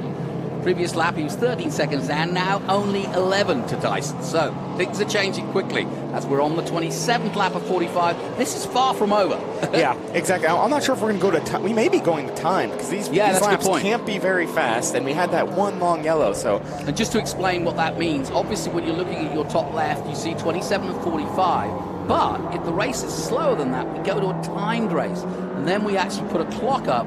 We'll tell you we run to a certain amount of time, and that clock will then tick down to when to 0. And obviously that's when we finish the race, and it may be way before the 45 laps. Exactly, and there's 20 minutes left on the clock. So it's either going to be finishing those laps. Ooh, yeah, that'll happen in the rain. Well, it'll happen in that position there because that's where all the sitting water is. I mentioned earlier. So Saunders, is he going to venture out again? Not yet. That's a tough call. If you only have reins, that's a tough call.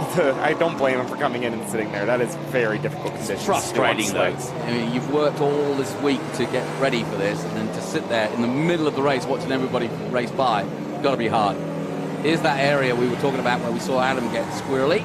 Yeah, it's really squirrely even in the dry there because you're coming downhill. When the hill bottoms, the front of that car hits that bottom first, of course, and it compresses that front suspension, which gives it grip, and then brings the rear around because the front gains more grip. So really easy to get sideways there, especially here in the Daily. Menard, Tracy, Dyson, that's the top three. Andretti coming fast in fourth position. Hampton leading in GT. And Forsyth now at the front in SGT. Cracking race, and there's Menard again. Brightening up, is it? I wonder. As he comes under the bridge where his rival went off, Dyson that is, into the barrier. And he has enough of a gap that I'm sure he's just toning it down. If he keeps it on the island, I'd be shocked if any of them can catch him. So if I were him, I'd be toning it down, trying to run nice, consistent laps. Not too calm, because it's really easy to get out of your rhythm driving too gently.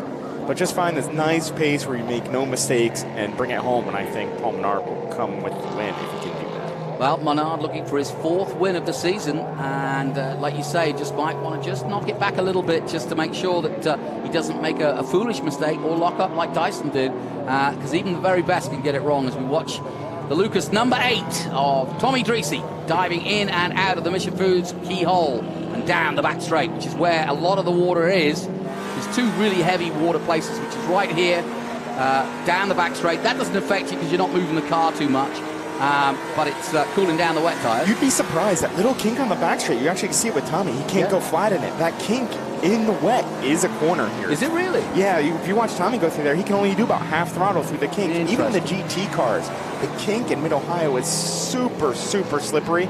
And we just got word it is a timed race, and we have, as you can see, 17 minutes and 40-something seconds on the clock. So now it is a race against the clock, and you've got to be willing. Now, okay, let me put your driver coach on. You've just got the information. We now know it's a timed race, 17 minutes left. What do you tell your driver? If I'm sitting out there, I'm getting the calculator out and seeing how much pace I need to close that gap in time to get there. Yeah. And if it's too big of an ask, I'm saying, all right, we're not going to get it. Just bring it home.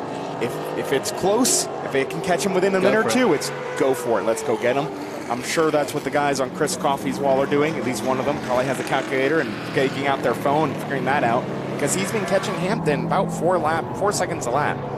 I haven't done the math yet to see if he can catch there, but I'm sure Forsyth is on maintaining for SGT and Paul Menard's maintaining, because they definitely have a big enough gap. They can relax, drive a comfortable pace, not too slow, because again, it's really easy to get out of your rhythm. The big mistakes sometimes happen when you're trying to go slow because you dropped your concentration, it doesn't feel fast. There's a happy medium, kind of like a jog instead of a run, but you don't want to walk. And if you're still confused by what's just happened, we usually go to, say, 45 laps, and that will give us the right window to allow 100-mile racing of racing. And also, it gives enough time for one fuel load, because we don't refuel during the races, to get to the end of the race. But if you've been going slower, as we have because of the weather, and then we go to a timed race because of the same reasons. And then it's just easier to understand that the car, obviously we want to make them all to the finish. We don't want them all to finish with no fuel. Yeah, exactly. So what we do is we put the clock up instead, and then we run to that, and that should get us to the end with all the cars still able to do the lap and the slow down lap with the fuel they have.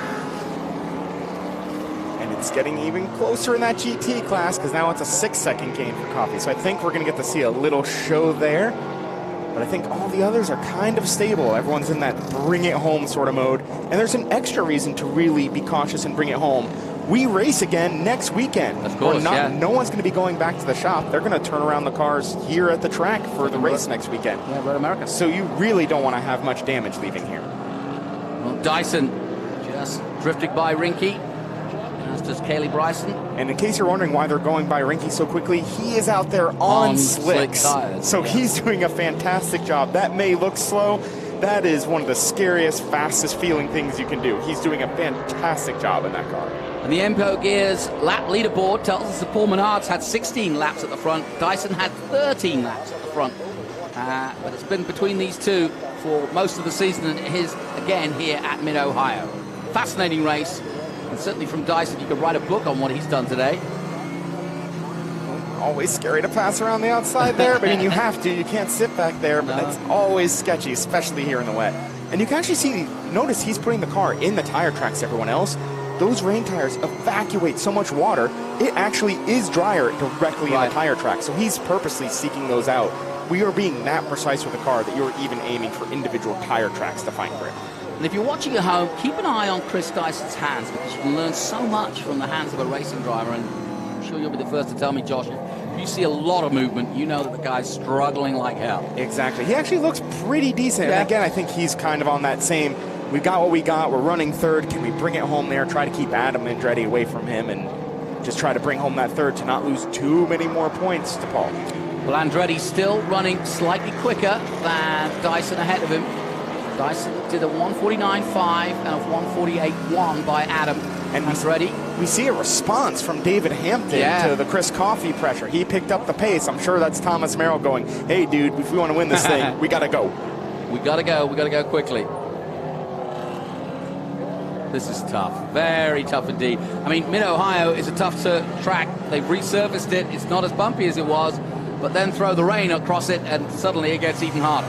Yeah, exactly. You can even see Chris here in the back straightaway can't go fully flat. Yeah. He has to lift the throttle. Yeah. This is one of the only straightaways that you have that where in the rain, the straight becomes an actual corner. It's really, really difficult. It's interesting because I would never have thought that because it just looks like a simple kink. Yeah, it's even in the slower class cars. Like you would think GT, in our GT class, it wouldn't be like that, but it is. It is so slippery back there. It's unbelievable.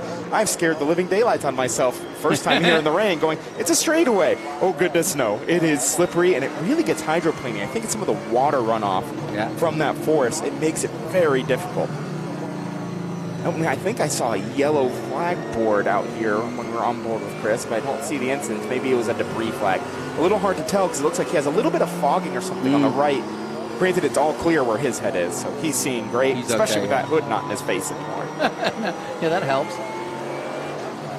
So Paul Menard continues to lead and looking for his 4th win of the season and 3rd consecutive win. Yeah, right now I think all my eyes are on that GT battle on timing and scoring, and if Adam can catch Chris Dyson. I think those are our 2 battles we have left, because Adam is coming. Yeah, but unfortunately, I'm looking at I was doing the calculations in my head. He's quicker than Dyson, but will 12 minutes be enough to catch him? I doubt it. I do too. And I'm trying to do the same math with the Coffey and Hampton battle. That one I think is a little closer. Well, now I stand corrected because now I look at it differently when I visually see the gap rather than just looking at the timing. And you can actually see as Dyson exits the keyhole, Adam is coming in, and he's not that far behind at all, really. He's 7 seconds back, and he gained 2 seconds that last lap. Yeah. If he can keep that gain up, he can barely get there. Wow.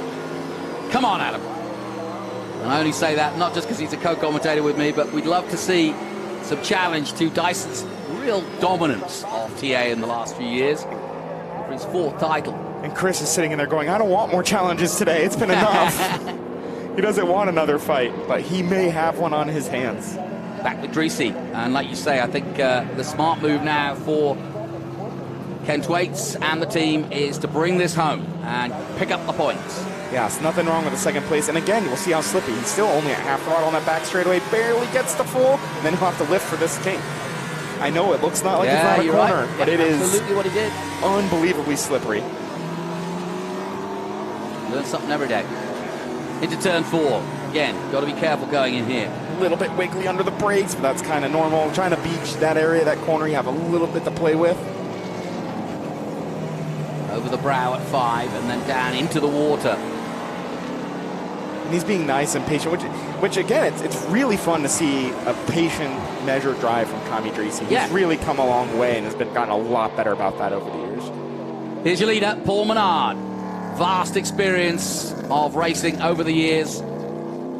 And doesn't really need to do full-time racing anymore. He's kind of semi-retired, but chooses Trans Am like so many other drivers because this is pure racing. And even though he's been to the very top of NASCAR, this is where he loves to be of a weekend. And the Enco Gears lap leaderboard tells us he's had 19 laps at the front now to Chris Dyson's 13. And he again is putting on a masterclass for the Master Force Tools sponsored car.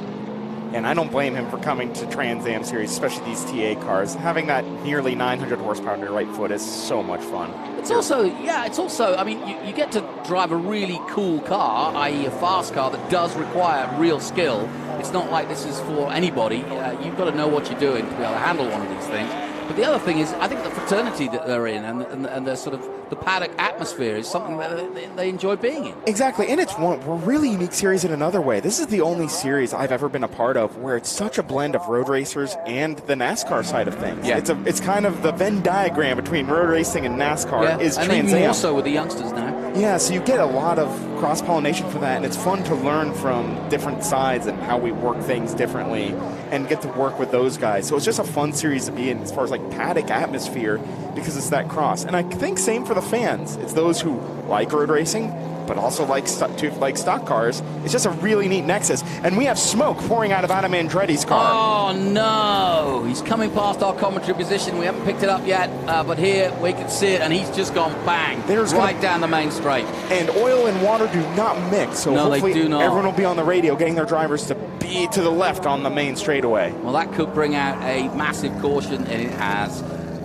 So no surprise there, given the conditions and given how bad it just let go, didn't it? Yeah, nothing he can do about that. That just let go in a big way. Really sad to see. We're kind of rare to see, especially in these wet races. Well, I was just wondering, load is down. Didn't he have the same problem last time out at Pittsburgh? Yeah, they had one at NOLA too, Yeah. so they're still going through their development stuff, and they still have some work to do on the reliability, it's sadly. a proven winner. He won at Road Atlanta, but he was actually having problems as he crossed the line at Road Atlanta, so this car's still in development. But you got a feel for what has been a tough day at the office for Adam Andretti. The top line of car just going bang at the worst possible time with just over 10 minutes to go. I feel for him, but at least he had a good day yesterday. That helps a little bit. You're not going to leave here too sad with a good result in TA2 he had yesterday. So bad for the team, little frustrating day for Adam, but a good job done across both days as a driver.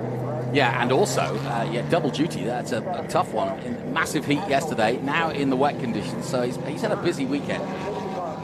So they're letting him know that not only are we under caution, but there is big debris stroke oil on the track. And I'm not sure if they'll get back to green, but if they do, we'll definitely have a fight on our hands with Dreese and Menard and Coffey and Hampton. So I like your enthusiasm. I don't think it's going to happen. I don't either, but I can hope. Yes, you can. can hope. Yes, you can. What a fascinating race this has been. And it's not over, but we're under caution. We're coming to the closing stages. There's the safety car. It isn't out yet. We have a full caution. And they're just waiting for the leaders to come by. But I will say, Trans Am. Oh, and Dreese's in the gravel. Oh, no. Of all, I mean, that's how quickly. So Dyson's been off. The top three have all been off now. Yeah, that tells you how hard it is. And this shows you what I was saying before. Sometimes taking it easy is harder. We've been under caution. Yeah. He relaxed, dropped that focus a little bit, and boom, clearly had a moment. Hopefully we can get a replay of it, but I'm sure that's what happened. It's so easy to do when he's buried. He's right in there. He cannot move. Yeah, it's such deep gravel here. It's a great thing for safety, but once you get it stuck in there, you are stuck. Yeah, it's not even worth trying. Like you say, you were in that gravel yesterday, and not that. But I made it through. It wasn't yesterday. It was the first practice day. I made it through, barely. But it's thick, isn't it? Oh my goodness, my desert racing background got to come back to the 4A because that sounds fun. It's jumping over. These are like little whoops. You can actually see how they're carved up. They're actually like a foot or so tall, and you really get bounced up in there. Well, let's head down to Ben Sissel. He's with the Lucas number 8 team.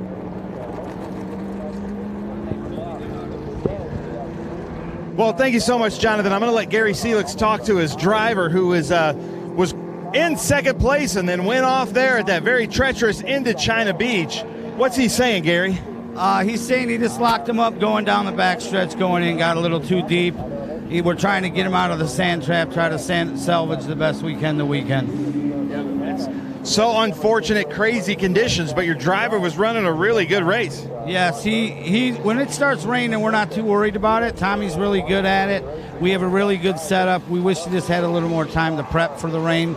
We didn't think it was going to go rain as bad as it did, but we just want to get out of this sand trap and see what we can salvage out of here and go on to the next. Go on to the next, yeah, because we're at Road America next weekend, but you guys may not know this, but as soon as Amy Ruman gave the driver start your engines, it started raining, didn't it? Yeah, there's no signs of it on the radar that it was going to be like this, and it just opened up on us, and we got lucky, dived in, got rains. Tommy carried the car up to its second place, and then we just had a little mishap. He got in the sand trap. Hopefully they get us out real soon, and we can salvage the best we can for this weekend and go on to the next. Car's in one piece. We should be all right. Well, that's Gary Seelix. Gentlemen, back to you, but I'm going to walk down here and try to talk to the Burton Racing team, find out about Adam. Yeah, go for it. And you can see the gesticulation there from Tommy Dreese. He's trying to get them to get him out of there because he knows that if he can finish this race and not be stuck there for the rest of this few minutes left, he can get a result out of it and some points. Regardless of where he ends up, he's going to score decently. Yeah, exactly. So he really wants to get that thing moving. It's so hard not to get frustrated in this situation. The corner workers are so nice and they're so well trained. The first thing they want to come do is ask if you're okay, make sure. In this situation, we're having anything. You're like, I'm fine. Just get me out of here. Get me out of here. Go, go, go, go. Really tough to stay calm. I'm sure you can see he's a little worked up in there. It's very frustrating. Yeah. But yeah, that's what we talked about. It's so easy to just let that concentration lapse once you get it's caution. I get to relax. It's so easy to have an issue. He's trying to will them on quicker, but they're going as slowly as they want, or at least as they are expected to do to try to protect the car. But he's saying, no, just get me out of here. The gravel's so deep. It's so hard to move it out there. I thought it's as fast as they can do it. Once you get stuck in there, you're in there. Yeah, they know, and they've done this so many times. Tommy thinks it's one way of getting out is quickly, but there's really no quick way of doing it, is there? No, and what we may get to see out of this is David Hampton might not only get a podium and he might not only win GT, but he may get an overall podium. Well, just over 2 minutes to go in this one, so we're going to finish under caution, I'm pretty sure of, given we've got so many people stuck. You're not going to get Dreese out of there in less than 2 minutes. So these are the positions: Menard, Dyson, and Dreese officially. Dyson's stuck in, Dreese's stuck in the gravel at the moment. Andretti has conked out, the engine blowing down the main straight, and well, at least that's what it looked like. Ben's gone down to find out. The white flag is out, so this will be, under caution, the last lap of the race. Fascinating race to watch and be part of. My thanks to Josh Hurley to give us a real insight. But let's head down and find out what happened to Adam Andretti with Ben Sissel. Well, yeah, thanks, Jonathan. I heard you. Yeah, just over my right shoulder, they're waving that white flag under pace. They're going to have to probably finish the checker under yellow. But I'm here with Damon Lockhart, and just looking at the team, you were really hunting down Chris Dyson. Looked like you were really going over him. It looked like just the engine let go right here, and that's got to be heartbreaking. Yeah, I mean, the worst thing about it is Tommy went off right before our motor let go, which means, I mean, we would have had that podium, and it just right down the straightaway, smoke everywhere. It sucks. It's just kind of, it's part of racing sometimes, and it's gutting. It sucks, you know. But I know you built this car. You guys are still developing this car. Every weekend you're learning, and I'm sure you've got a bunch of input with now what you do in the rain and the wet. I saw the tape coming off the top of the louvers, but what are some of the main things you guys are learning? Just this chassis is a lot more responsive than our old one. the old chassis, kind of you throw a setup on it and it works pretty much everywhere. This one is much more in tune. You really got to change springs, the sway bar package everywhere we go. So, but it's a learning process. I think the car's been doing pretty good for its first year. So, well, thank you very much. And Jonathan and Josh, they're going to be coming to take the checker flag. So, gentlemen, take us home. Thank you so much, Ben. Yeah, always a good insight. And yeah, we must remember that Burton's still developing that car, and things go wrong when you're developing a car, and it has today. It's unfortunately just the wrong time. Yeah, always rough when that happens. He was having such a good run, and not the way you want to end your day. But I can tell you what, everyone else out there is breathing a sigh of relief. It's kind of nice to end under yellow, I'm sure, except for maybe Chris Coffey, who was trying to run down GT. That was a treacherous race. I'm sure everyone's happy for it to be Rinky over. on his slicks is happy. Rinky on his slicks is probably going to be kissing the ground when he gets out of there. It's like being in a pilot. It's like being a pilot with a broken plane and stuck in the air. It could not have been fun. He's going to get a podium out of it. So let's just confirm as they come down the hill for the last time and through Thunder Valley and hit the carousel for the last time under caution, I add. It's Menard who's going to take the win, his third in a row. It's going to be 3 in a row for him. Dyson will take second place despite crashing out. Hampton will be third overall and first in GT. That's a turn up for the books. The weather playing its part. Coffee in fourth. Then Dreesy is seen as fifth overall at the moment despite being in the gravel at this point. Andretti is out but is down as sixth. And then the leader in SGT, another win then for Richard Forsyth in seventh overall. Bryson will take second, having started from the pole, and should be pleased with that, I think. And Milton Grant will take third. Ricky will come across the line in 10th overall and third in GT. So there you go then. Paul Menard, under caution, not a spectacular finish, but he'll take it 3 in a row for Paul Menard. And the Master Tools, or Master Force Tools, number 3, Paul Gianalosi and his team doing the business. And you were right. We got to give a special shout out to Jack Rinke for surviving that whole thing. Yeah. Never being off track that we got to see on slicks. That is a drive of the day if I've ever seen one. Yeah, no question. Well done to everybody competing in that race because that is so hard to do. And I think Ben's right. Literally, the minute that Amy Ruman called for the drivers to start their engines, the heavens opened. Yeah, and you know what? That made it a great racing for the fans. I'm sure these drivers, as tough as it is, that's those stories that last for a lifetime. That's the most fun. Looking back on it, it may not be the most fun in the moment. At the moment, no. But looking back on it, those are races you really enjoy as a driver. And MCO confirms that 23 laps led by Menard. And what a season he's having. He increases his lead again over Dyson, and Dyson's got a hill to climb, no question, in the second half of this season if he's going to take another championship. But you never count him out, and it's going to be a real battle royal to the end of this one. Paul Menard, very deserving of that championship lead. He's done it again at another new track as he did at Pittsburgh, so this is all new territory for him. And then racing in the rain, he admitted at the start that he'd not raced this track ever, and also has turned a lap in wet weather, so well done. Absolutely. It's a tough place to learn how to drive in the rain, and he's going to be a weapon next week at Road America because he's from Wisconsin, so I'm sure he's been around there a few times. His results then, Paul Menard with the win, Chris Dyson in second place, both TA, both Ford Mustangs, and in third, David Hampton. Very rare we get a GT up that high, but the Porsche of AR Motorsports takes third overall, but more importantly for him, wins the GT class. Chris Coffey second, a little help from Josh Hurley. In fourth place, Tommy Dreesy. Fifth, Richard Forsyth, a winner in SGT. And Adam Dreddy is classified as seventh. Milton Grant, eighth. Kaylee Bryson in ninth position. And Jack Rinke on those slicks. Amazing. What a performance in 10th. Further down, Cohen, Saunders, Dollenbach, mainly without wet tyres for those remaining. Amy Ruman, though, did have a crash into the gravel, and John DeGainer came in early as well. My thanks to Josh Hurley for coming in and helping us out. Let's take a look at some of what has been a full of highlights race.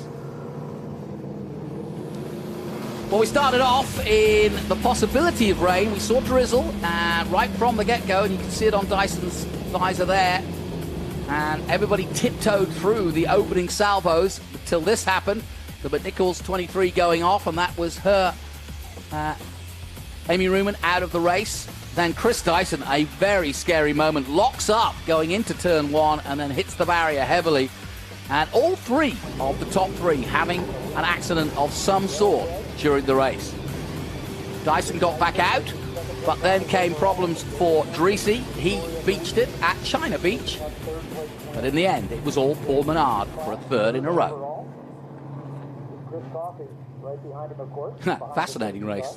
I bet you, like you say, there'll be some stories after that one. Exactly, and honestly, I'm jealous. I love races like that. They're so much fun. It's the ultimate challenge, isn't it? Really, I mean, like I said, more power than you need, and just, it's all about your skills and patience. Yeah, and even if sometimes you can't see, it's just an adventure going out there in the rain, because you never know what you're going to have to live through, and overcoming that adversity is part of the reason all of us became racing drivers.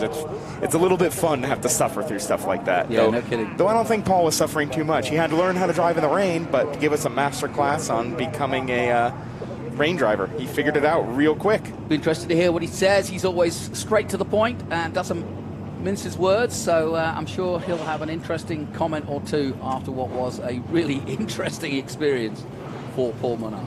And that team will be happy. They did not have to use any of those Master Force tools like they said in the beginning, Exactly. So they had a great day. And here he comes. Tough day at the office. He'll take it. So high five from the team. Let's head down to Ben Sizzle, who's ready to take our winner on and hear what he has to say about a very tough afternoon in Mid-Ohio. Sun's out. Yeah, of course. Yeah, thank you, Jonathan. The first thing Paul did, he got out and it's like, well, now the sun's out. That's just perfect. As soon as we gave the driver command, it started raining. As soon as you come into victory lane, it stops raining. So, but what a crazy race, but that had to be a little bit weird for you. Awesome race. A lot of fun, honestly. I'm going to get my butt kicked if I don't tell my daughter, Remy, hello, and Bo, my wife, Jennifer, back in Wisconsin. So I'll come see you guys soon. Fun race. I mean, I was a little apprehensive at first with when to switch to wets, and we missed it by a lap. I mean, Dyson did the right thing to put him on early. We thought it was going to dry out, and it just came down harder. So luckily, we did get that caution to put on our reins. We were already committed to putting on reins, and then the caution kind of helped us not lose a lap. So then I thought we were racing Adam. Dyson took off and Adam was there, and then Dyson had his issue, and we're racing. I thought we were racing Adam, but I guess he was a lap down or something. So I got to look at what happened there. But awesome car, fast in the dry. I learned a lot in the wet. Made me a lot better driver in the wet. Now, historically, for the last 20 years, we've always heard Mid-Ohio was the worst road course in the rain. But now with the new pavement, how would you rate it? I've got nothing to compare it to, honestly. Compared to Lime Rock, which is the only time I've driven one of these in the wet, it was in qualifying. I felt like you could move around a little bit more. It wasn't quite as line sensitive here as it was in Lime Rock, but awesome facility. Lots of fans out there, man. It was really cool doing the cool down lap and actually seeing people, sticking out the rain. And these Ohio fans are pretty awesome. So thanks for staying. And then next week, you got to get this thing going, getting ready. The 3GT team has got to look. Tony's already started, and now you go home, racing in your home state. That's got to feel good. Yeah, I just saw something. I was on the radio. I said, we got a little break. We're racing next week in my home state. I'm like, I'm going up to Wisconsin this week, and we're going to drive over to Elkhart. So great, really looking forward to having friends and family come to Elkhart. And it's going to be an awesome event next week. So we got our work cut out for us.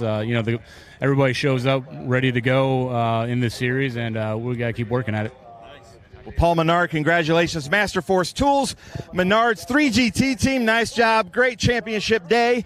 Where is David Hampton? Let's talk to David Hampton, because, man, what a great day for a Porsche. Absolutely. Come on.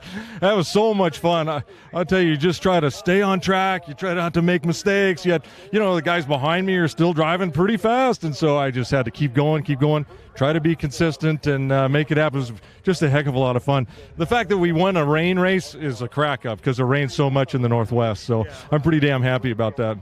Yeah, exactly. That was a nice, bright and sunny day for Bend, Oregon, right? Exactly.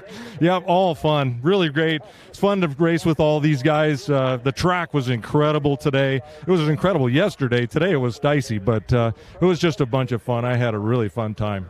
Nice job. Congratulations. all the way from Bend, Oregon, clicking this one off of his list of tracks that he wanted to do. And then this battle right here, Richard Forsyth, Kaylee Bryson, that was quite a battle. Richard, nice job. Thank you. I appreciate that. What a battle it was. Oh, my gosh. She is a heck of a driver. And, we are gentlemanly drivers also, so we don't punt people off. And, I was patient and took our time and I saw a spot and I kind of went for it. And so, just doing our best to deal with the conditions as they were. But, I've had a lot of practice in the rain, actually in the Optima series, and so the time I got by here was squirrely. I was sliding, it was flat tracking, and just had a great time racing with everybody out there, and it was a little perilous, but it was awesome. Congratulations. We're going to have some fun down here at Mid-Ohio Sports Car Course. Jonathan, I'm going to send it back up to you in the booth for F4. Yep, that's coming up in a moment's time. But before we do, let's turn our attention to the highlights from some of the action for the SGT and GT, which are great battles all the way through, and really enjoyed it. So let's have a look at some of the highlights from them. Well, no one could have predicted the conditions. It was going to be tough, and the only man who stayed out on the slicks, everybody else coming in for wets, was Rinky. And Coffey doing a good job in the traffic graphics car. Likewise, Lee Saunders, well, he didn't have wet tyres, so he stayed out on slicks as long as he could, but eventually he had to pull it over. And while the TA cars were going about their business, the GT cars were also having a great run. Hampton with a sensational race, and there's that overtake by Richard Forsyth on Kaylee Bryson, gave her a big compliment. Then it parked up for the 84 with no wets. He decided to stay in the pits.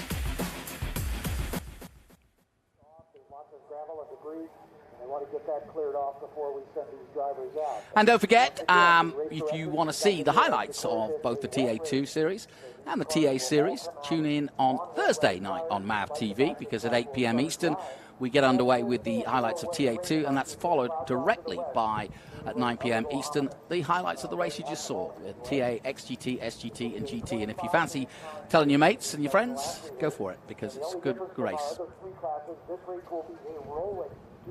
All right, well, that finishes our coverage of TA racing, but more to come from the Speed Tour, and there's more action to come as we've got more great races. So stay with us if you're on the live stream, but that's it for TA coverage.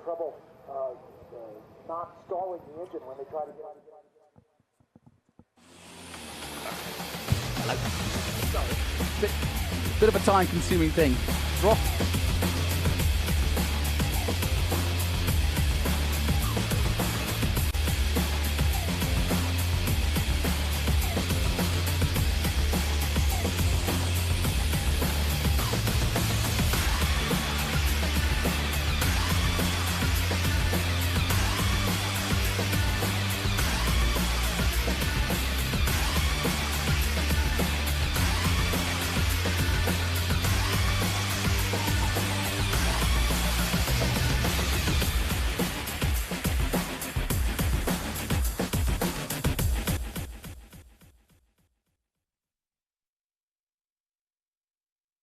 Finished second.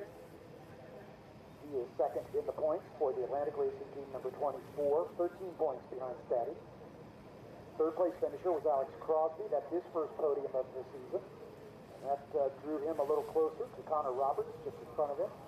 Connor ended the race unceremoniously on his lid, if you will, as he had some contact with Pablo Benitez Jr. Down at the end of the straightaway, and Connor Roberts' car flipped, but he's out of the car and okay. The car's been repaired, and we expect Connor to be in the field with no further issues. Pablo Benitez third in the points for Scuderia Fuel.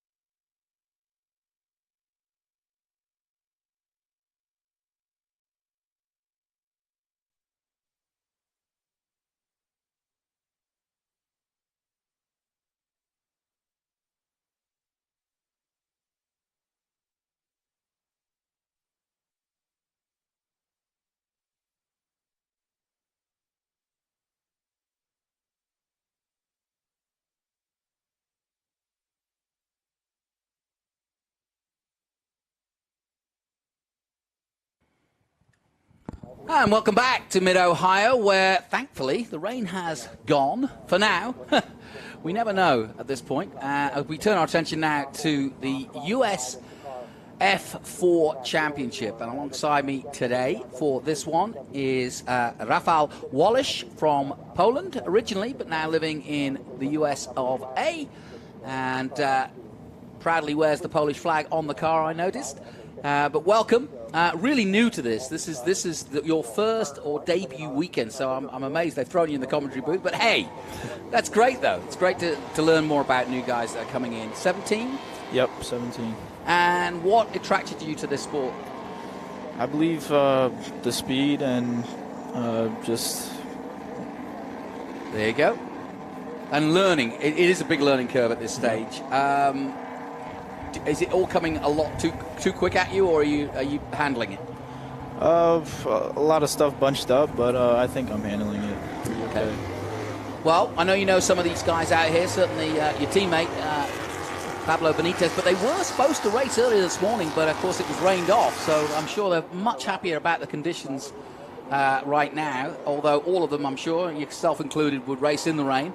But this morning it really was pretty atrocious, so they decided to give it a miss. But now they've got their chance to get back out there. And I guess this is where, at this point in the race, or this point in the weekend, you're out there on the formation lap. But it's really important because you really want to find out what the conditions and the grip is like out there, don't you? Yep.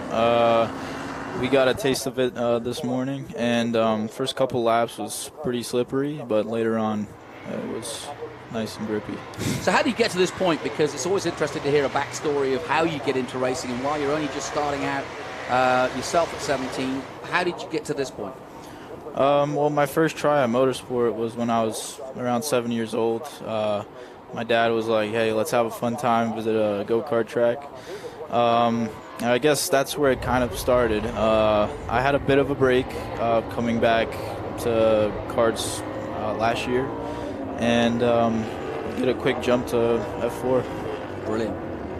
So like I said, it's coming fast and thick at you, but this is the way to do it. This is the way to learn. And have you learned from the other drivers that are ahead of you, perhaps at this level? Oh yeah, a lot, especially from my teammates. I learned what the car could do, what it wants to do, and just in general getting more confident in the car. We've got a small field for this F4 race because there's a new car introduced this year, the Ligier, both with the engine and the chassis. And so this is a big step forward. We've also got the older car, the Ligier JS F4 car, which of course is what you've been racing. Do you find it a good car to drive? Yeah, I really enjoy driving it. I know the new cars have had some problems, but I think they're pretty good stepping stone, the older cars, to get into these new ones. Well, as you can see, they're forming up nicely 2 by 2 as they come towards the carousel. Still some damp patches out there, but pretty much it's going to be a dry race, I believe. But it's going to be an interesting one. They're packed tightly and ready to go. Up to the line they come, and watch out for the 24 and the 15 of Daniel Quimby and Nicholas Staddy, the two Australians going head-to-head, and they're still side-by-side as they dive through the first corner. Alex Crosby of New Zealand in third position. He too making his way in F4 in the first time, double Formula 4 champion in New Zealand. And Crosby under pressure already from the 44 as they cross the line. It was side-by-side stuff, but they're sorting themselves out now as they go into the keyhole for the first time. But it's Stati, Nicholas Stati, who's had a great start to his year. Didn't get to race this morning and was probably pretty disappointed to have to wait as long as they did. But they're still side-by-side. Amazing stuff as Daniel Quimby not giving an inch here and finally taking the impetus and the lead as they go down the back straight into turn 4 for the first time. But this is already shaping up to be a nice little race, this, don't you think, Rafał? Yeah, they're looking very fast on track. This complex is really particularly hard. Everybody describing it. We call it the Bennett's Bridge Hall complex of 4, 5, and 6. But tricky part of the track? Yeah, very tricky, especially with the elevation changes. You lose a little bit of the car, but it's very exciting, very fun part as well. Well, we haven't had too many great Polish international sports car or Formula One drivers. Robert Kubica springs to mind. But there's a few poles out there, but it's pretty small. Bike racing is big in Poland, but not so much four wheels, right?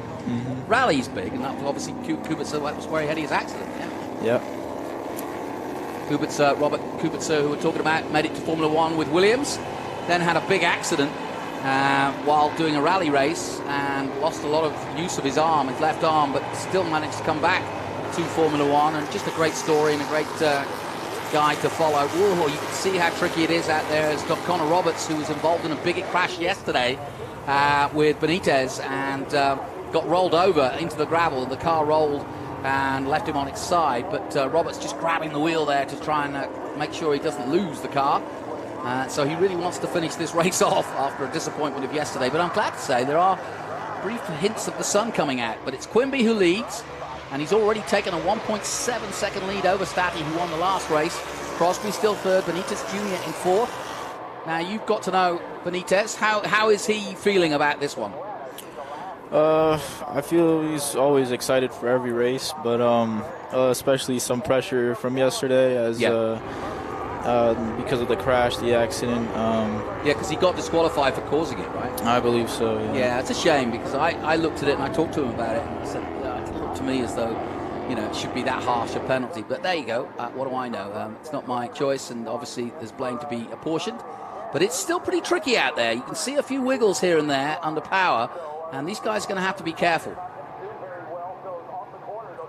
Yeah, at this stage, it's easier to see from above where the patches are, or the wet patches are, than it is in the car, right? Yeah. Extremely difficult to see the dry line down there. And this is our first real look at the new car. It's only the second outing weekend for it. And big project for Ligier to take over from Honda and power the car as well. Low-sounding grunt. Got motorcycle technology involved in it. But they also produced the chassis, which is nothing new because they also did the older chassis. But this with the halo, as is FIA conformity now. And so this is definitely a step forward from the older car. And I'm guessing you'd like to get your hands on one of these and get into the real championship next year. But this is, like I said, your first weekend, right? Yep. But that's the goal next year. What do you think you've got to learn? What if you had to sort of put a finger on what you've got to learn, or that you're lacking at the moment? What would you say it is? Really, I believe it's still confidence in the car, because I haven't been in it very long, and it does take some time to get used to. Yeah, and the more you're out there, the more track time you get, the more comfortable you're going to be with it. Exactly. Well, there's the purple, white and gold of Alex Crosby. Those actually interesting colour scheme. It's actually the colours of Invercargill, where he hails from, and Invercargill is at the southernmost point of the South Island of New Zealand, and if you know your geography, that is right looking out. Oh, that was a big moment. He almost went out there to the Antarctic. It's the southernmost point of New Zealand, famed in motorsport terms for the fastest Indian in the world. Burt Munro was his name, from Invercargill. There's also Brendan and Damon Leach, who hail from there. They've also done single-seaters, and now Brendan Leach going on to do Lamborghini racing.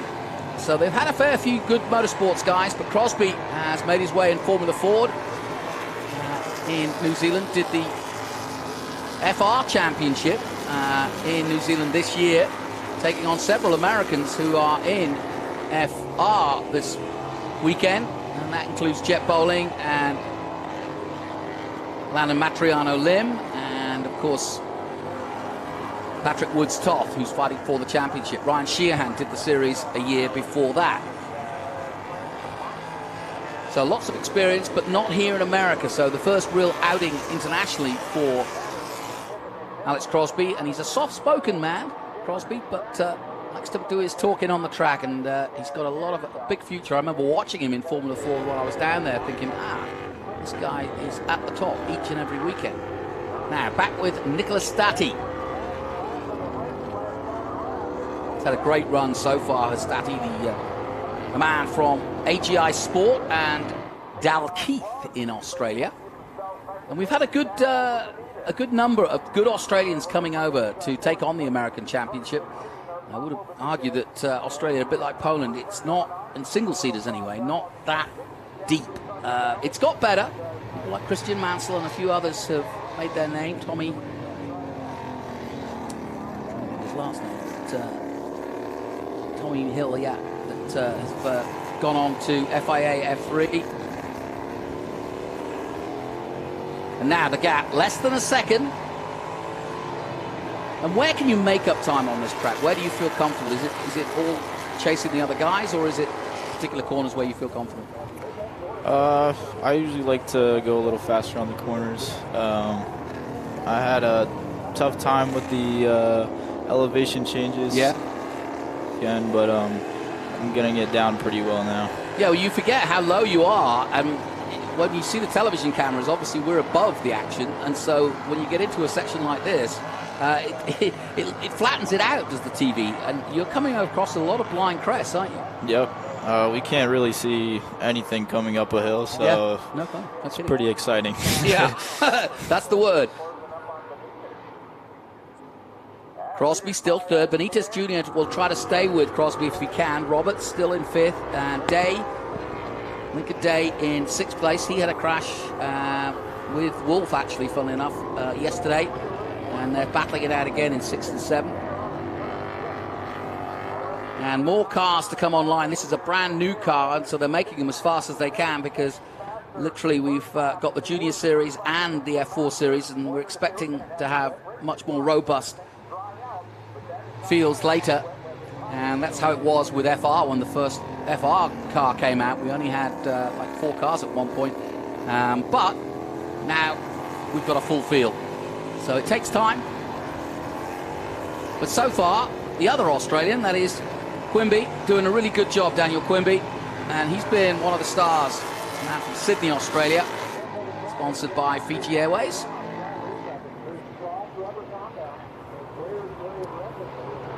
And he's got a healthy gap. And anything over a second is a healthy gap, I would say.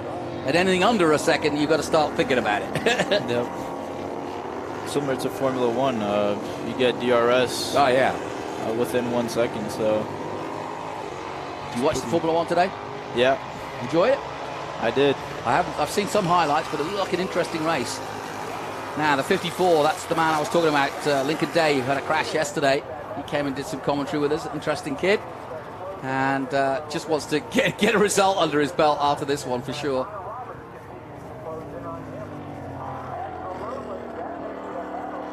See him working the wheel. How physical are these cars? I mean, it's a real workout, yeah? Yeah, it's especially the corners. A lot of G's, and it's pretty difficult, especially for myself, a new driver, just getting used to that. The amount of force you have to use to actually turn the cars, Have you had to work out more since karting? Yep. I bet. Yeah, G-force is something you don't really prepare for or know about until you actually experience it. And yeah, it can be. I've done a few of these small single-seaters, and just for some laps and test laps, and you really, really notice it. And suddenly you find yourself with your head on your side like that, and you can't bring it up. Yeah. So you think, that's not good. I don't want to be leaned over like this. So yeah, you have to work on your neck muscles. Each race is 25 minutes, and usually each weekend they get 3 races, but this now down to 2 because of the weather. So very needed, this track time.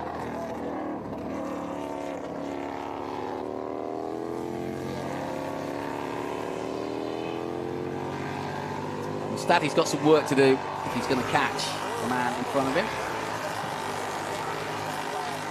And here's our first look at Wolf.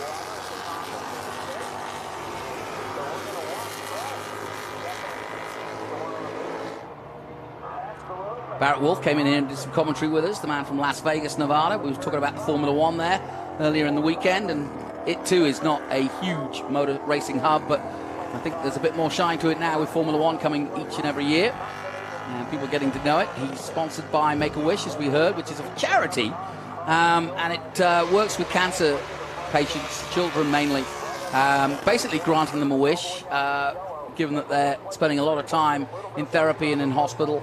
And so the Make-A-Wish Foundation has been worldwide one of the great charities, and now with that on the side of the car, it doesn't bring a huge monetary value, and obviously they're a non-profit, but the awareness and the things that they do, and Barrett was telling me that he's been a part of Make-A-Wish since he was in high school, and built all sorts of things for Make-A-Wish patients, whether it be Sims, computers, you name it. So nice work by Barrett, and they're paying him back by getting some sponsorship on the side of the car. Motorhome Republic and Fiji Airways on the side of the car you just saw. Quimby's, and then Stati still in second place. The gap now 1.3 seconds. And I always say, as we were saying earlier, anything under a second and it starts to get a little bit more worrying. But he's doing a good job of what I would call controlling this race at the moment. Let's look at the times. 1:34.5. Well, almost identical in their last laps, the two leaders. What kind of lap times are you getting in? I believe my fastest today was around 36 in the rain. Yeah, that's good. So, yeah, it's not bad. Yeah. And what's your feeling on your first weekend? Are you more into it now? Oh, yeah. Just completely excited for next ones to come as well. Yeah, I'll bet. Yeah, having a great time this weekend. Where are you next? I believe it's New Jersey. Yeah. So. Yeah, I've been to New Jersey. I've done bike racing in New Jersey. It's a good little track. Yeah. And home race for me. There you go. Yeah. Get the family down. Yeah. Watching on the sidelines and monitoring the timing just as we are. Just over 11 minutes to go in this one. Yeah, New Jersey's going to be a big one, isn't it? So, have you got family coming down? Yeah, lots of friends and family. So, looking like a nice race. So your dad took you to your first race. Is he still involved in helping you and being in your corner? Yep, he's with me today as well. So, helping me out all the way, both dad and mom. Oh, that's great. And what is your ambition? What is your hopes? It seems to be changing. A lot of people used to say Formula One, but they know the realities of that. It's so hard. What do you say? I think, like you said, a lot of people's dreams is to get to Formula One, same as mine. I know it's a road of a lot of hard work, but I believe anyone could do if they really want to. I'd also like to race in a lot of other famous races like Le Mans, Indy 500. That'd be great as well. But yeah, I think Formula One's the goal right now. Okay, you keep going. I love it. And the way Formula One is changing as well as it goes around the world and gets more exposure, it's really opened it up with social media and so on. And the popularity with series like Drive to Survive is really, certainly in this country, all boats rise, they say. And I've been hearing from every form of motorsport, Trans Am and single-seaters, on the way to Formula One, that everybody's getting more interested in what you're doing. And they know about racing more so. It used to be a situation where you'd have to explain it to people. But now everybody's kind of clued in and more aware of it. Yep. It's a really exciting sport. The noise, the speed, even the accidents attract a lot of viewers. So it's a great sport to be part of. I asked one of the other drivers earlier today, and I wonder what your take on this is, but I always think it must be a big leap to go from karting, where it's all about you, and let's say you and your dad, and you discuss it, and you kind of get the best out of yourself, but that's all there is to it. And you're either quick or you're not quick, and you work out why you're not. Now you have a team of people, you have data, you have all sorts of people dealing with the car, and almost using you as the focal point to move the whole team forward. That takes some adjustment, and it takes some trust on your part to say, okay, tell me tell me where to brake, tell me what to do. Are you finding that easy or hard? The team's been making it really easy for me. So I'm just having a great time. A lot of learning, as you said, with the data. The car has suspension, not like a go-kart. So no, of course. No, but it's big learning curve, but I'm enjoying every minute of it. And what about the downforce with the wings? Because again, that's different. Yeah, so a lot of times you can take corners faster than you think you can. Right. So that's another trust thing in your own head, right? Yeah, that was big, especially for me, because last time I was in an F4 car was in NOLA, so it was like months ago. Yeah. So it took me a little bit to regain my confidence in the car earlier this weekend. Yeah, tell me a little bit about that, because you didn't, like I said, this is your debut weekend in the Junior Series, in the F4 Junior Series, but you did what, SVRA? Yep. I did an SVRA race in NOLA. So I was on track with an LMP3 prototype and some radicals, and it was just crazy. Were they passing you a lot? Oh, yeah. Gosh, yeah, we might be quite scary, actually, but yeah, great experience. But this is so different than NOLA, isn't it, as a track? Yep.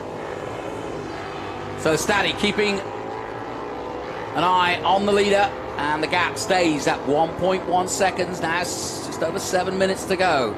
Staddy trying to edge that gap down a little bit, but Quimby got away well at the start, and the two Australians dominated from the Kiwi. And I think it's great. I mean, you know, basically for all intents and purposes, you're an American now, but it's great to race against international drivers because it gives you a sense of where you stack up. And I know you're just starting out, but in a few years' time, you'll be glad of the experience of racing with all these different nationalities. Yep. Most certainly. And motorsports is international, so it's a great experience. Here comes Benitez Jr. on Crosby. He's trying every which way. He's trying to hassle him into a mistake here, but this is starting to get exciting, and just at the right time too. Crosby holding on to third place, but for how long is your mate Benitez? Can he do it, I wonder? Or where will he make a move, do you think? Turn 2, where they are right now, is a great place. Yeah. I know right after the long straight that they're coming on now is also a great place because you can brake really deep, have that banking in the corner. So I guess we'll just have to see. Well, here we go, down that long back straight, and he's just not close enough to make an attack into the next braking corner, which is turn 4. Crosby doing at least a decent job of holding him off for now. It gets close here into 5, but Crosby will come across and defend, and the next right-hander 6, but he's right there with him. He definitely looks faster, doesn't he, from where we're looking, does Benitez. And in fact, as they fight, Roberts is now coming into the picture, just behind. So Connor Roberts looking for a result out of this as well, after a DNF yesterday. Crosby under pressure. Now, he's driven faster machines than this, as I said. Oh, he lost out there, just at the carousel. He either missed a gear or just went wider than he should have. And he's given away that place, and he might also give Roberts a chance to come past as well. The 46 comes alongside as they head down the main straight, down to the first corner. Crosby holds the line and holds on to 4th. Excuse me, holds on to 4th as Benitez Jr. goes up to 3rd. A little bit of dust flying up there as they go wide, but now again, side by side, the two of them. And Roberts looking for a way past and makes it through on Crosby. Or does he? Crosby keeping the foot in out of the keyhole. So 2 places lost in the last few corners for Alex Crosby of New Zealand. And Connor Roberts pounces. And Benitez Jr. now looking for a podium. And that'll be good for the team. Oh, for sure. Especially with Teddy leading the championship. It's great for the team. Yeah, no kidding. Pablo Benitez Jr. from Port Orange in Florida, part of the Scuderi Buell.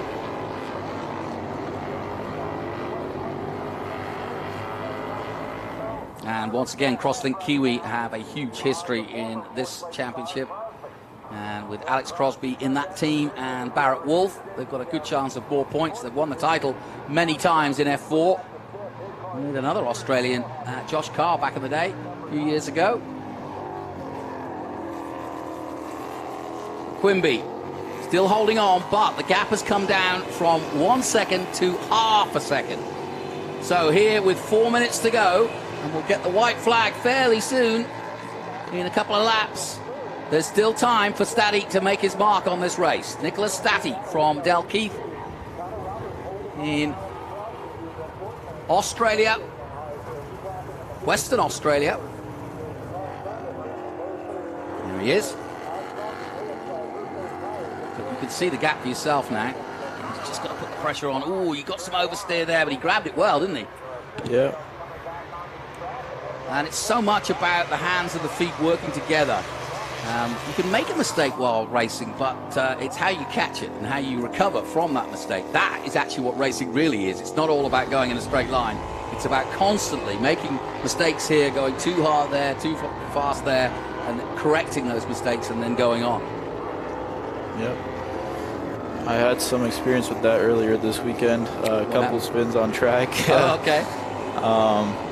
But it was in the hardest parts of the track, so I did get to learn what the car's limit is and helped me for. Well, again, you know, it's still a learning expression, situation, because once you find that limit, and then you know not to do it again, or at least you know when it's coming, or you can sense it's coming, and that's when you get that quick jolt reaction to the car, so that you know that you can catch it, as we call it in racing, and you can catch the car from sliding. And the whole idea is to keep it going in a straight line, but of course, it's got a mind of its own sometimes. So we're going to have a cracking finish to this, because Benitez Jr. has put in some cracking laps. In fact, he's just done his fastest lap at 1:32.131. And so Benitez is flying right now in the closing stage of this. 2 minutes to go. And Quimby, if you didn't know it, is under massive pressure now, but so too is Staddy. Just when he was concentrating on trying to get the win, he's now got Benitez right behind him. And they are on wet weather tyres, interestingly enough. So those will be in the dry now, and the sunshine coming out will be going off a little bit, which is why we're seeing them slide as much as they are. But now you see the gap from above. So he's got a healthy lead.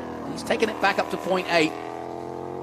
And so Quimby has reacted just a little bit to what's going on behind him.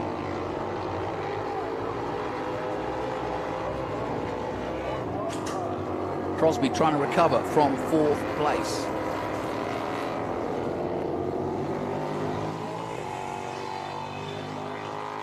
Now I'm just having a look at the big tower to see where the white flag is coming out. They might get another lap in before the white flag comes out, if we're lucky. What's the hardest part of this track for you? At the start, it was turn 1. As for the JSF4 cars, it's just a lift in 4th gear. Yeah. So needed a lot of confidence for that corner. But I believe it's really the elevation changes that get you as a driver. Sure. Last lap then, and still out front as he's been since the start of this race. Daniel Quimby of Australia leads the way from Nicholas Stati, also of Australia, different parts, but one from Sydney, the other from Dalkeith.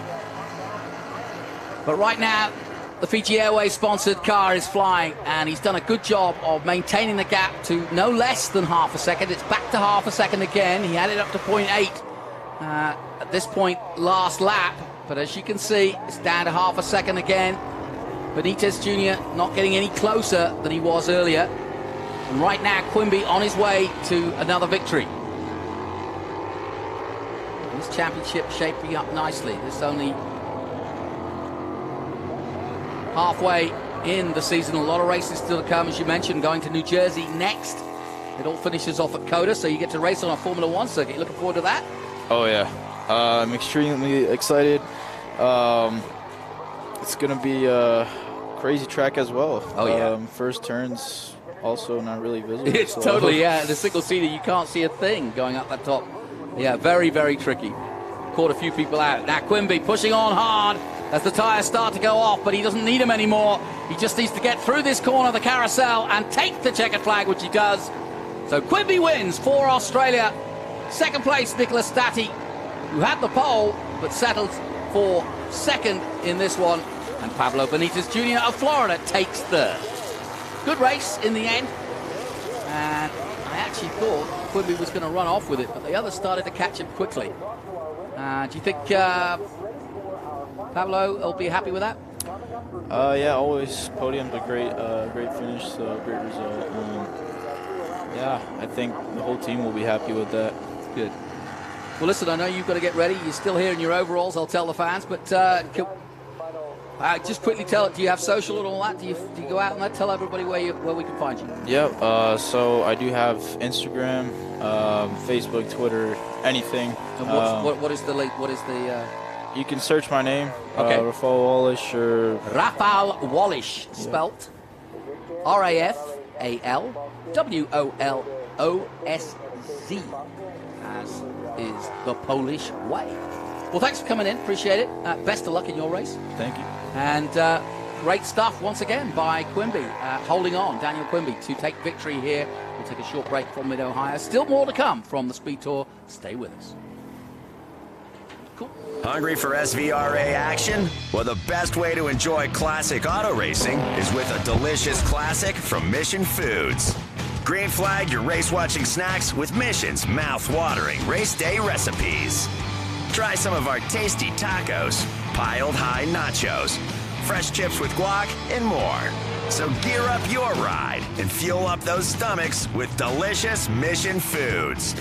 Now that's too fast, too tasty. Okay, so pretend this is your race car. It's on the trailer, and you have an accident. Ouch! At least your truck's insurance will pay for another one? Yeah, not so fast. Standard insurance won't replace your race car, whether it's in the trailer, in the paddock, in the garage, or the repair shop. But at Hagerty, we can protect it for what it's really worth anytime it's off the track. No matter what or where you race, offer less than a set of race tires. Hagerty, let's drive together.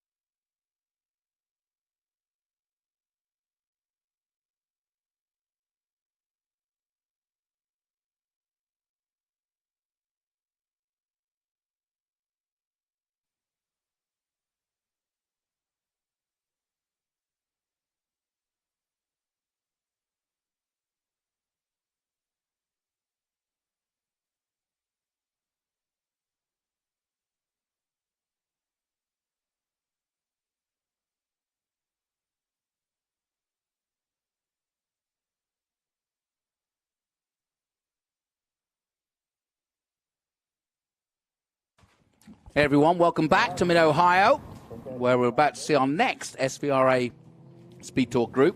Again, depleted, I'm sad to say, but such is the way. It's been one of those days, and Ben says alongside me, you know, you're very passionate about this sport, especially SVRA, and I know that people watch and think, oh, only a few cars, but let's just put it in perspective. These are precious pieces of history, and our motto is, we don't put them in a museum, we race them. And it's true, but there does come times where reality does come to the fore, and the inclement weather we've had here has made it very tough for these SVRA guys to make the decision to stay or go.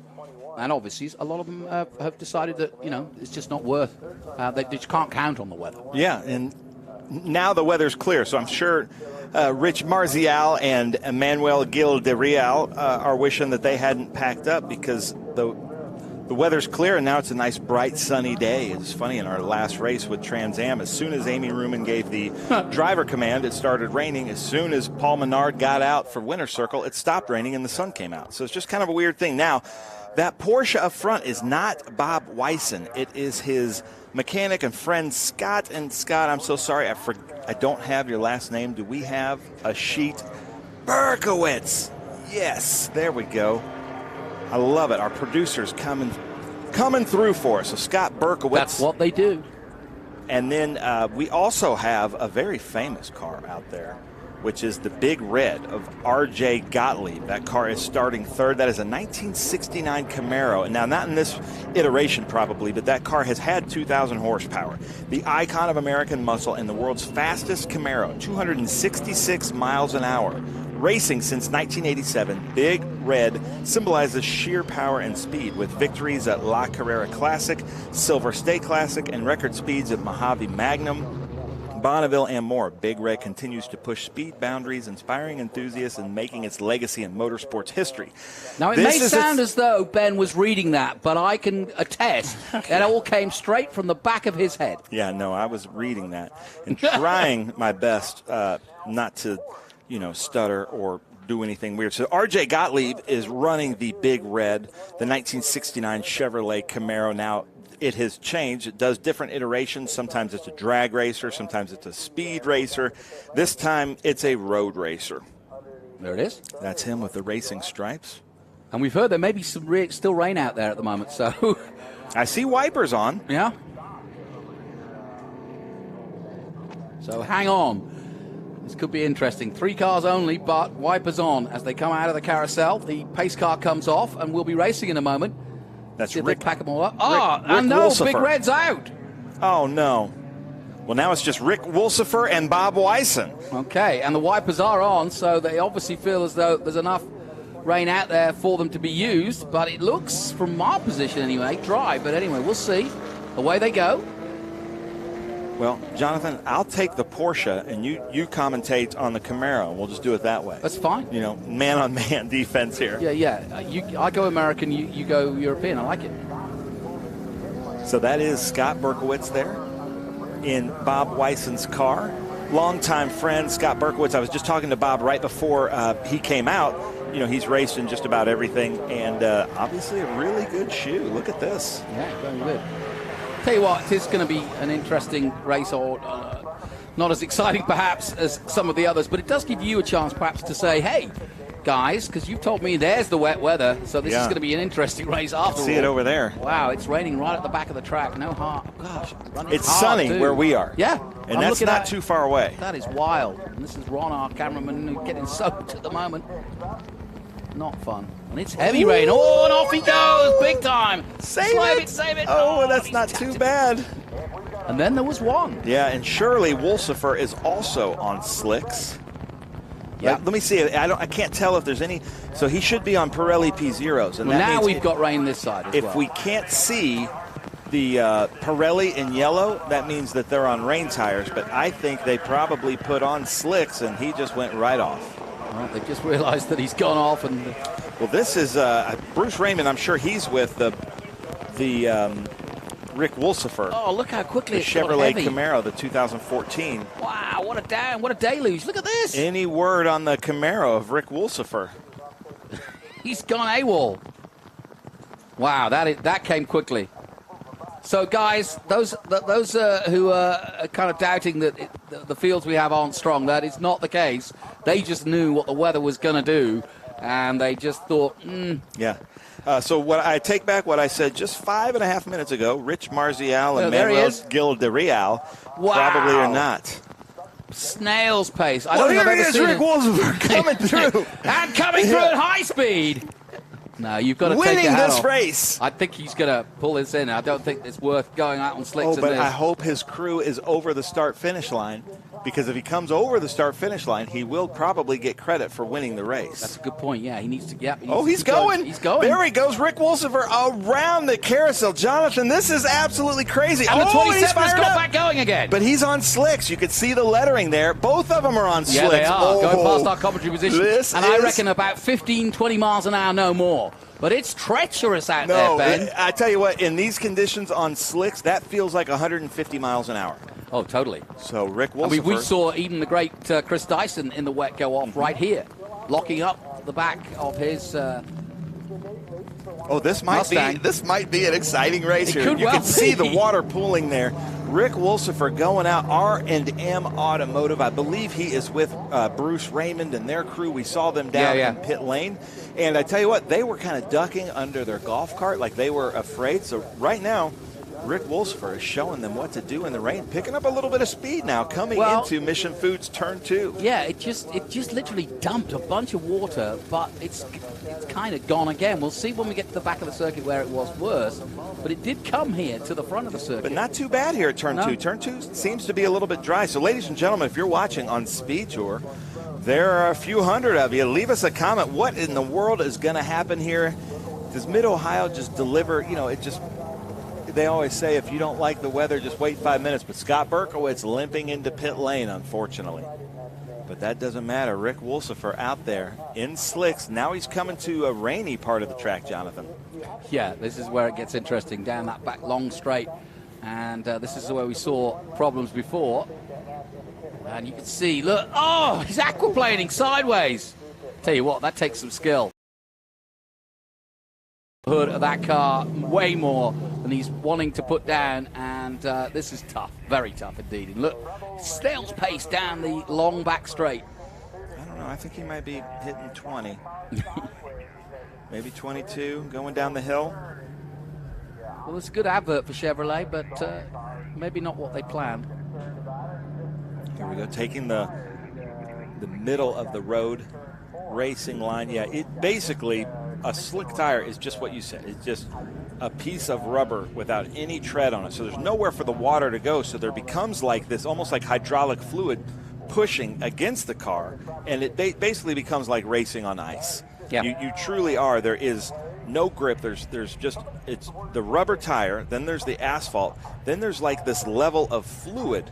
Then you're just hydroplaning at any speed. So basically what I think we're seeing is him just limping it into pit lane. I doubt he'll do another lap. Yeah, I almost agree, yeah. I mean, well, I say almost, I do agree. Because it's just too treacherous. And you're going to risk damage to the car, even at this snail's pace. Yeah, but what we're seeing, ladies and gentlemen, is record-breaking. To my knowledge, I've been following the TA2 series since its inception. What you may be seeing right here, call your friends, tell them to tune in. You may be seeing the slowest, most difficult TA2 drive ever in history. Ooh, look at this. We've got a golf cart donut going on. That is one of our rental carts. And what is the number on that cart?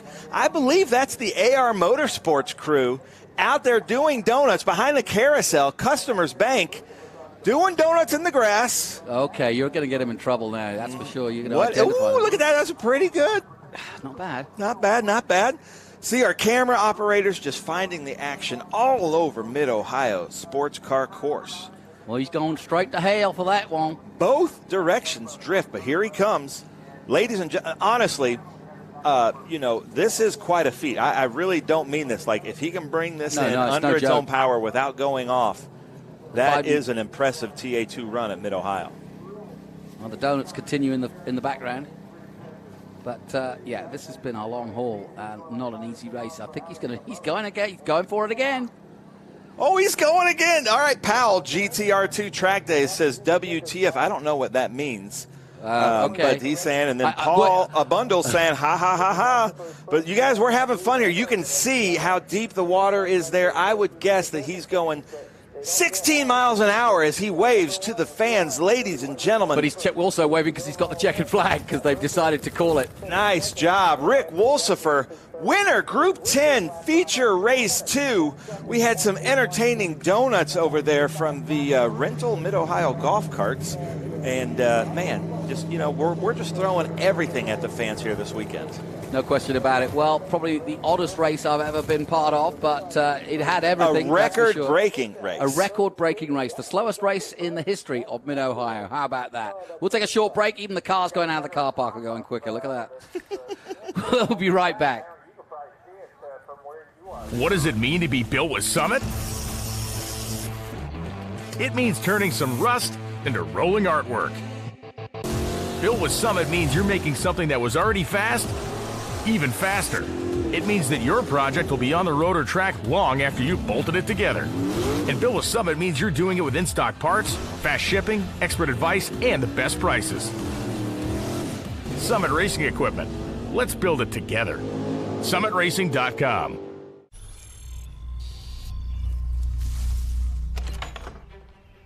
Yes.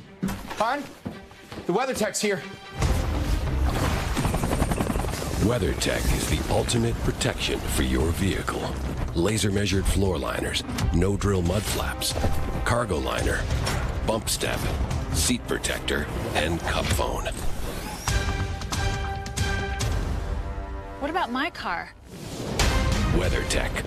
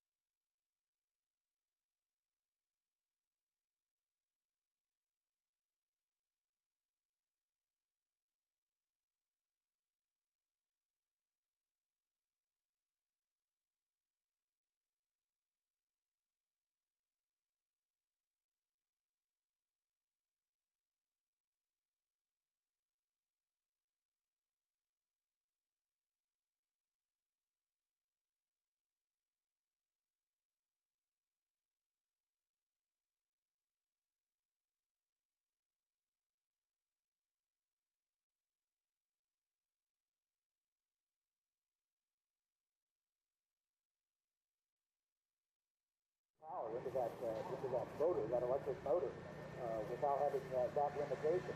And the cool thing is that it's at the driver's. Welcome back to Mid-Ohio, where amazingly the sun's out again. It's one of those days, folks. It's been a really topsy-turvy day. Starting at 7 this morning, we had a downpour that cancelled one of the JS F4 series races because it was just too wet. But they're going to get a run right now, and they've already had one run today, so they're going to get a chance to race finally. Now, before we get underway, as you can see, the trucks are out on track, just basically sweeping the water away so that they can give them a fair chance of a decent start here before the next race, which is coming up very soon. But before we go there, seeing as we're talking about F4, we'd like you to meet one of our drivers from the championship. His name, Landon Matriano Lim, which is a combination of a Filipino name and a Chinese name. He'll, I'm sure, will explain. He's a former gymnast turned racing driver, so an interesting cat racing in the 739 team. Landon Matriano Lim. Just improve throughout the year. I really want to be in the top 5, and if I can make it on the podiums this year, it would be wonderful, absolutely wonderful.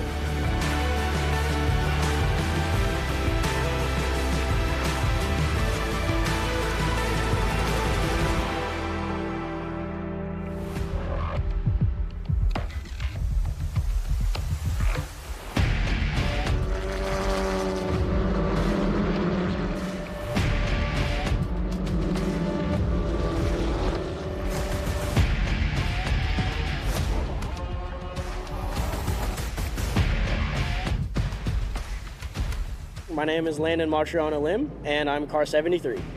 So I actually just started with doing track days with my dad. We would take a Lotus Elise on track and just have some fun.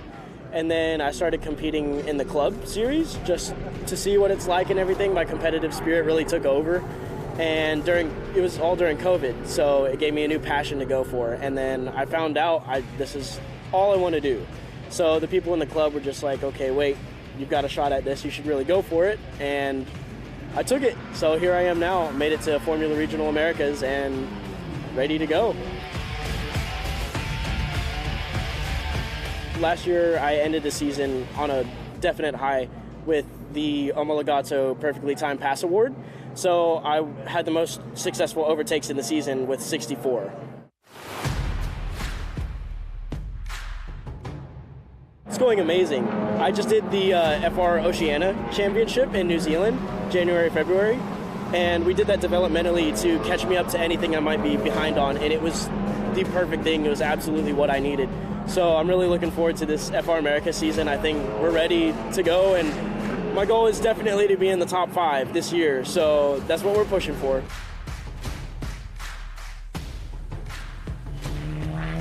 So the turbo is definitely a big difference. I mean, you just have so much more speed overall, and then the aero as well. This FR car actually has working aero compared to the F4 car last year, so getting used to that's a lot of fun, no doubt about that. It's going great so far. We finished P6 in the last practice yesterday, so I'm really comfortable, and this is a home track for me. So super stoked. It's a little extra pressure, but I'm ready for it. I love everybody here. These are the people that got me into motorsport.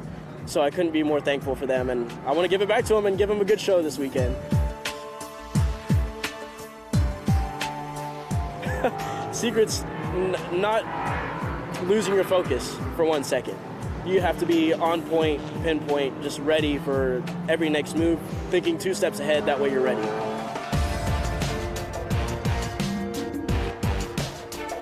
Oh, it's absolutely huge. They help us a lot out on the test days, so that's a whole extra day we get to be in the car at the track before the race weekend. So that's really helpful for getting extra time in the car and getting to learn more. It's more chances to learn, which is the biggest thing. So with the mostly Filipino background for my family, it's really big for us, and I love our culture and everything we're about. So it feels good to be able to represent those as well here in America. So my great-grandfather was Chinese, and to get out of the war in China, he had a best friend who was Filipino. So he used his last name to get out of China, and shortly after, his best friend passed away. So he combined the 2 names, and that's how we got Matriano Lim.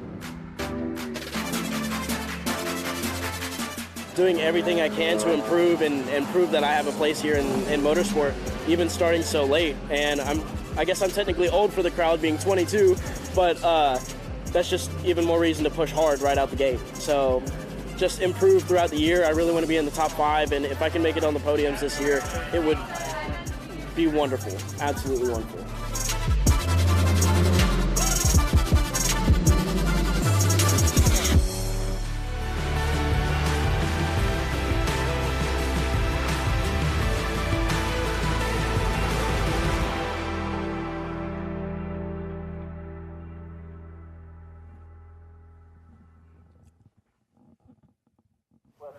Yeah, I've met Landon and went down to New Zealand with him and his family. Great combination, and they really are. His sister's here taking photographs this weekend. Mum's here. Dad's in the background making the money to try and pay for all of it. But Landon, a great kid. And like I said, former gymnast. That wasn't mentioned in that, but he was a high school gymnast and trains a lot still, and it's helped his upper body strength while he races in these single formulas cars. Now, we've also got some other interesting drivers. We've still got a delay in our next race, which is the final race of the day. Thankfully, it's not raining, as you can see from this shot. But one of the female drivers we have racing with us this year, her name is, well, she's been around for a couple of years, actually. But Marta Caceres from Uruguay is making her way here in the US of A. She's already got to the dizzy heights of International Formula One Academy racing, where she raced for a while. But she's back here in F4 believing that this is a better home for her to learn her skills. She's already put them to good use, had a great race last time out. But let's get a little more knowledge about one of our few female drivers making their way in this sport.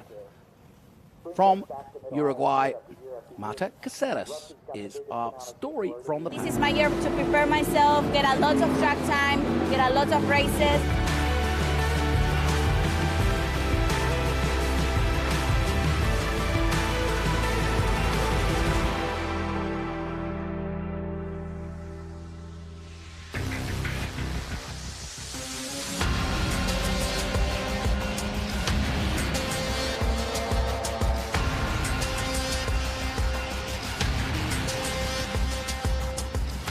Really good with P1 in both practices. There's always room to improve.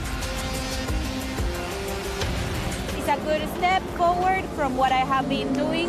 So yeah, I'm ready to keep pushing. Well, my inspiration was my brother, my father.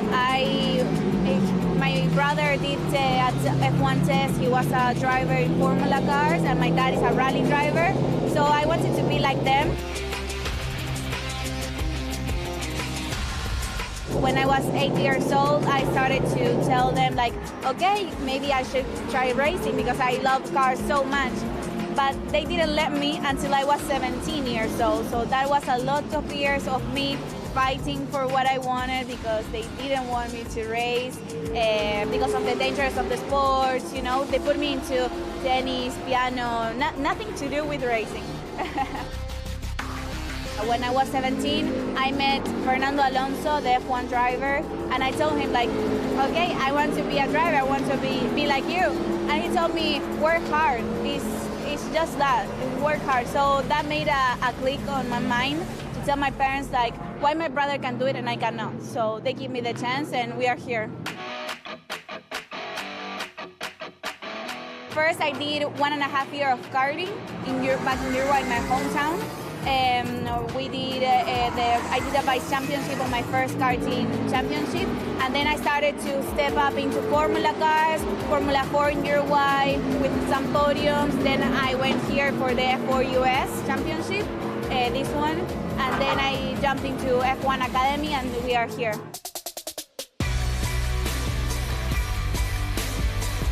Thanks to the F1 Academy, I'm still racing because last year I didn't have the chance to get the budget for doing a championship. So really the F1 Academy opened the door for me. It was a big jump for the little experience that I had to go to Europe with a high level that the other girls had, but it made me improve a lot. We'll see now that I'm P1 on practice, so definitely it worked. did the F1 Academy, the girls only can do like 2 years of the championship. So I said, okay, I want to fight for the first places. So I need to make more experience, prepare myself for the second year. So yeah, this is my year to prepare myself, get a lot of track time, get a lot of races, and US is like my home also. I feel it like that. So it's a great way to prepare myself for the F1 Academy. Well, it's really fun. There's a lot of corners with different directions. It's really technical, NOLA, and I enjoy it very much being the first race weekend of the championship.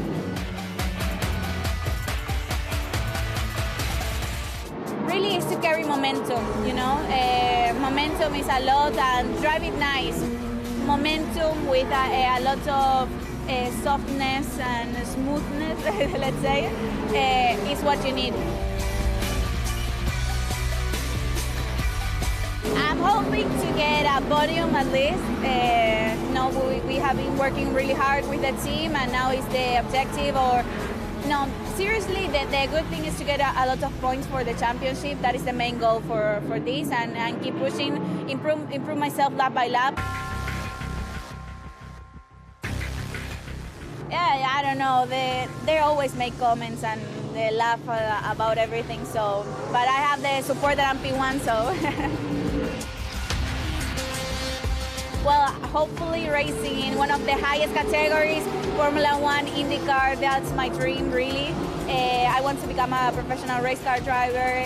That is my ultimate dream. When I was 8 years old, and I'm really grateful to be doing it right now, because starting at 17 years old, this is not common. Usually guys and girls start with 6, 7 years old, so starting for me so late and being here, getting the chance, it's really a dream come true. So just I appreciate to be here, but I look for more.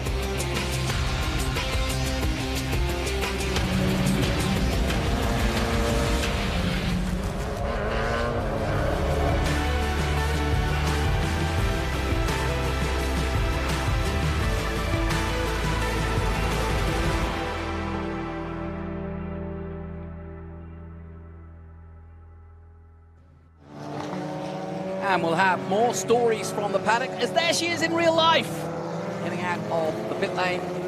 Great story, Marta Caceres. And when you watch a story like that, you instantly get a sense that, yeah, let's get behind what she's doing, and let's follow her, because great story. Same with Landon Matriano Lim, just two great characters coming from different walks of life, and all with different stories and approaches to coming to motor racing.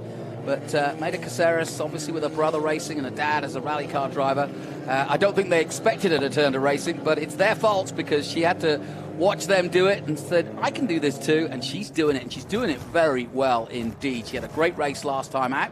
I'm joined in the booth for this race by Connor Roberts, who's just been out on track in a very interesting race. He was toing and froing throughout most of your race, but tell me about it, and tell me about what the conditions were for you. Yeah, so the conditions were they were okay at the start, especially for the wet tires. It wasn't really optimal, but just we had to start on the wets because it was declared a wet race, and so just as it went through the race, it kept getting drier and drier, and then we really suffered at the very end with tire deg. Because you were all on wets, yeah? Yes, we all were, and so everybody was sliding around, and there was one puddle in turn 6 that had some oil mixed in with the water, and it was super slippery. That was really the only place on the track that had any water on it, and so it it really made it tricky to try to keep the tires cool, and at the end you kind of just had to just give up and try to keep your line just to go as fast as you can and just ignore what the tires are doing. But yeah, it was a good race. I had a couple of overtakes, but for the most part it was lonely. It's hard to pass on the tire when the tires are going dead. No kidding. Well, tell us a little bit about your background before we get underway for this race. You've just, as you said, took part in that race, but what's your background? I know you're from Georgia, but how did you get into racing? So my dad raced SCCA. He started in the mid-90s, and so he was very competitive in the Formula Mazda series and doing open-wheel cars in SCCA. And so it really just brought me to that. He brought me to the track a lot when I was very young, from 4 years old. And so it kind of just was ingrained in me from a very young age. I did some karting and just spending time at the racetrack. I loved the cars, I loved watching, and I loved just being around in the atmosphere that the track has. And so that's really what got me into it. You're a tall fella. I don't know how tall, but tell us. It's definitely somebody's gone off in the distance there. We'll find out who that is. But a strange choice, single-seater racing, when it's known for being, tiny drivers. That's Drew Such that's gone off. Yeah, so I'm 6'4", and it is kind of a hard thing. But I started club racing in SCCA at 14, so I was much shorter than I could fit in a lot of things. And so I started out in Formula Continental, and I did some closed wheel racing a couple of years after I started. And it just didn't have the same feel, and it wasn't as immediate. Everything is open and close to you, and you feel at one with the car. In the closed wheel racing, it seems a lot more to me like you're working the car instead of working with it. Yeah. And so I just kind of fell in love with the style of driving that the Formula cars can provide. And so that's just really why I've been pushing to do the Formula cars. And that's what led me to the F4 US series with the new Ligier, is it has the capacity to fit taller drivers. I mean, I fit relatively comfortably, and for a driver my size, that's basically unheard of in any single-seater ladder car. Yeah, no kidding. But will it lead you to, do you think, to leaving single-seaters as you progress and maybe turning to sports cars, which is a natural place for more taller drivers? Yeah, I think it can, but the skills that you develop in the junior single-seater classes are gold. Undeniable for the quality that they provide. That's why the F2 champions have so many options to go sports car, IndyCar racing and stuff like that. It just provides you with a level of feel for the car that I don't think that you can quite get from doing the junior level closed wheel stuff. And so that's kind of what drove me to the single seaters. Even though I'm planning to go towards sports cars, the skills that you get from a single seater are second to none. Now we're about to get underway on a standing start. Which do you prefer, rolling starts like karting or standing starts like we're about to see? So I've never done a standing start. Have you really not? Yeah. I love it. So we had the new cars got a little bit of issues with how tall the first gear is, and so Scott Goodyear decided to do rolling starts for Road America and here. Yeah. And so I still have not done a rolling start, even though I've done 2 weekends. There you go. Well, yellow flag's being waved, which means we have a caution and a problem of sorts. Not sure what that problem is yet. It could be that Drew Such, who was in the gravel, has Teddy not been cleared Musella up. missed his box. That's the problem. And she followed him up. Yeah, that's not good. Okay, so Mike Caceres has followed him up because he's missed his box. So drama already. But we're looking at Kekai Hauanio in pole position for this one. Fastest lap, man from Plant City, Florida. He's having a good run here at Mid-Ohio. So 2 drivers out of position for the start of this race, but they should be able to rectify that. Yeah, they might take them on another pace lap. Just to get them around there, yeah. But we had a delay to the start of this one, which is how we were able to show you some of our features, which we were delighted to do so, because Stories from the Paddock is now going to become part of what we show you in our coverage, and we'll do more of these as we see fit, and hopefully get you to learn more about each and every one of our drivers. That's another reason why we get the likes of Connor here in commentary, because we want to learn about our young drivers and how they got to where they are, and also hopefully you inspire another 6'4" Pope was it Cole Kleck? Is it? Yeah, Cole Kleck is a high jumper. Another. Yeah. Yep. He was pretty tall. He drove the FR America's car. That's right. And then I hung around the USF paddock a little bit. Michael D'Orlando is 6'1". Yes, he is. So, brother races as well? Yes. A lot of those guys that have kind of been forced away because this first generation F4 car was so small that they'd been forced away to go and find other series that could more accommodate their height. I feel like a lot of the up-and-comers that are taller will be drawn to the new F4 series just because of the accommodations of the car and how well somebody, larger than a typical Formula car driver can fit in it. Yeah. Well, we are doing exactly what they said, or you said they would do. Sunshine is out as they go down the back straight here at Mid-Ohio. Our final race of the day, the JSF4 series. This effectively the older car without the halo and without the Ligier engine. It's got the Honda engine in the back. But these have put us in good stead. We've had a fair few seasons of great racing from this Formula 4 car, and it's a great learning car, isn't it? Yeah, and from what I've heard, they say that the wings work better detached from the car.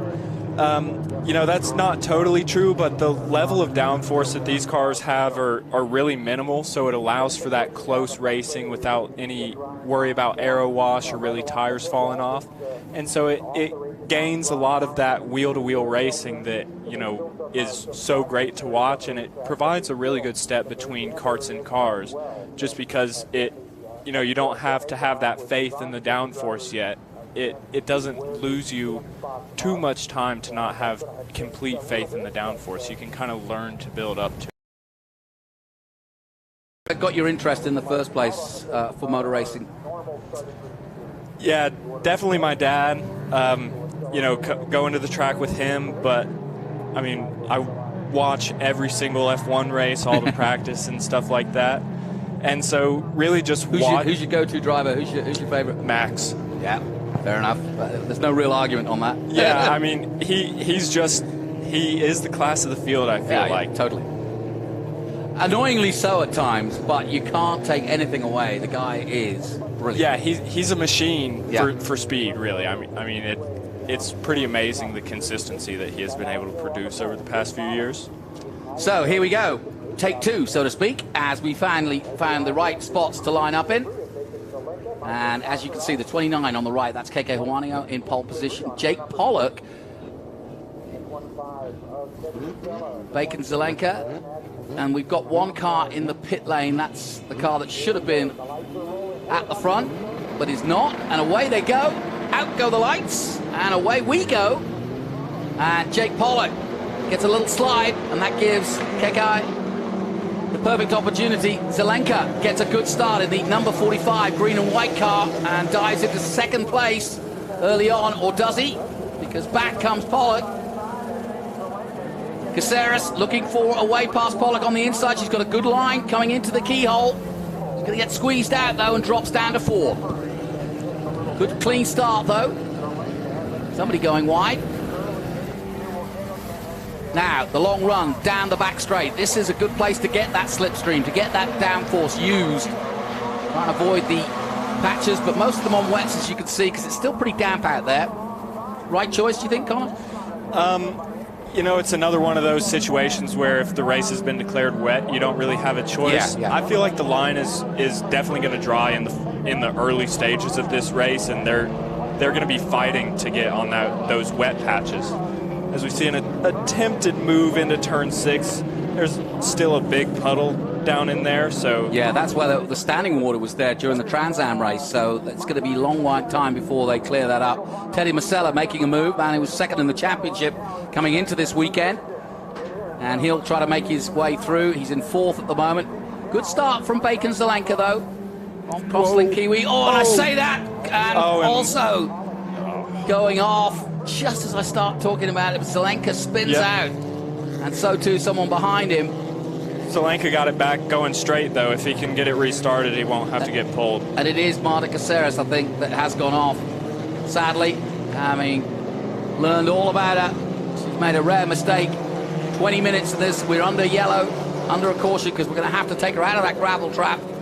But at the front, it's still the number 29, Keke Juanio of the Northeast Wear, or Anywhere Transport. New T Racing Honda.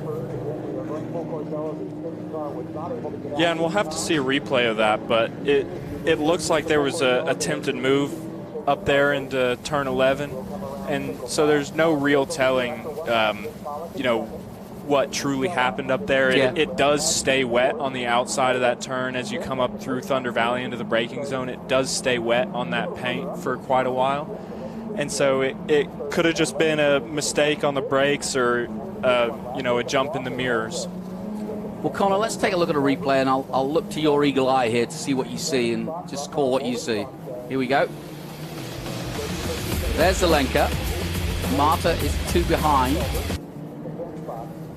Now here's Zelenka. Yeah, he just so went too there hot. was just a river, a slight little bit of standing water up there, and just got in a little bit too hot in the mid corner, and just couldn't save it. Once it kind of goes up over that crest, it really is almost impossible to get back. Well, there you go, and we saw it brilliantly illustrated from high above.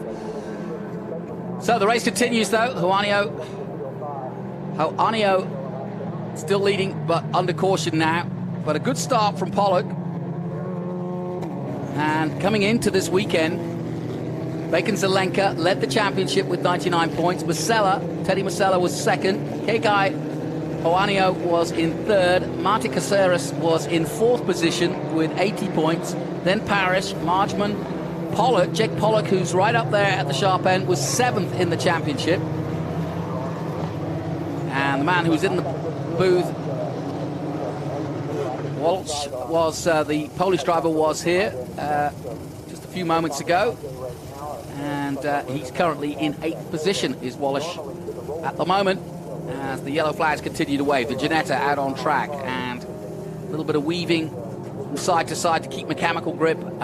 This is a hard time for a driver because you're having to do quite a lot of work now. Yeah, it really is. And, to be fair, in the conditions that they're at now, it looks pretty dry out. I wouldn't want to be working those tires too much, because once you get those wet tires soaked with some heat down into the core, into the real core of the tire, it's hard to get it back. And so if you can keep them cool, but right in that fine operating window, then you can really make some places on the restart, and then everybody's tires fall off around you as well as yours. Well, we're under caution here at Mid-Ohio. You're listening to Connor Roberts, who's giving us some insight into what's going on out there. We'll take a short break. We'll be right back from Mid-Ohio to resume this race. The Road America Speed Tour returns to Road America June 28th through the 30th, featuring the Trans Am Series presented by Pirelli, the Cube 3 Architecture TA2 Series, International GT, PSSA, FRP, and Optima Search for the Ultimate Street Car. Saturday, you can take part in the Haggerty Cars and Caffeine Car Show with Parade Lab. You do not want to miss the Road America Speed Tour. For tickets, simply go to speedtour.net. You've got a business to run, big and heavy products to ship, and customers who need them now. When you've got the right driver and the right equipment, you can bet on a spectacular result. Bennett understands complex logistics and puts the best team, the most time, and the latest technology into every customer relationship, so you can sit back, relax, and enjoy the race. Let us handle the rest. Together, we can move anything.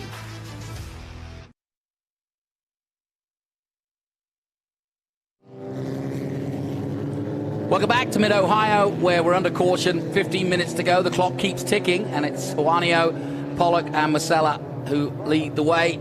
Certainly Teddy Masella looking for another good result.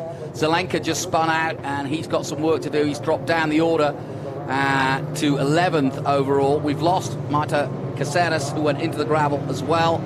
The Felber brothers are still out there. Thankfully, one 7th, the other 10th. They're from Akron, Ohio. Twin brothers. And in the middle of the field, Nolan in 5th, Lauter in 6th place. And alongside me is Connor Roberts, who races F4 himself. And who do you know in the field that you would say is a mate? I haven't really been around the paddock too much, but every time I come to the track, all the drivers' meetings, I usually sit with the Crosslink Kiwi guys, so K Kai and Brad and Dimitri Nolan. Yep. Bacon Zelenka as well. Yeah. But I haven't really been around too much to really make good friends with some of the drivers, but it's it's been a welcoming environment for sure. Just getting my feet wet in the paddock. And I'm assuming that for you, you want to go eventually step up to FR? Yeah, I would really like to. I still haven't sat in a FR car to see if I will fit. But the FR chassis is expiring, I think, in 26. Yeah. So with the way that Ligier did the F422, I would guess that they would make the new FR car larger as well. So I might might have to do the F4 championship twice, just depending on the result, before I can really step up, just so that I can fit or be comfortable in the car. And I do really think, and I've been around young guys like you for a long time, watching them make their way through the junior ranks and up to their hopes of getting into Indy or Formula One. Make it, because it's so hard to get on a field of 20 cars, and I mean, even some of the great drivers that we've seen, barely get a chance. Logan Sargent, it looks as though he's not going to hold on to that seat. The only American in Formula One right now. It was a struggle for Alexander Rossi because he had underpowered cars in Caterham. It's never an easy game, and it's a bit of a lottery because there's probably 200,000 qualified drivers wanting to fill those 20 seats. Yeah, especially with the quality of the sports car racing that's going on now in the hypercar field. Yeah. All of those drivers could definitely compete in Formula One, and most of the IndyCar field could as well, like, the likes of Joseph Newgard and those guys that are really... Colton Herta, Colton Herta and Alex Palou. A lot of those guys at the sharp end could really, really do some good work in F1. It's just, a matter of getting the timing exactly right and finding that seat. You watch Formula E, and whether you like electric cars or not, it's like a who's who of guys that have either been in Formula One or have the potential to be in Formula One. People like Sam Bird and people like Lucas de Grassi, who've been there and done that. And so, there is homes now being created, but sports car racing, WEC has taken a lot of great drivers and made that championship so much more interesting. And as you say, grounding in single-seaters like this, it's great to see Drew got out of the kitty litter, but grounding in single-seaters and learning like this and learning the process of racing, I just think is great for any young woman or man who wants to take up this sport, because the disciplines you learn, the teamwork you have to learn, and the sense of responsibility both for your own safety but also those around you, it grows you up quickly, doesn't it? Yeah, it does. And as soon as you step in a race car, there's definitely consequences that can be involved. Sure. And it just really, you can say it centers your mind, and you just have to think about what you're doing and how you're going to do it, and how you're going to make your moves and picking your choices and stuff like that, and just being able to make those decisions. That's really what makes a good race car driver. And these open wheel series, because they have a little bit more risk involved with them, just with the open wheels and touching tires and cars going in the air, it teaches the younger drivers to be a little bit more respectful of the space.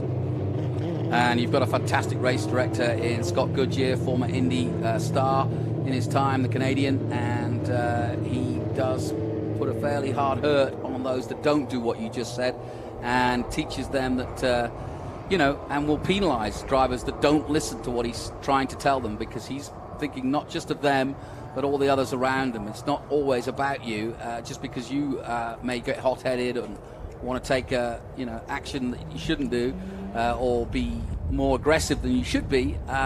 You've got to think about those consequences.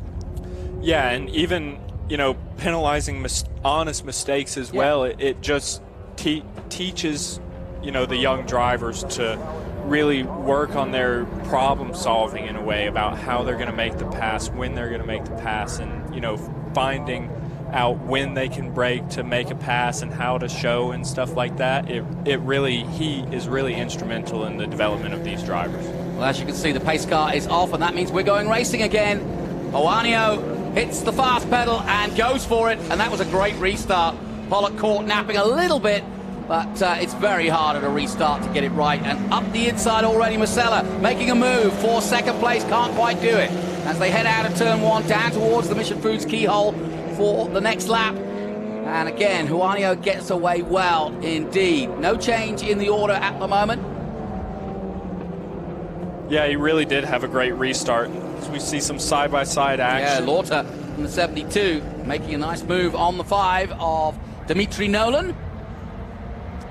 Yeah, and he, Musella's really tucked up in that draft, Musella's really tucked up in the draft there. Gonna show a little, make a braking move inside of China Beach. That is a really difficult place to overtake just because the way that the corner is built. But a really, really nice quality move there from both guys. Yeah, really nice. And that is an obvious overtaking place. Luckily, the turn 6 is drying up now. See if Zelenka can make his way through again. He's dropped all the way down to 11. Brad, is that? Yep. Oh, up onto the grass. Keep your foot in. And he does. Yeah, that was a little bit of a slide job by Majman. You know, just that turn is really hard to keep the car stable on the exit. Yeah. And no harm really intended, but a little bit done. They'll look at it, yeah. Pollock having to take to the grass, but manages to keep the car straight, more importantly. As you say, the Australian Brad Marshman makes his way through. As we look back at Jake Lauter, who was in that battle at the keyhole earlier on. Now we're starting to see the form guide of this race with Kegai Juanio from Florida out front, as through goes the 5 again. And they were doing this last time at this corner. Yep, just reversed. Now they're on different sides of the corner. Yeah, and now the long drag race down the back straight. Yeah, he's going to tuck in. He's definitely going to try to show on the inside here if Dimitri doesn't Dimitri's defend. kind of covering it a bit, isn't he? Yeah. That's good driving, though. And he does look to the inside, but I think... he's some done braking it. done, yeah. Oh, lovely. That was another good move. Yep. Dimitri's going to try the over-under, but it's not on yet. Not on at Madness for sure. Could be here, though. Giving him a wide gap into there, but luckily he wasn't that close. Zelenka coming back nicely. You can just see him there in the bright green. You can't miss him. Him and his dad have been working on these cars. Red flag. 7 minutes to go. Now, I'm not sure why there is a red flag, but that could put paid to our hopes of this race making it to the end. The clock continues to tick, but we've got a red flag out. And it's because another car has gone off. Can you see the number on that? I cannot. Could it be? Was that? It looked like a 7 at the end. Was that? Could Wolowitz? be Rafael Wolowitz. Yeah. Wallish. I mean, yeah. He's in the. It's where Marta Caceres went off. Yeah, and it looks like he just understeered straight out there. Yeah. It's kind of an odd one. But so back in we come. Yeah, as those rain tires start to get hot and the track gets dry, the grip really goes away. The tread starts moving around, and it really is not fun to drive on the wet tires in the dry. No, I can imagine. And you can see, if you look closely, those tires are starting to wear quite heavily. Yeah, they'll get really grainy on the inside shoulder of it. Mm-hmm. Just little, like, grains of rice looking, on the rubber. And they just roll over and flake off, and it really just takes the grip away. I think you're right. I think that is Rafael Wallich. And there you see the graining, and there you see the tyres. A nice shot there from pit cameraman George. Thank you, sir. As there is our leader, looking nice and calm. Also with the Crosslink Kiwi Motorsport team. Here, guy. And looks like Caceres has come and joined at the back of this, so she did get back out. Yep, I think that she got released the lap before they went green from the safety car, but she was half a lap or a lap behind when they let her go. And so, if they get the race restarted, she really might have a chance to make up a couple of places to at least grab a couple of points from this week. Yeah, you never say never in racing, do you? There's always points to be grabbed. For sure. You never know what's going to happen. I think I got it. So we are under a red flag situation while we drag one of the cars that got stuck in the gravel, probably, we think, due to the graining of the tyres and just the lack of grip, as Brad Marshman has a quick chat with his engineer. Oh, and he has time to wave to us, the Aussie. G'day, mate. Yeah, it's been a good happy hunting ground for Aussie drivers. Yeah, they are, especially in the F4 series, you know, Nicholas Stoddy, Daniel Quimby, and Alex Crosby, they're all Australian, and they've done very... Crosby is actually New Zealand. New Zealand. Yeah, I know that Yeah. because I went down to New Zealand to watch him Yeah. race in the FR series recently, so yeah.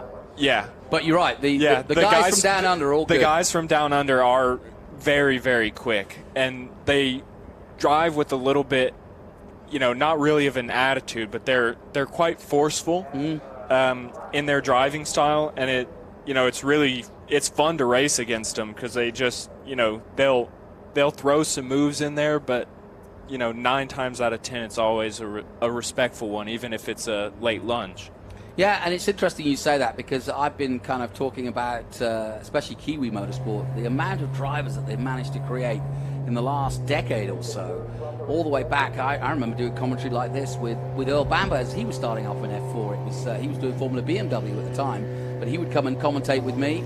And now look at him, you know, running his own team and actually giving young stars like Callum Hedge an opportunity. The tyres not looking too happy, are they? They look as though they're pretty worn. As we look at Lauter's car, Jacob Lauter from IGY6. Yeah, those Lauter and tires. Associates. It's always good to have an attorney on board. Yeah. Yeah, that's just the total problem with the, you know, declaring the race wet. Yeah. I mean, you know, it makes sense and it's good to be on the safe side, but to take the gamble out of it, you know, somebody could have gambled on the dry tires at the very start, and then, you know, they would have been running away with it. Yeah, they would.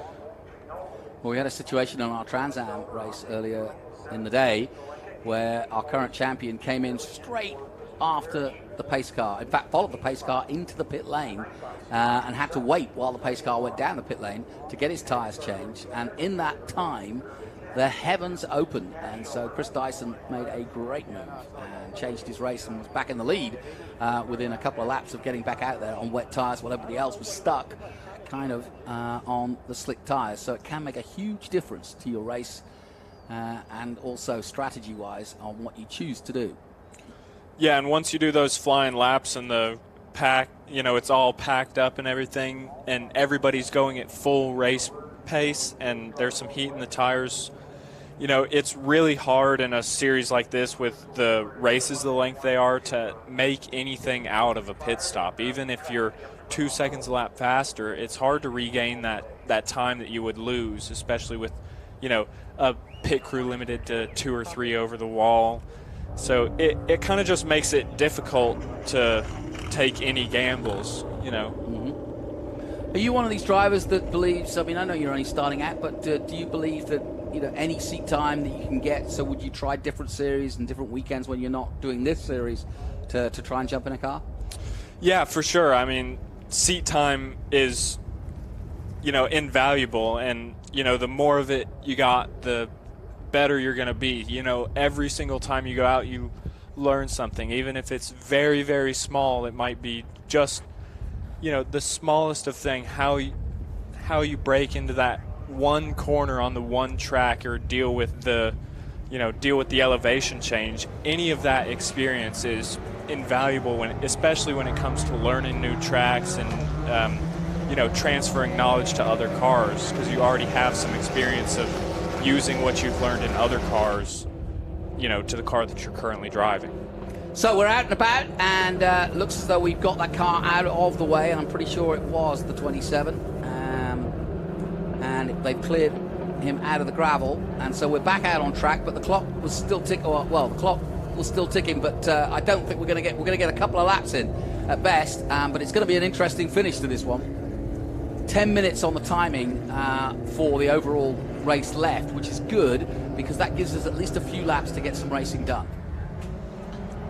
Yeah, a 10-minute sprint to the end it'll definitely be interesting, and now that the field is going to be packed up again under the safety car for the restart. You know, you got to watch out for a Bacon Zelenka to really start making some moves up the field. Interesting. Look at how he's taking a different line on the very wet part of the track. That's a smart move by Bacon. Yeah, cooling those tires down. And I saw Kai under the first safety car period, he actually was dropping wheels in the grass to get I some noticed water that. on. I wonder why he was doing that. Just wanted to try and put some water on the grass. Yeah, so when the track is really, you know, dry and there's not some standing water, it doesn't really make a difference if you drive over a slightly wet patch. But if you can get on the grass safely under the safety car period, you know, you can really pick some water up and that's all within cool the rules, those tires so no down. problem. Yeah, smart move.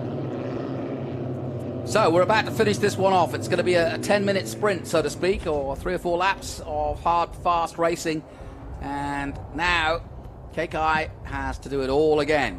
And he's also got one of the hot shoes of the series, Teddy Masella, right behind him. And that is going to be tough to defend against. But the man from Orlando, Florida, Teddy Masella for Scuderia Buell in the 25, all red car. It's had a busy and good weekend so far. Or can Brad Marshman, the Australian, do something from third? Jake Pollock is still in the hunt, having gone up and down. This pace car is off. We're racing again. Out of the carousel they come. And the clock starts ticking down. 9.5 minutes to go, just over. Yeah, not as good of a restart from Kekai that time. Oh, Bacon's wing is collapsed. That's game over, surely. Ooh, and a big moment for the 72. Jacob Lauter, well, he might need a lawyer after that. He did go a little wide. He's got some dirt on his tyres. He's going to have to be careful. Through goes the 7. Jake Pollock making up a position. He's come alive as Jake. That's good news. Yeah, and he can even look at, getting by Musella. I can't quite tell. So Brad got back by him. I think Brad's in the draft of Teddy, so they're going to be side by side, it looks like, into the braking of China Beach. Yeah, here we go. Into turn 4 they go. Late on the brakes for Brad. Oh, go on. This could end in tears, but it just gets avoided by both of them. Good driving. That was a really, really deep press of the brakes from Brad. Yeah, no kidding. Got away with it. We'll keep an eye on Caceres, see if she can get up and, as you say, into the points and get something out of this that means something. And we have such a bright weekend. Zelenka, we both noticed it at the same time. I hadn't noticed it from above, but he's got a broken rear wing, and that can't be easy to race. I mean, all the downforce from the back is just everywhere. Now you'll see it in a moment. Yeah, it looks like it's just come off the end plate on the left-hand side of the car. Oh, some Pollock bumping. gives a little bit of a nudge there. He's trying desperately. And now he's got to line himself up for a pass, hopefully, at turn 1. But he may not be close enough this time. The gap up Meanwhile, front is closed. Musella is very close. In second place. Closer than he's been before. Heading towards the keyhole. They are all taking wide lines. And now you can see Zelenka's broken car quite clearly. Can't be helping him. Kekai having to go a little bit defensive into the keyhole.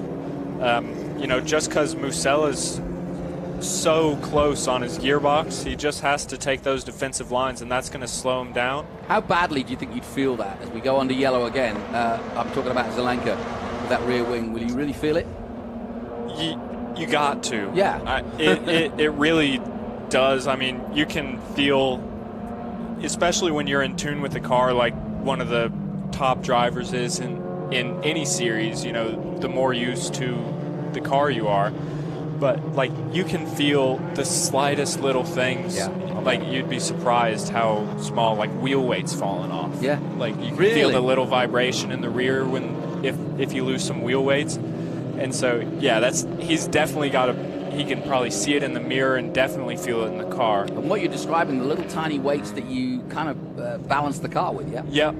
Yeah, so I had a situation at one of my club races where it was hot out, kind of like it was yesterday, and the tape, the adhesive had melted with the brake, and it had fallen off, and I could feel it vibrating in the back. So that's not good fun at all. Yeah, hopefully they get to take a. Nope, that's the checker. Yeah, I think that is going to be the checker. Yeah, they've decided to call it, and that means there are some very happy folk and then some very disappointed folk. But the 72 of Jacob Lauder is obviously well happy with the result. A 5th overall. Jake Pollock will take 4th. Brad Marshman, the Aussie, in 3rd place. Teddy Masella will take 2nd. And Kekai Hoanio gets the win. There he is.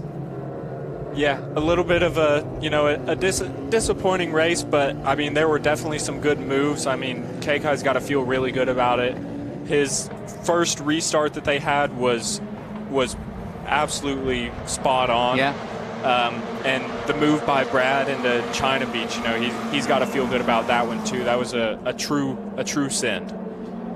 Well, you've been listening to Connor Roberts. Tell us where we can find you on social and your car number and so on. Yeah, so my Instagram is CA Roberts46. That's pretty much my handle on any of the social medias. I'm car number 46, and I'm racing pretty much strictly the F4 US Championship this year. I might do some club races just to keep up on the wheel, but pretty much all that I have slated for the year is the F4 Championship. All right, we'll be watching. So then, an intriguing race and something that had everything with lots of stoppages, lots of distractions, wet weather impending and wet weather tires used and starting to fade off. So they decided from safety point of view, enough is enough. Let's take a look at the highlights then of KK's latest win. So we got underway. It was still damp and wet patches out there, and Pollock got away well, but Zelenka doing some grass tracking. Likewise, Marta Caceres going off. Zelenka spinning it round and in the process breaking his wing. Good move up the inside by the 25 of Teddy Masella. Then another off, this time Pollock going wide. Good battle here between these two, 72 and 5. They went at it. That's Jacob Lauder. And you can see the delight he had after that run by Dimitri Nolan. But in the end, Kekai Hoanio takes the win. Hoanio, I'm going to get it right before the end of the day. Confirmation, Kekai Hoanio then takes the Crosslink QE Motorsport win ahead of Teddy Masella of Scudari Buell. Brad Marshman takes a podium. Well pleased with that, I'm sure. Jake Pollock takes 4th. Jacob Lauder takes 5th. Zelenka in 6th place despite having the broken car. Drew Such 7th, Felber, Roman that is, in 8th, Hayden Bolsby 9th, and Cash Felber in 10th. Further down, Rafael Wallish was one of the guys that did go out, likewise Dimitri Nolan, and Marta Caceres, as you saw, did get back out on track, but in the end finished 13th overall.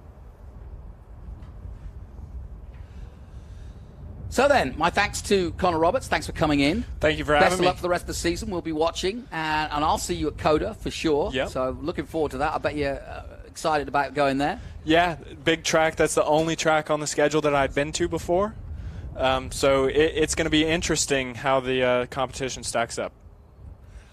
All right. Well, I thank you for tuning in. I hope you've enjoyed our live feed. A real smorgasbord of different kinds of racing, from single-seaters to Trans Am, the muscle cars, and of course SVRA, all part of the Speed Tour, which next week heads to Road America. So we're staying up in the area and going to another iconic track.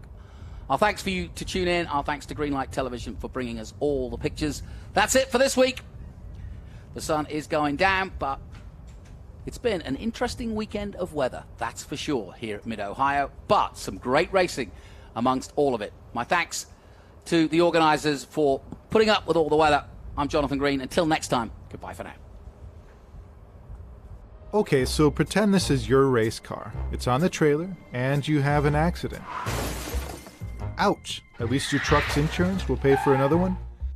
Yeah, not so fast. Standard insurance won't replace your race car, whether it's in the trailer, in the paddock, in the garage, or the repair shop. But at Hagerty, we can protect it for what it's really worth anytime it's off the track. No matter what or where you race, offer less than a set of race tires. Hagerty, let's drive together.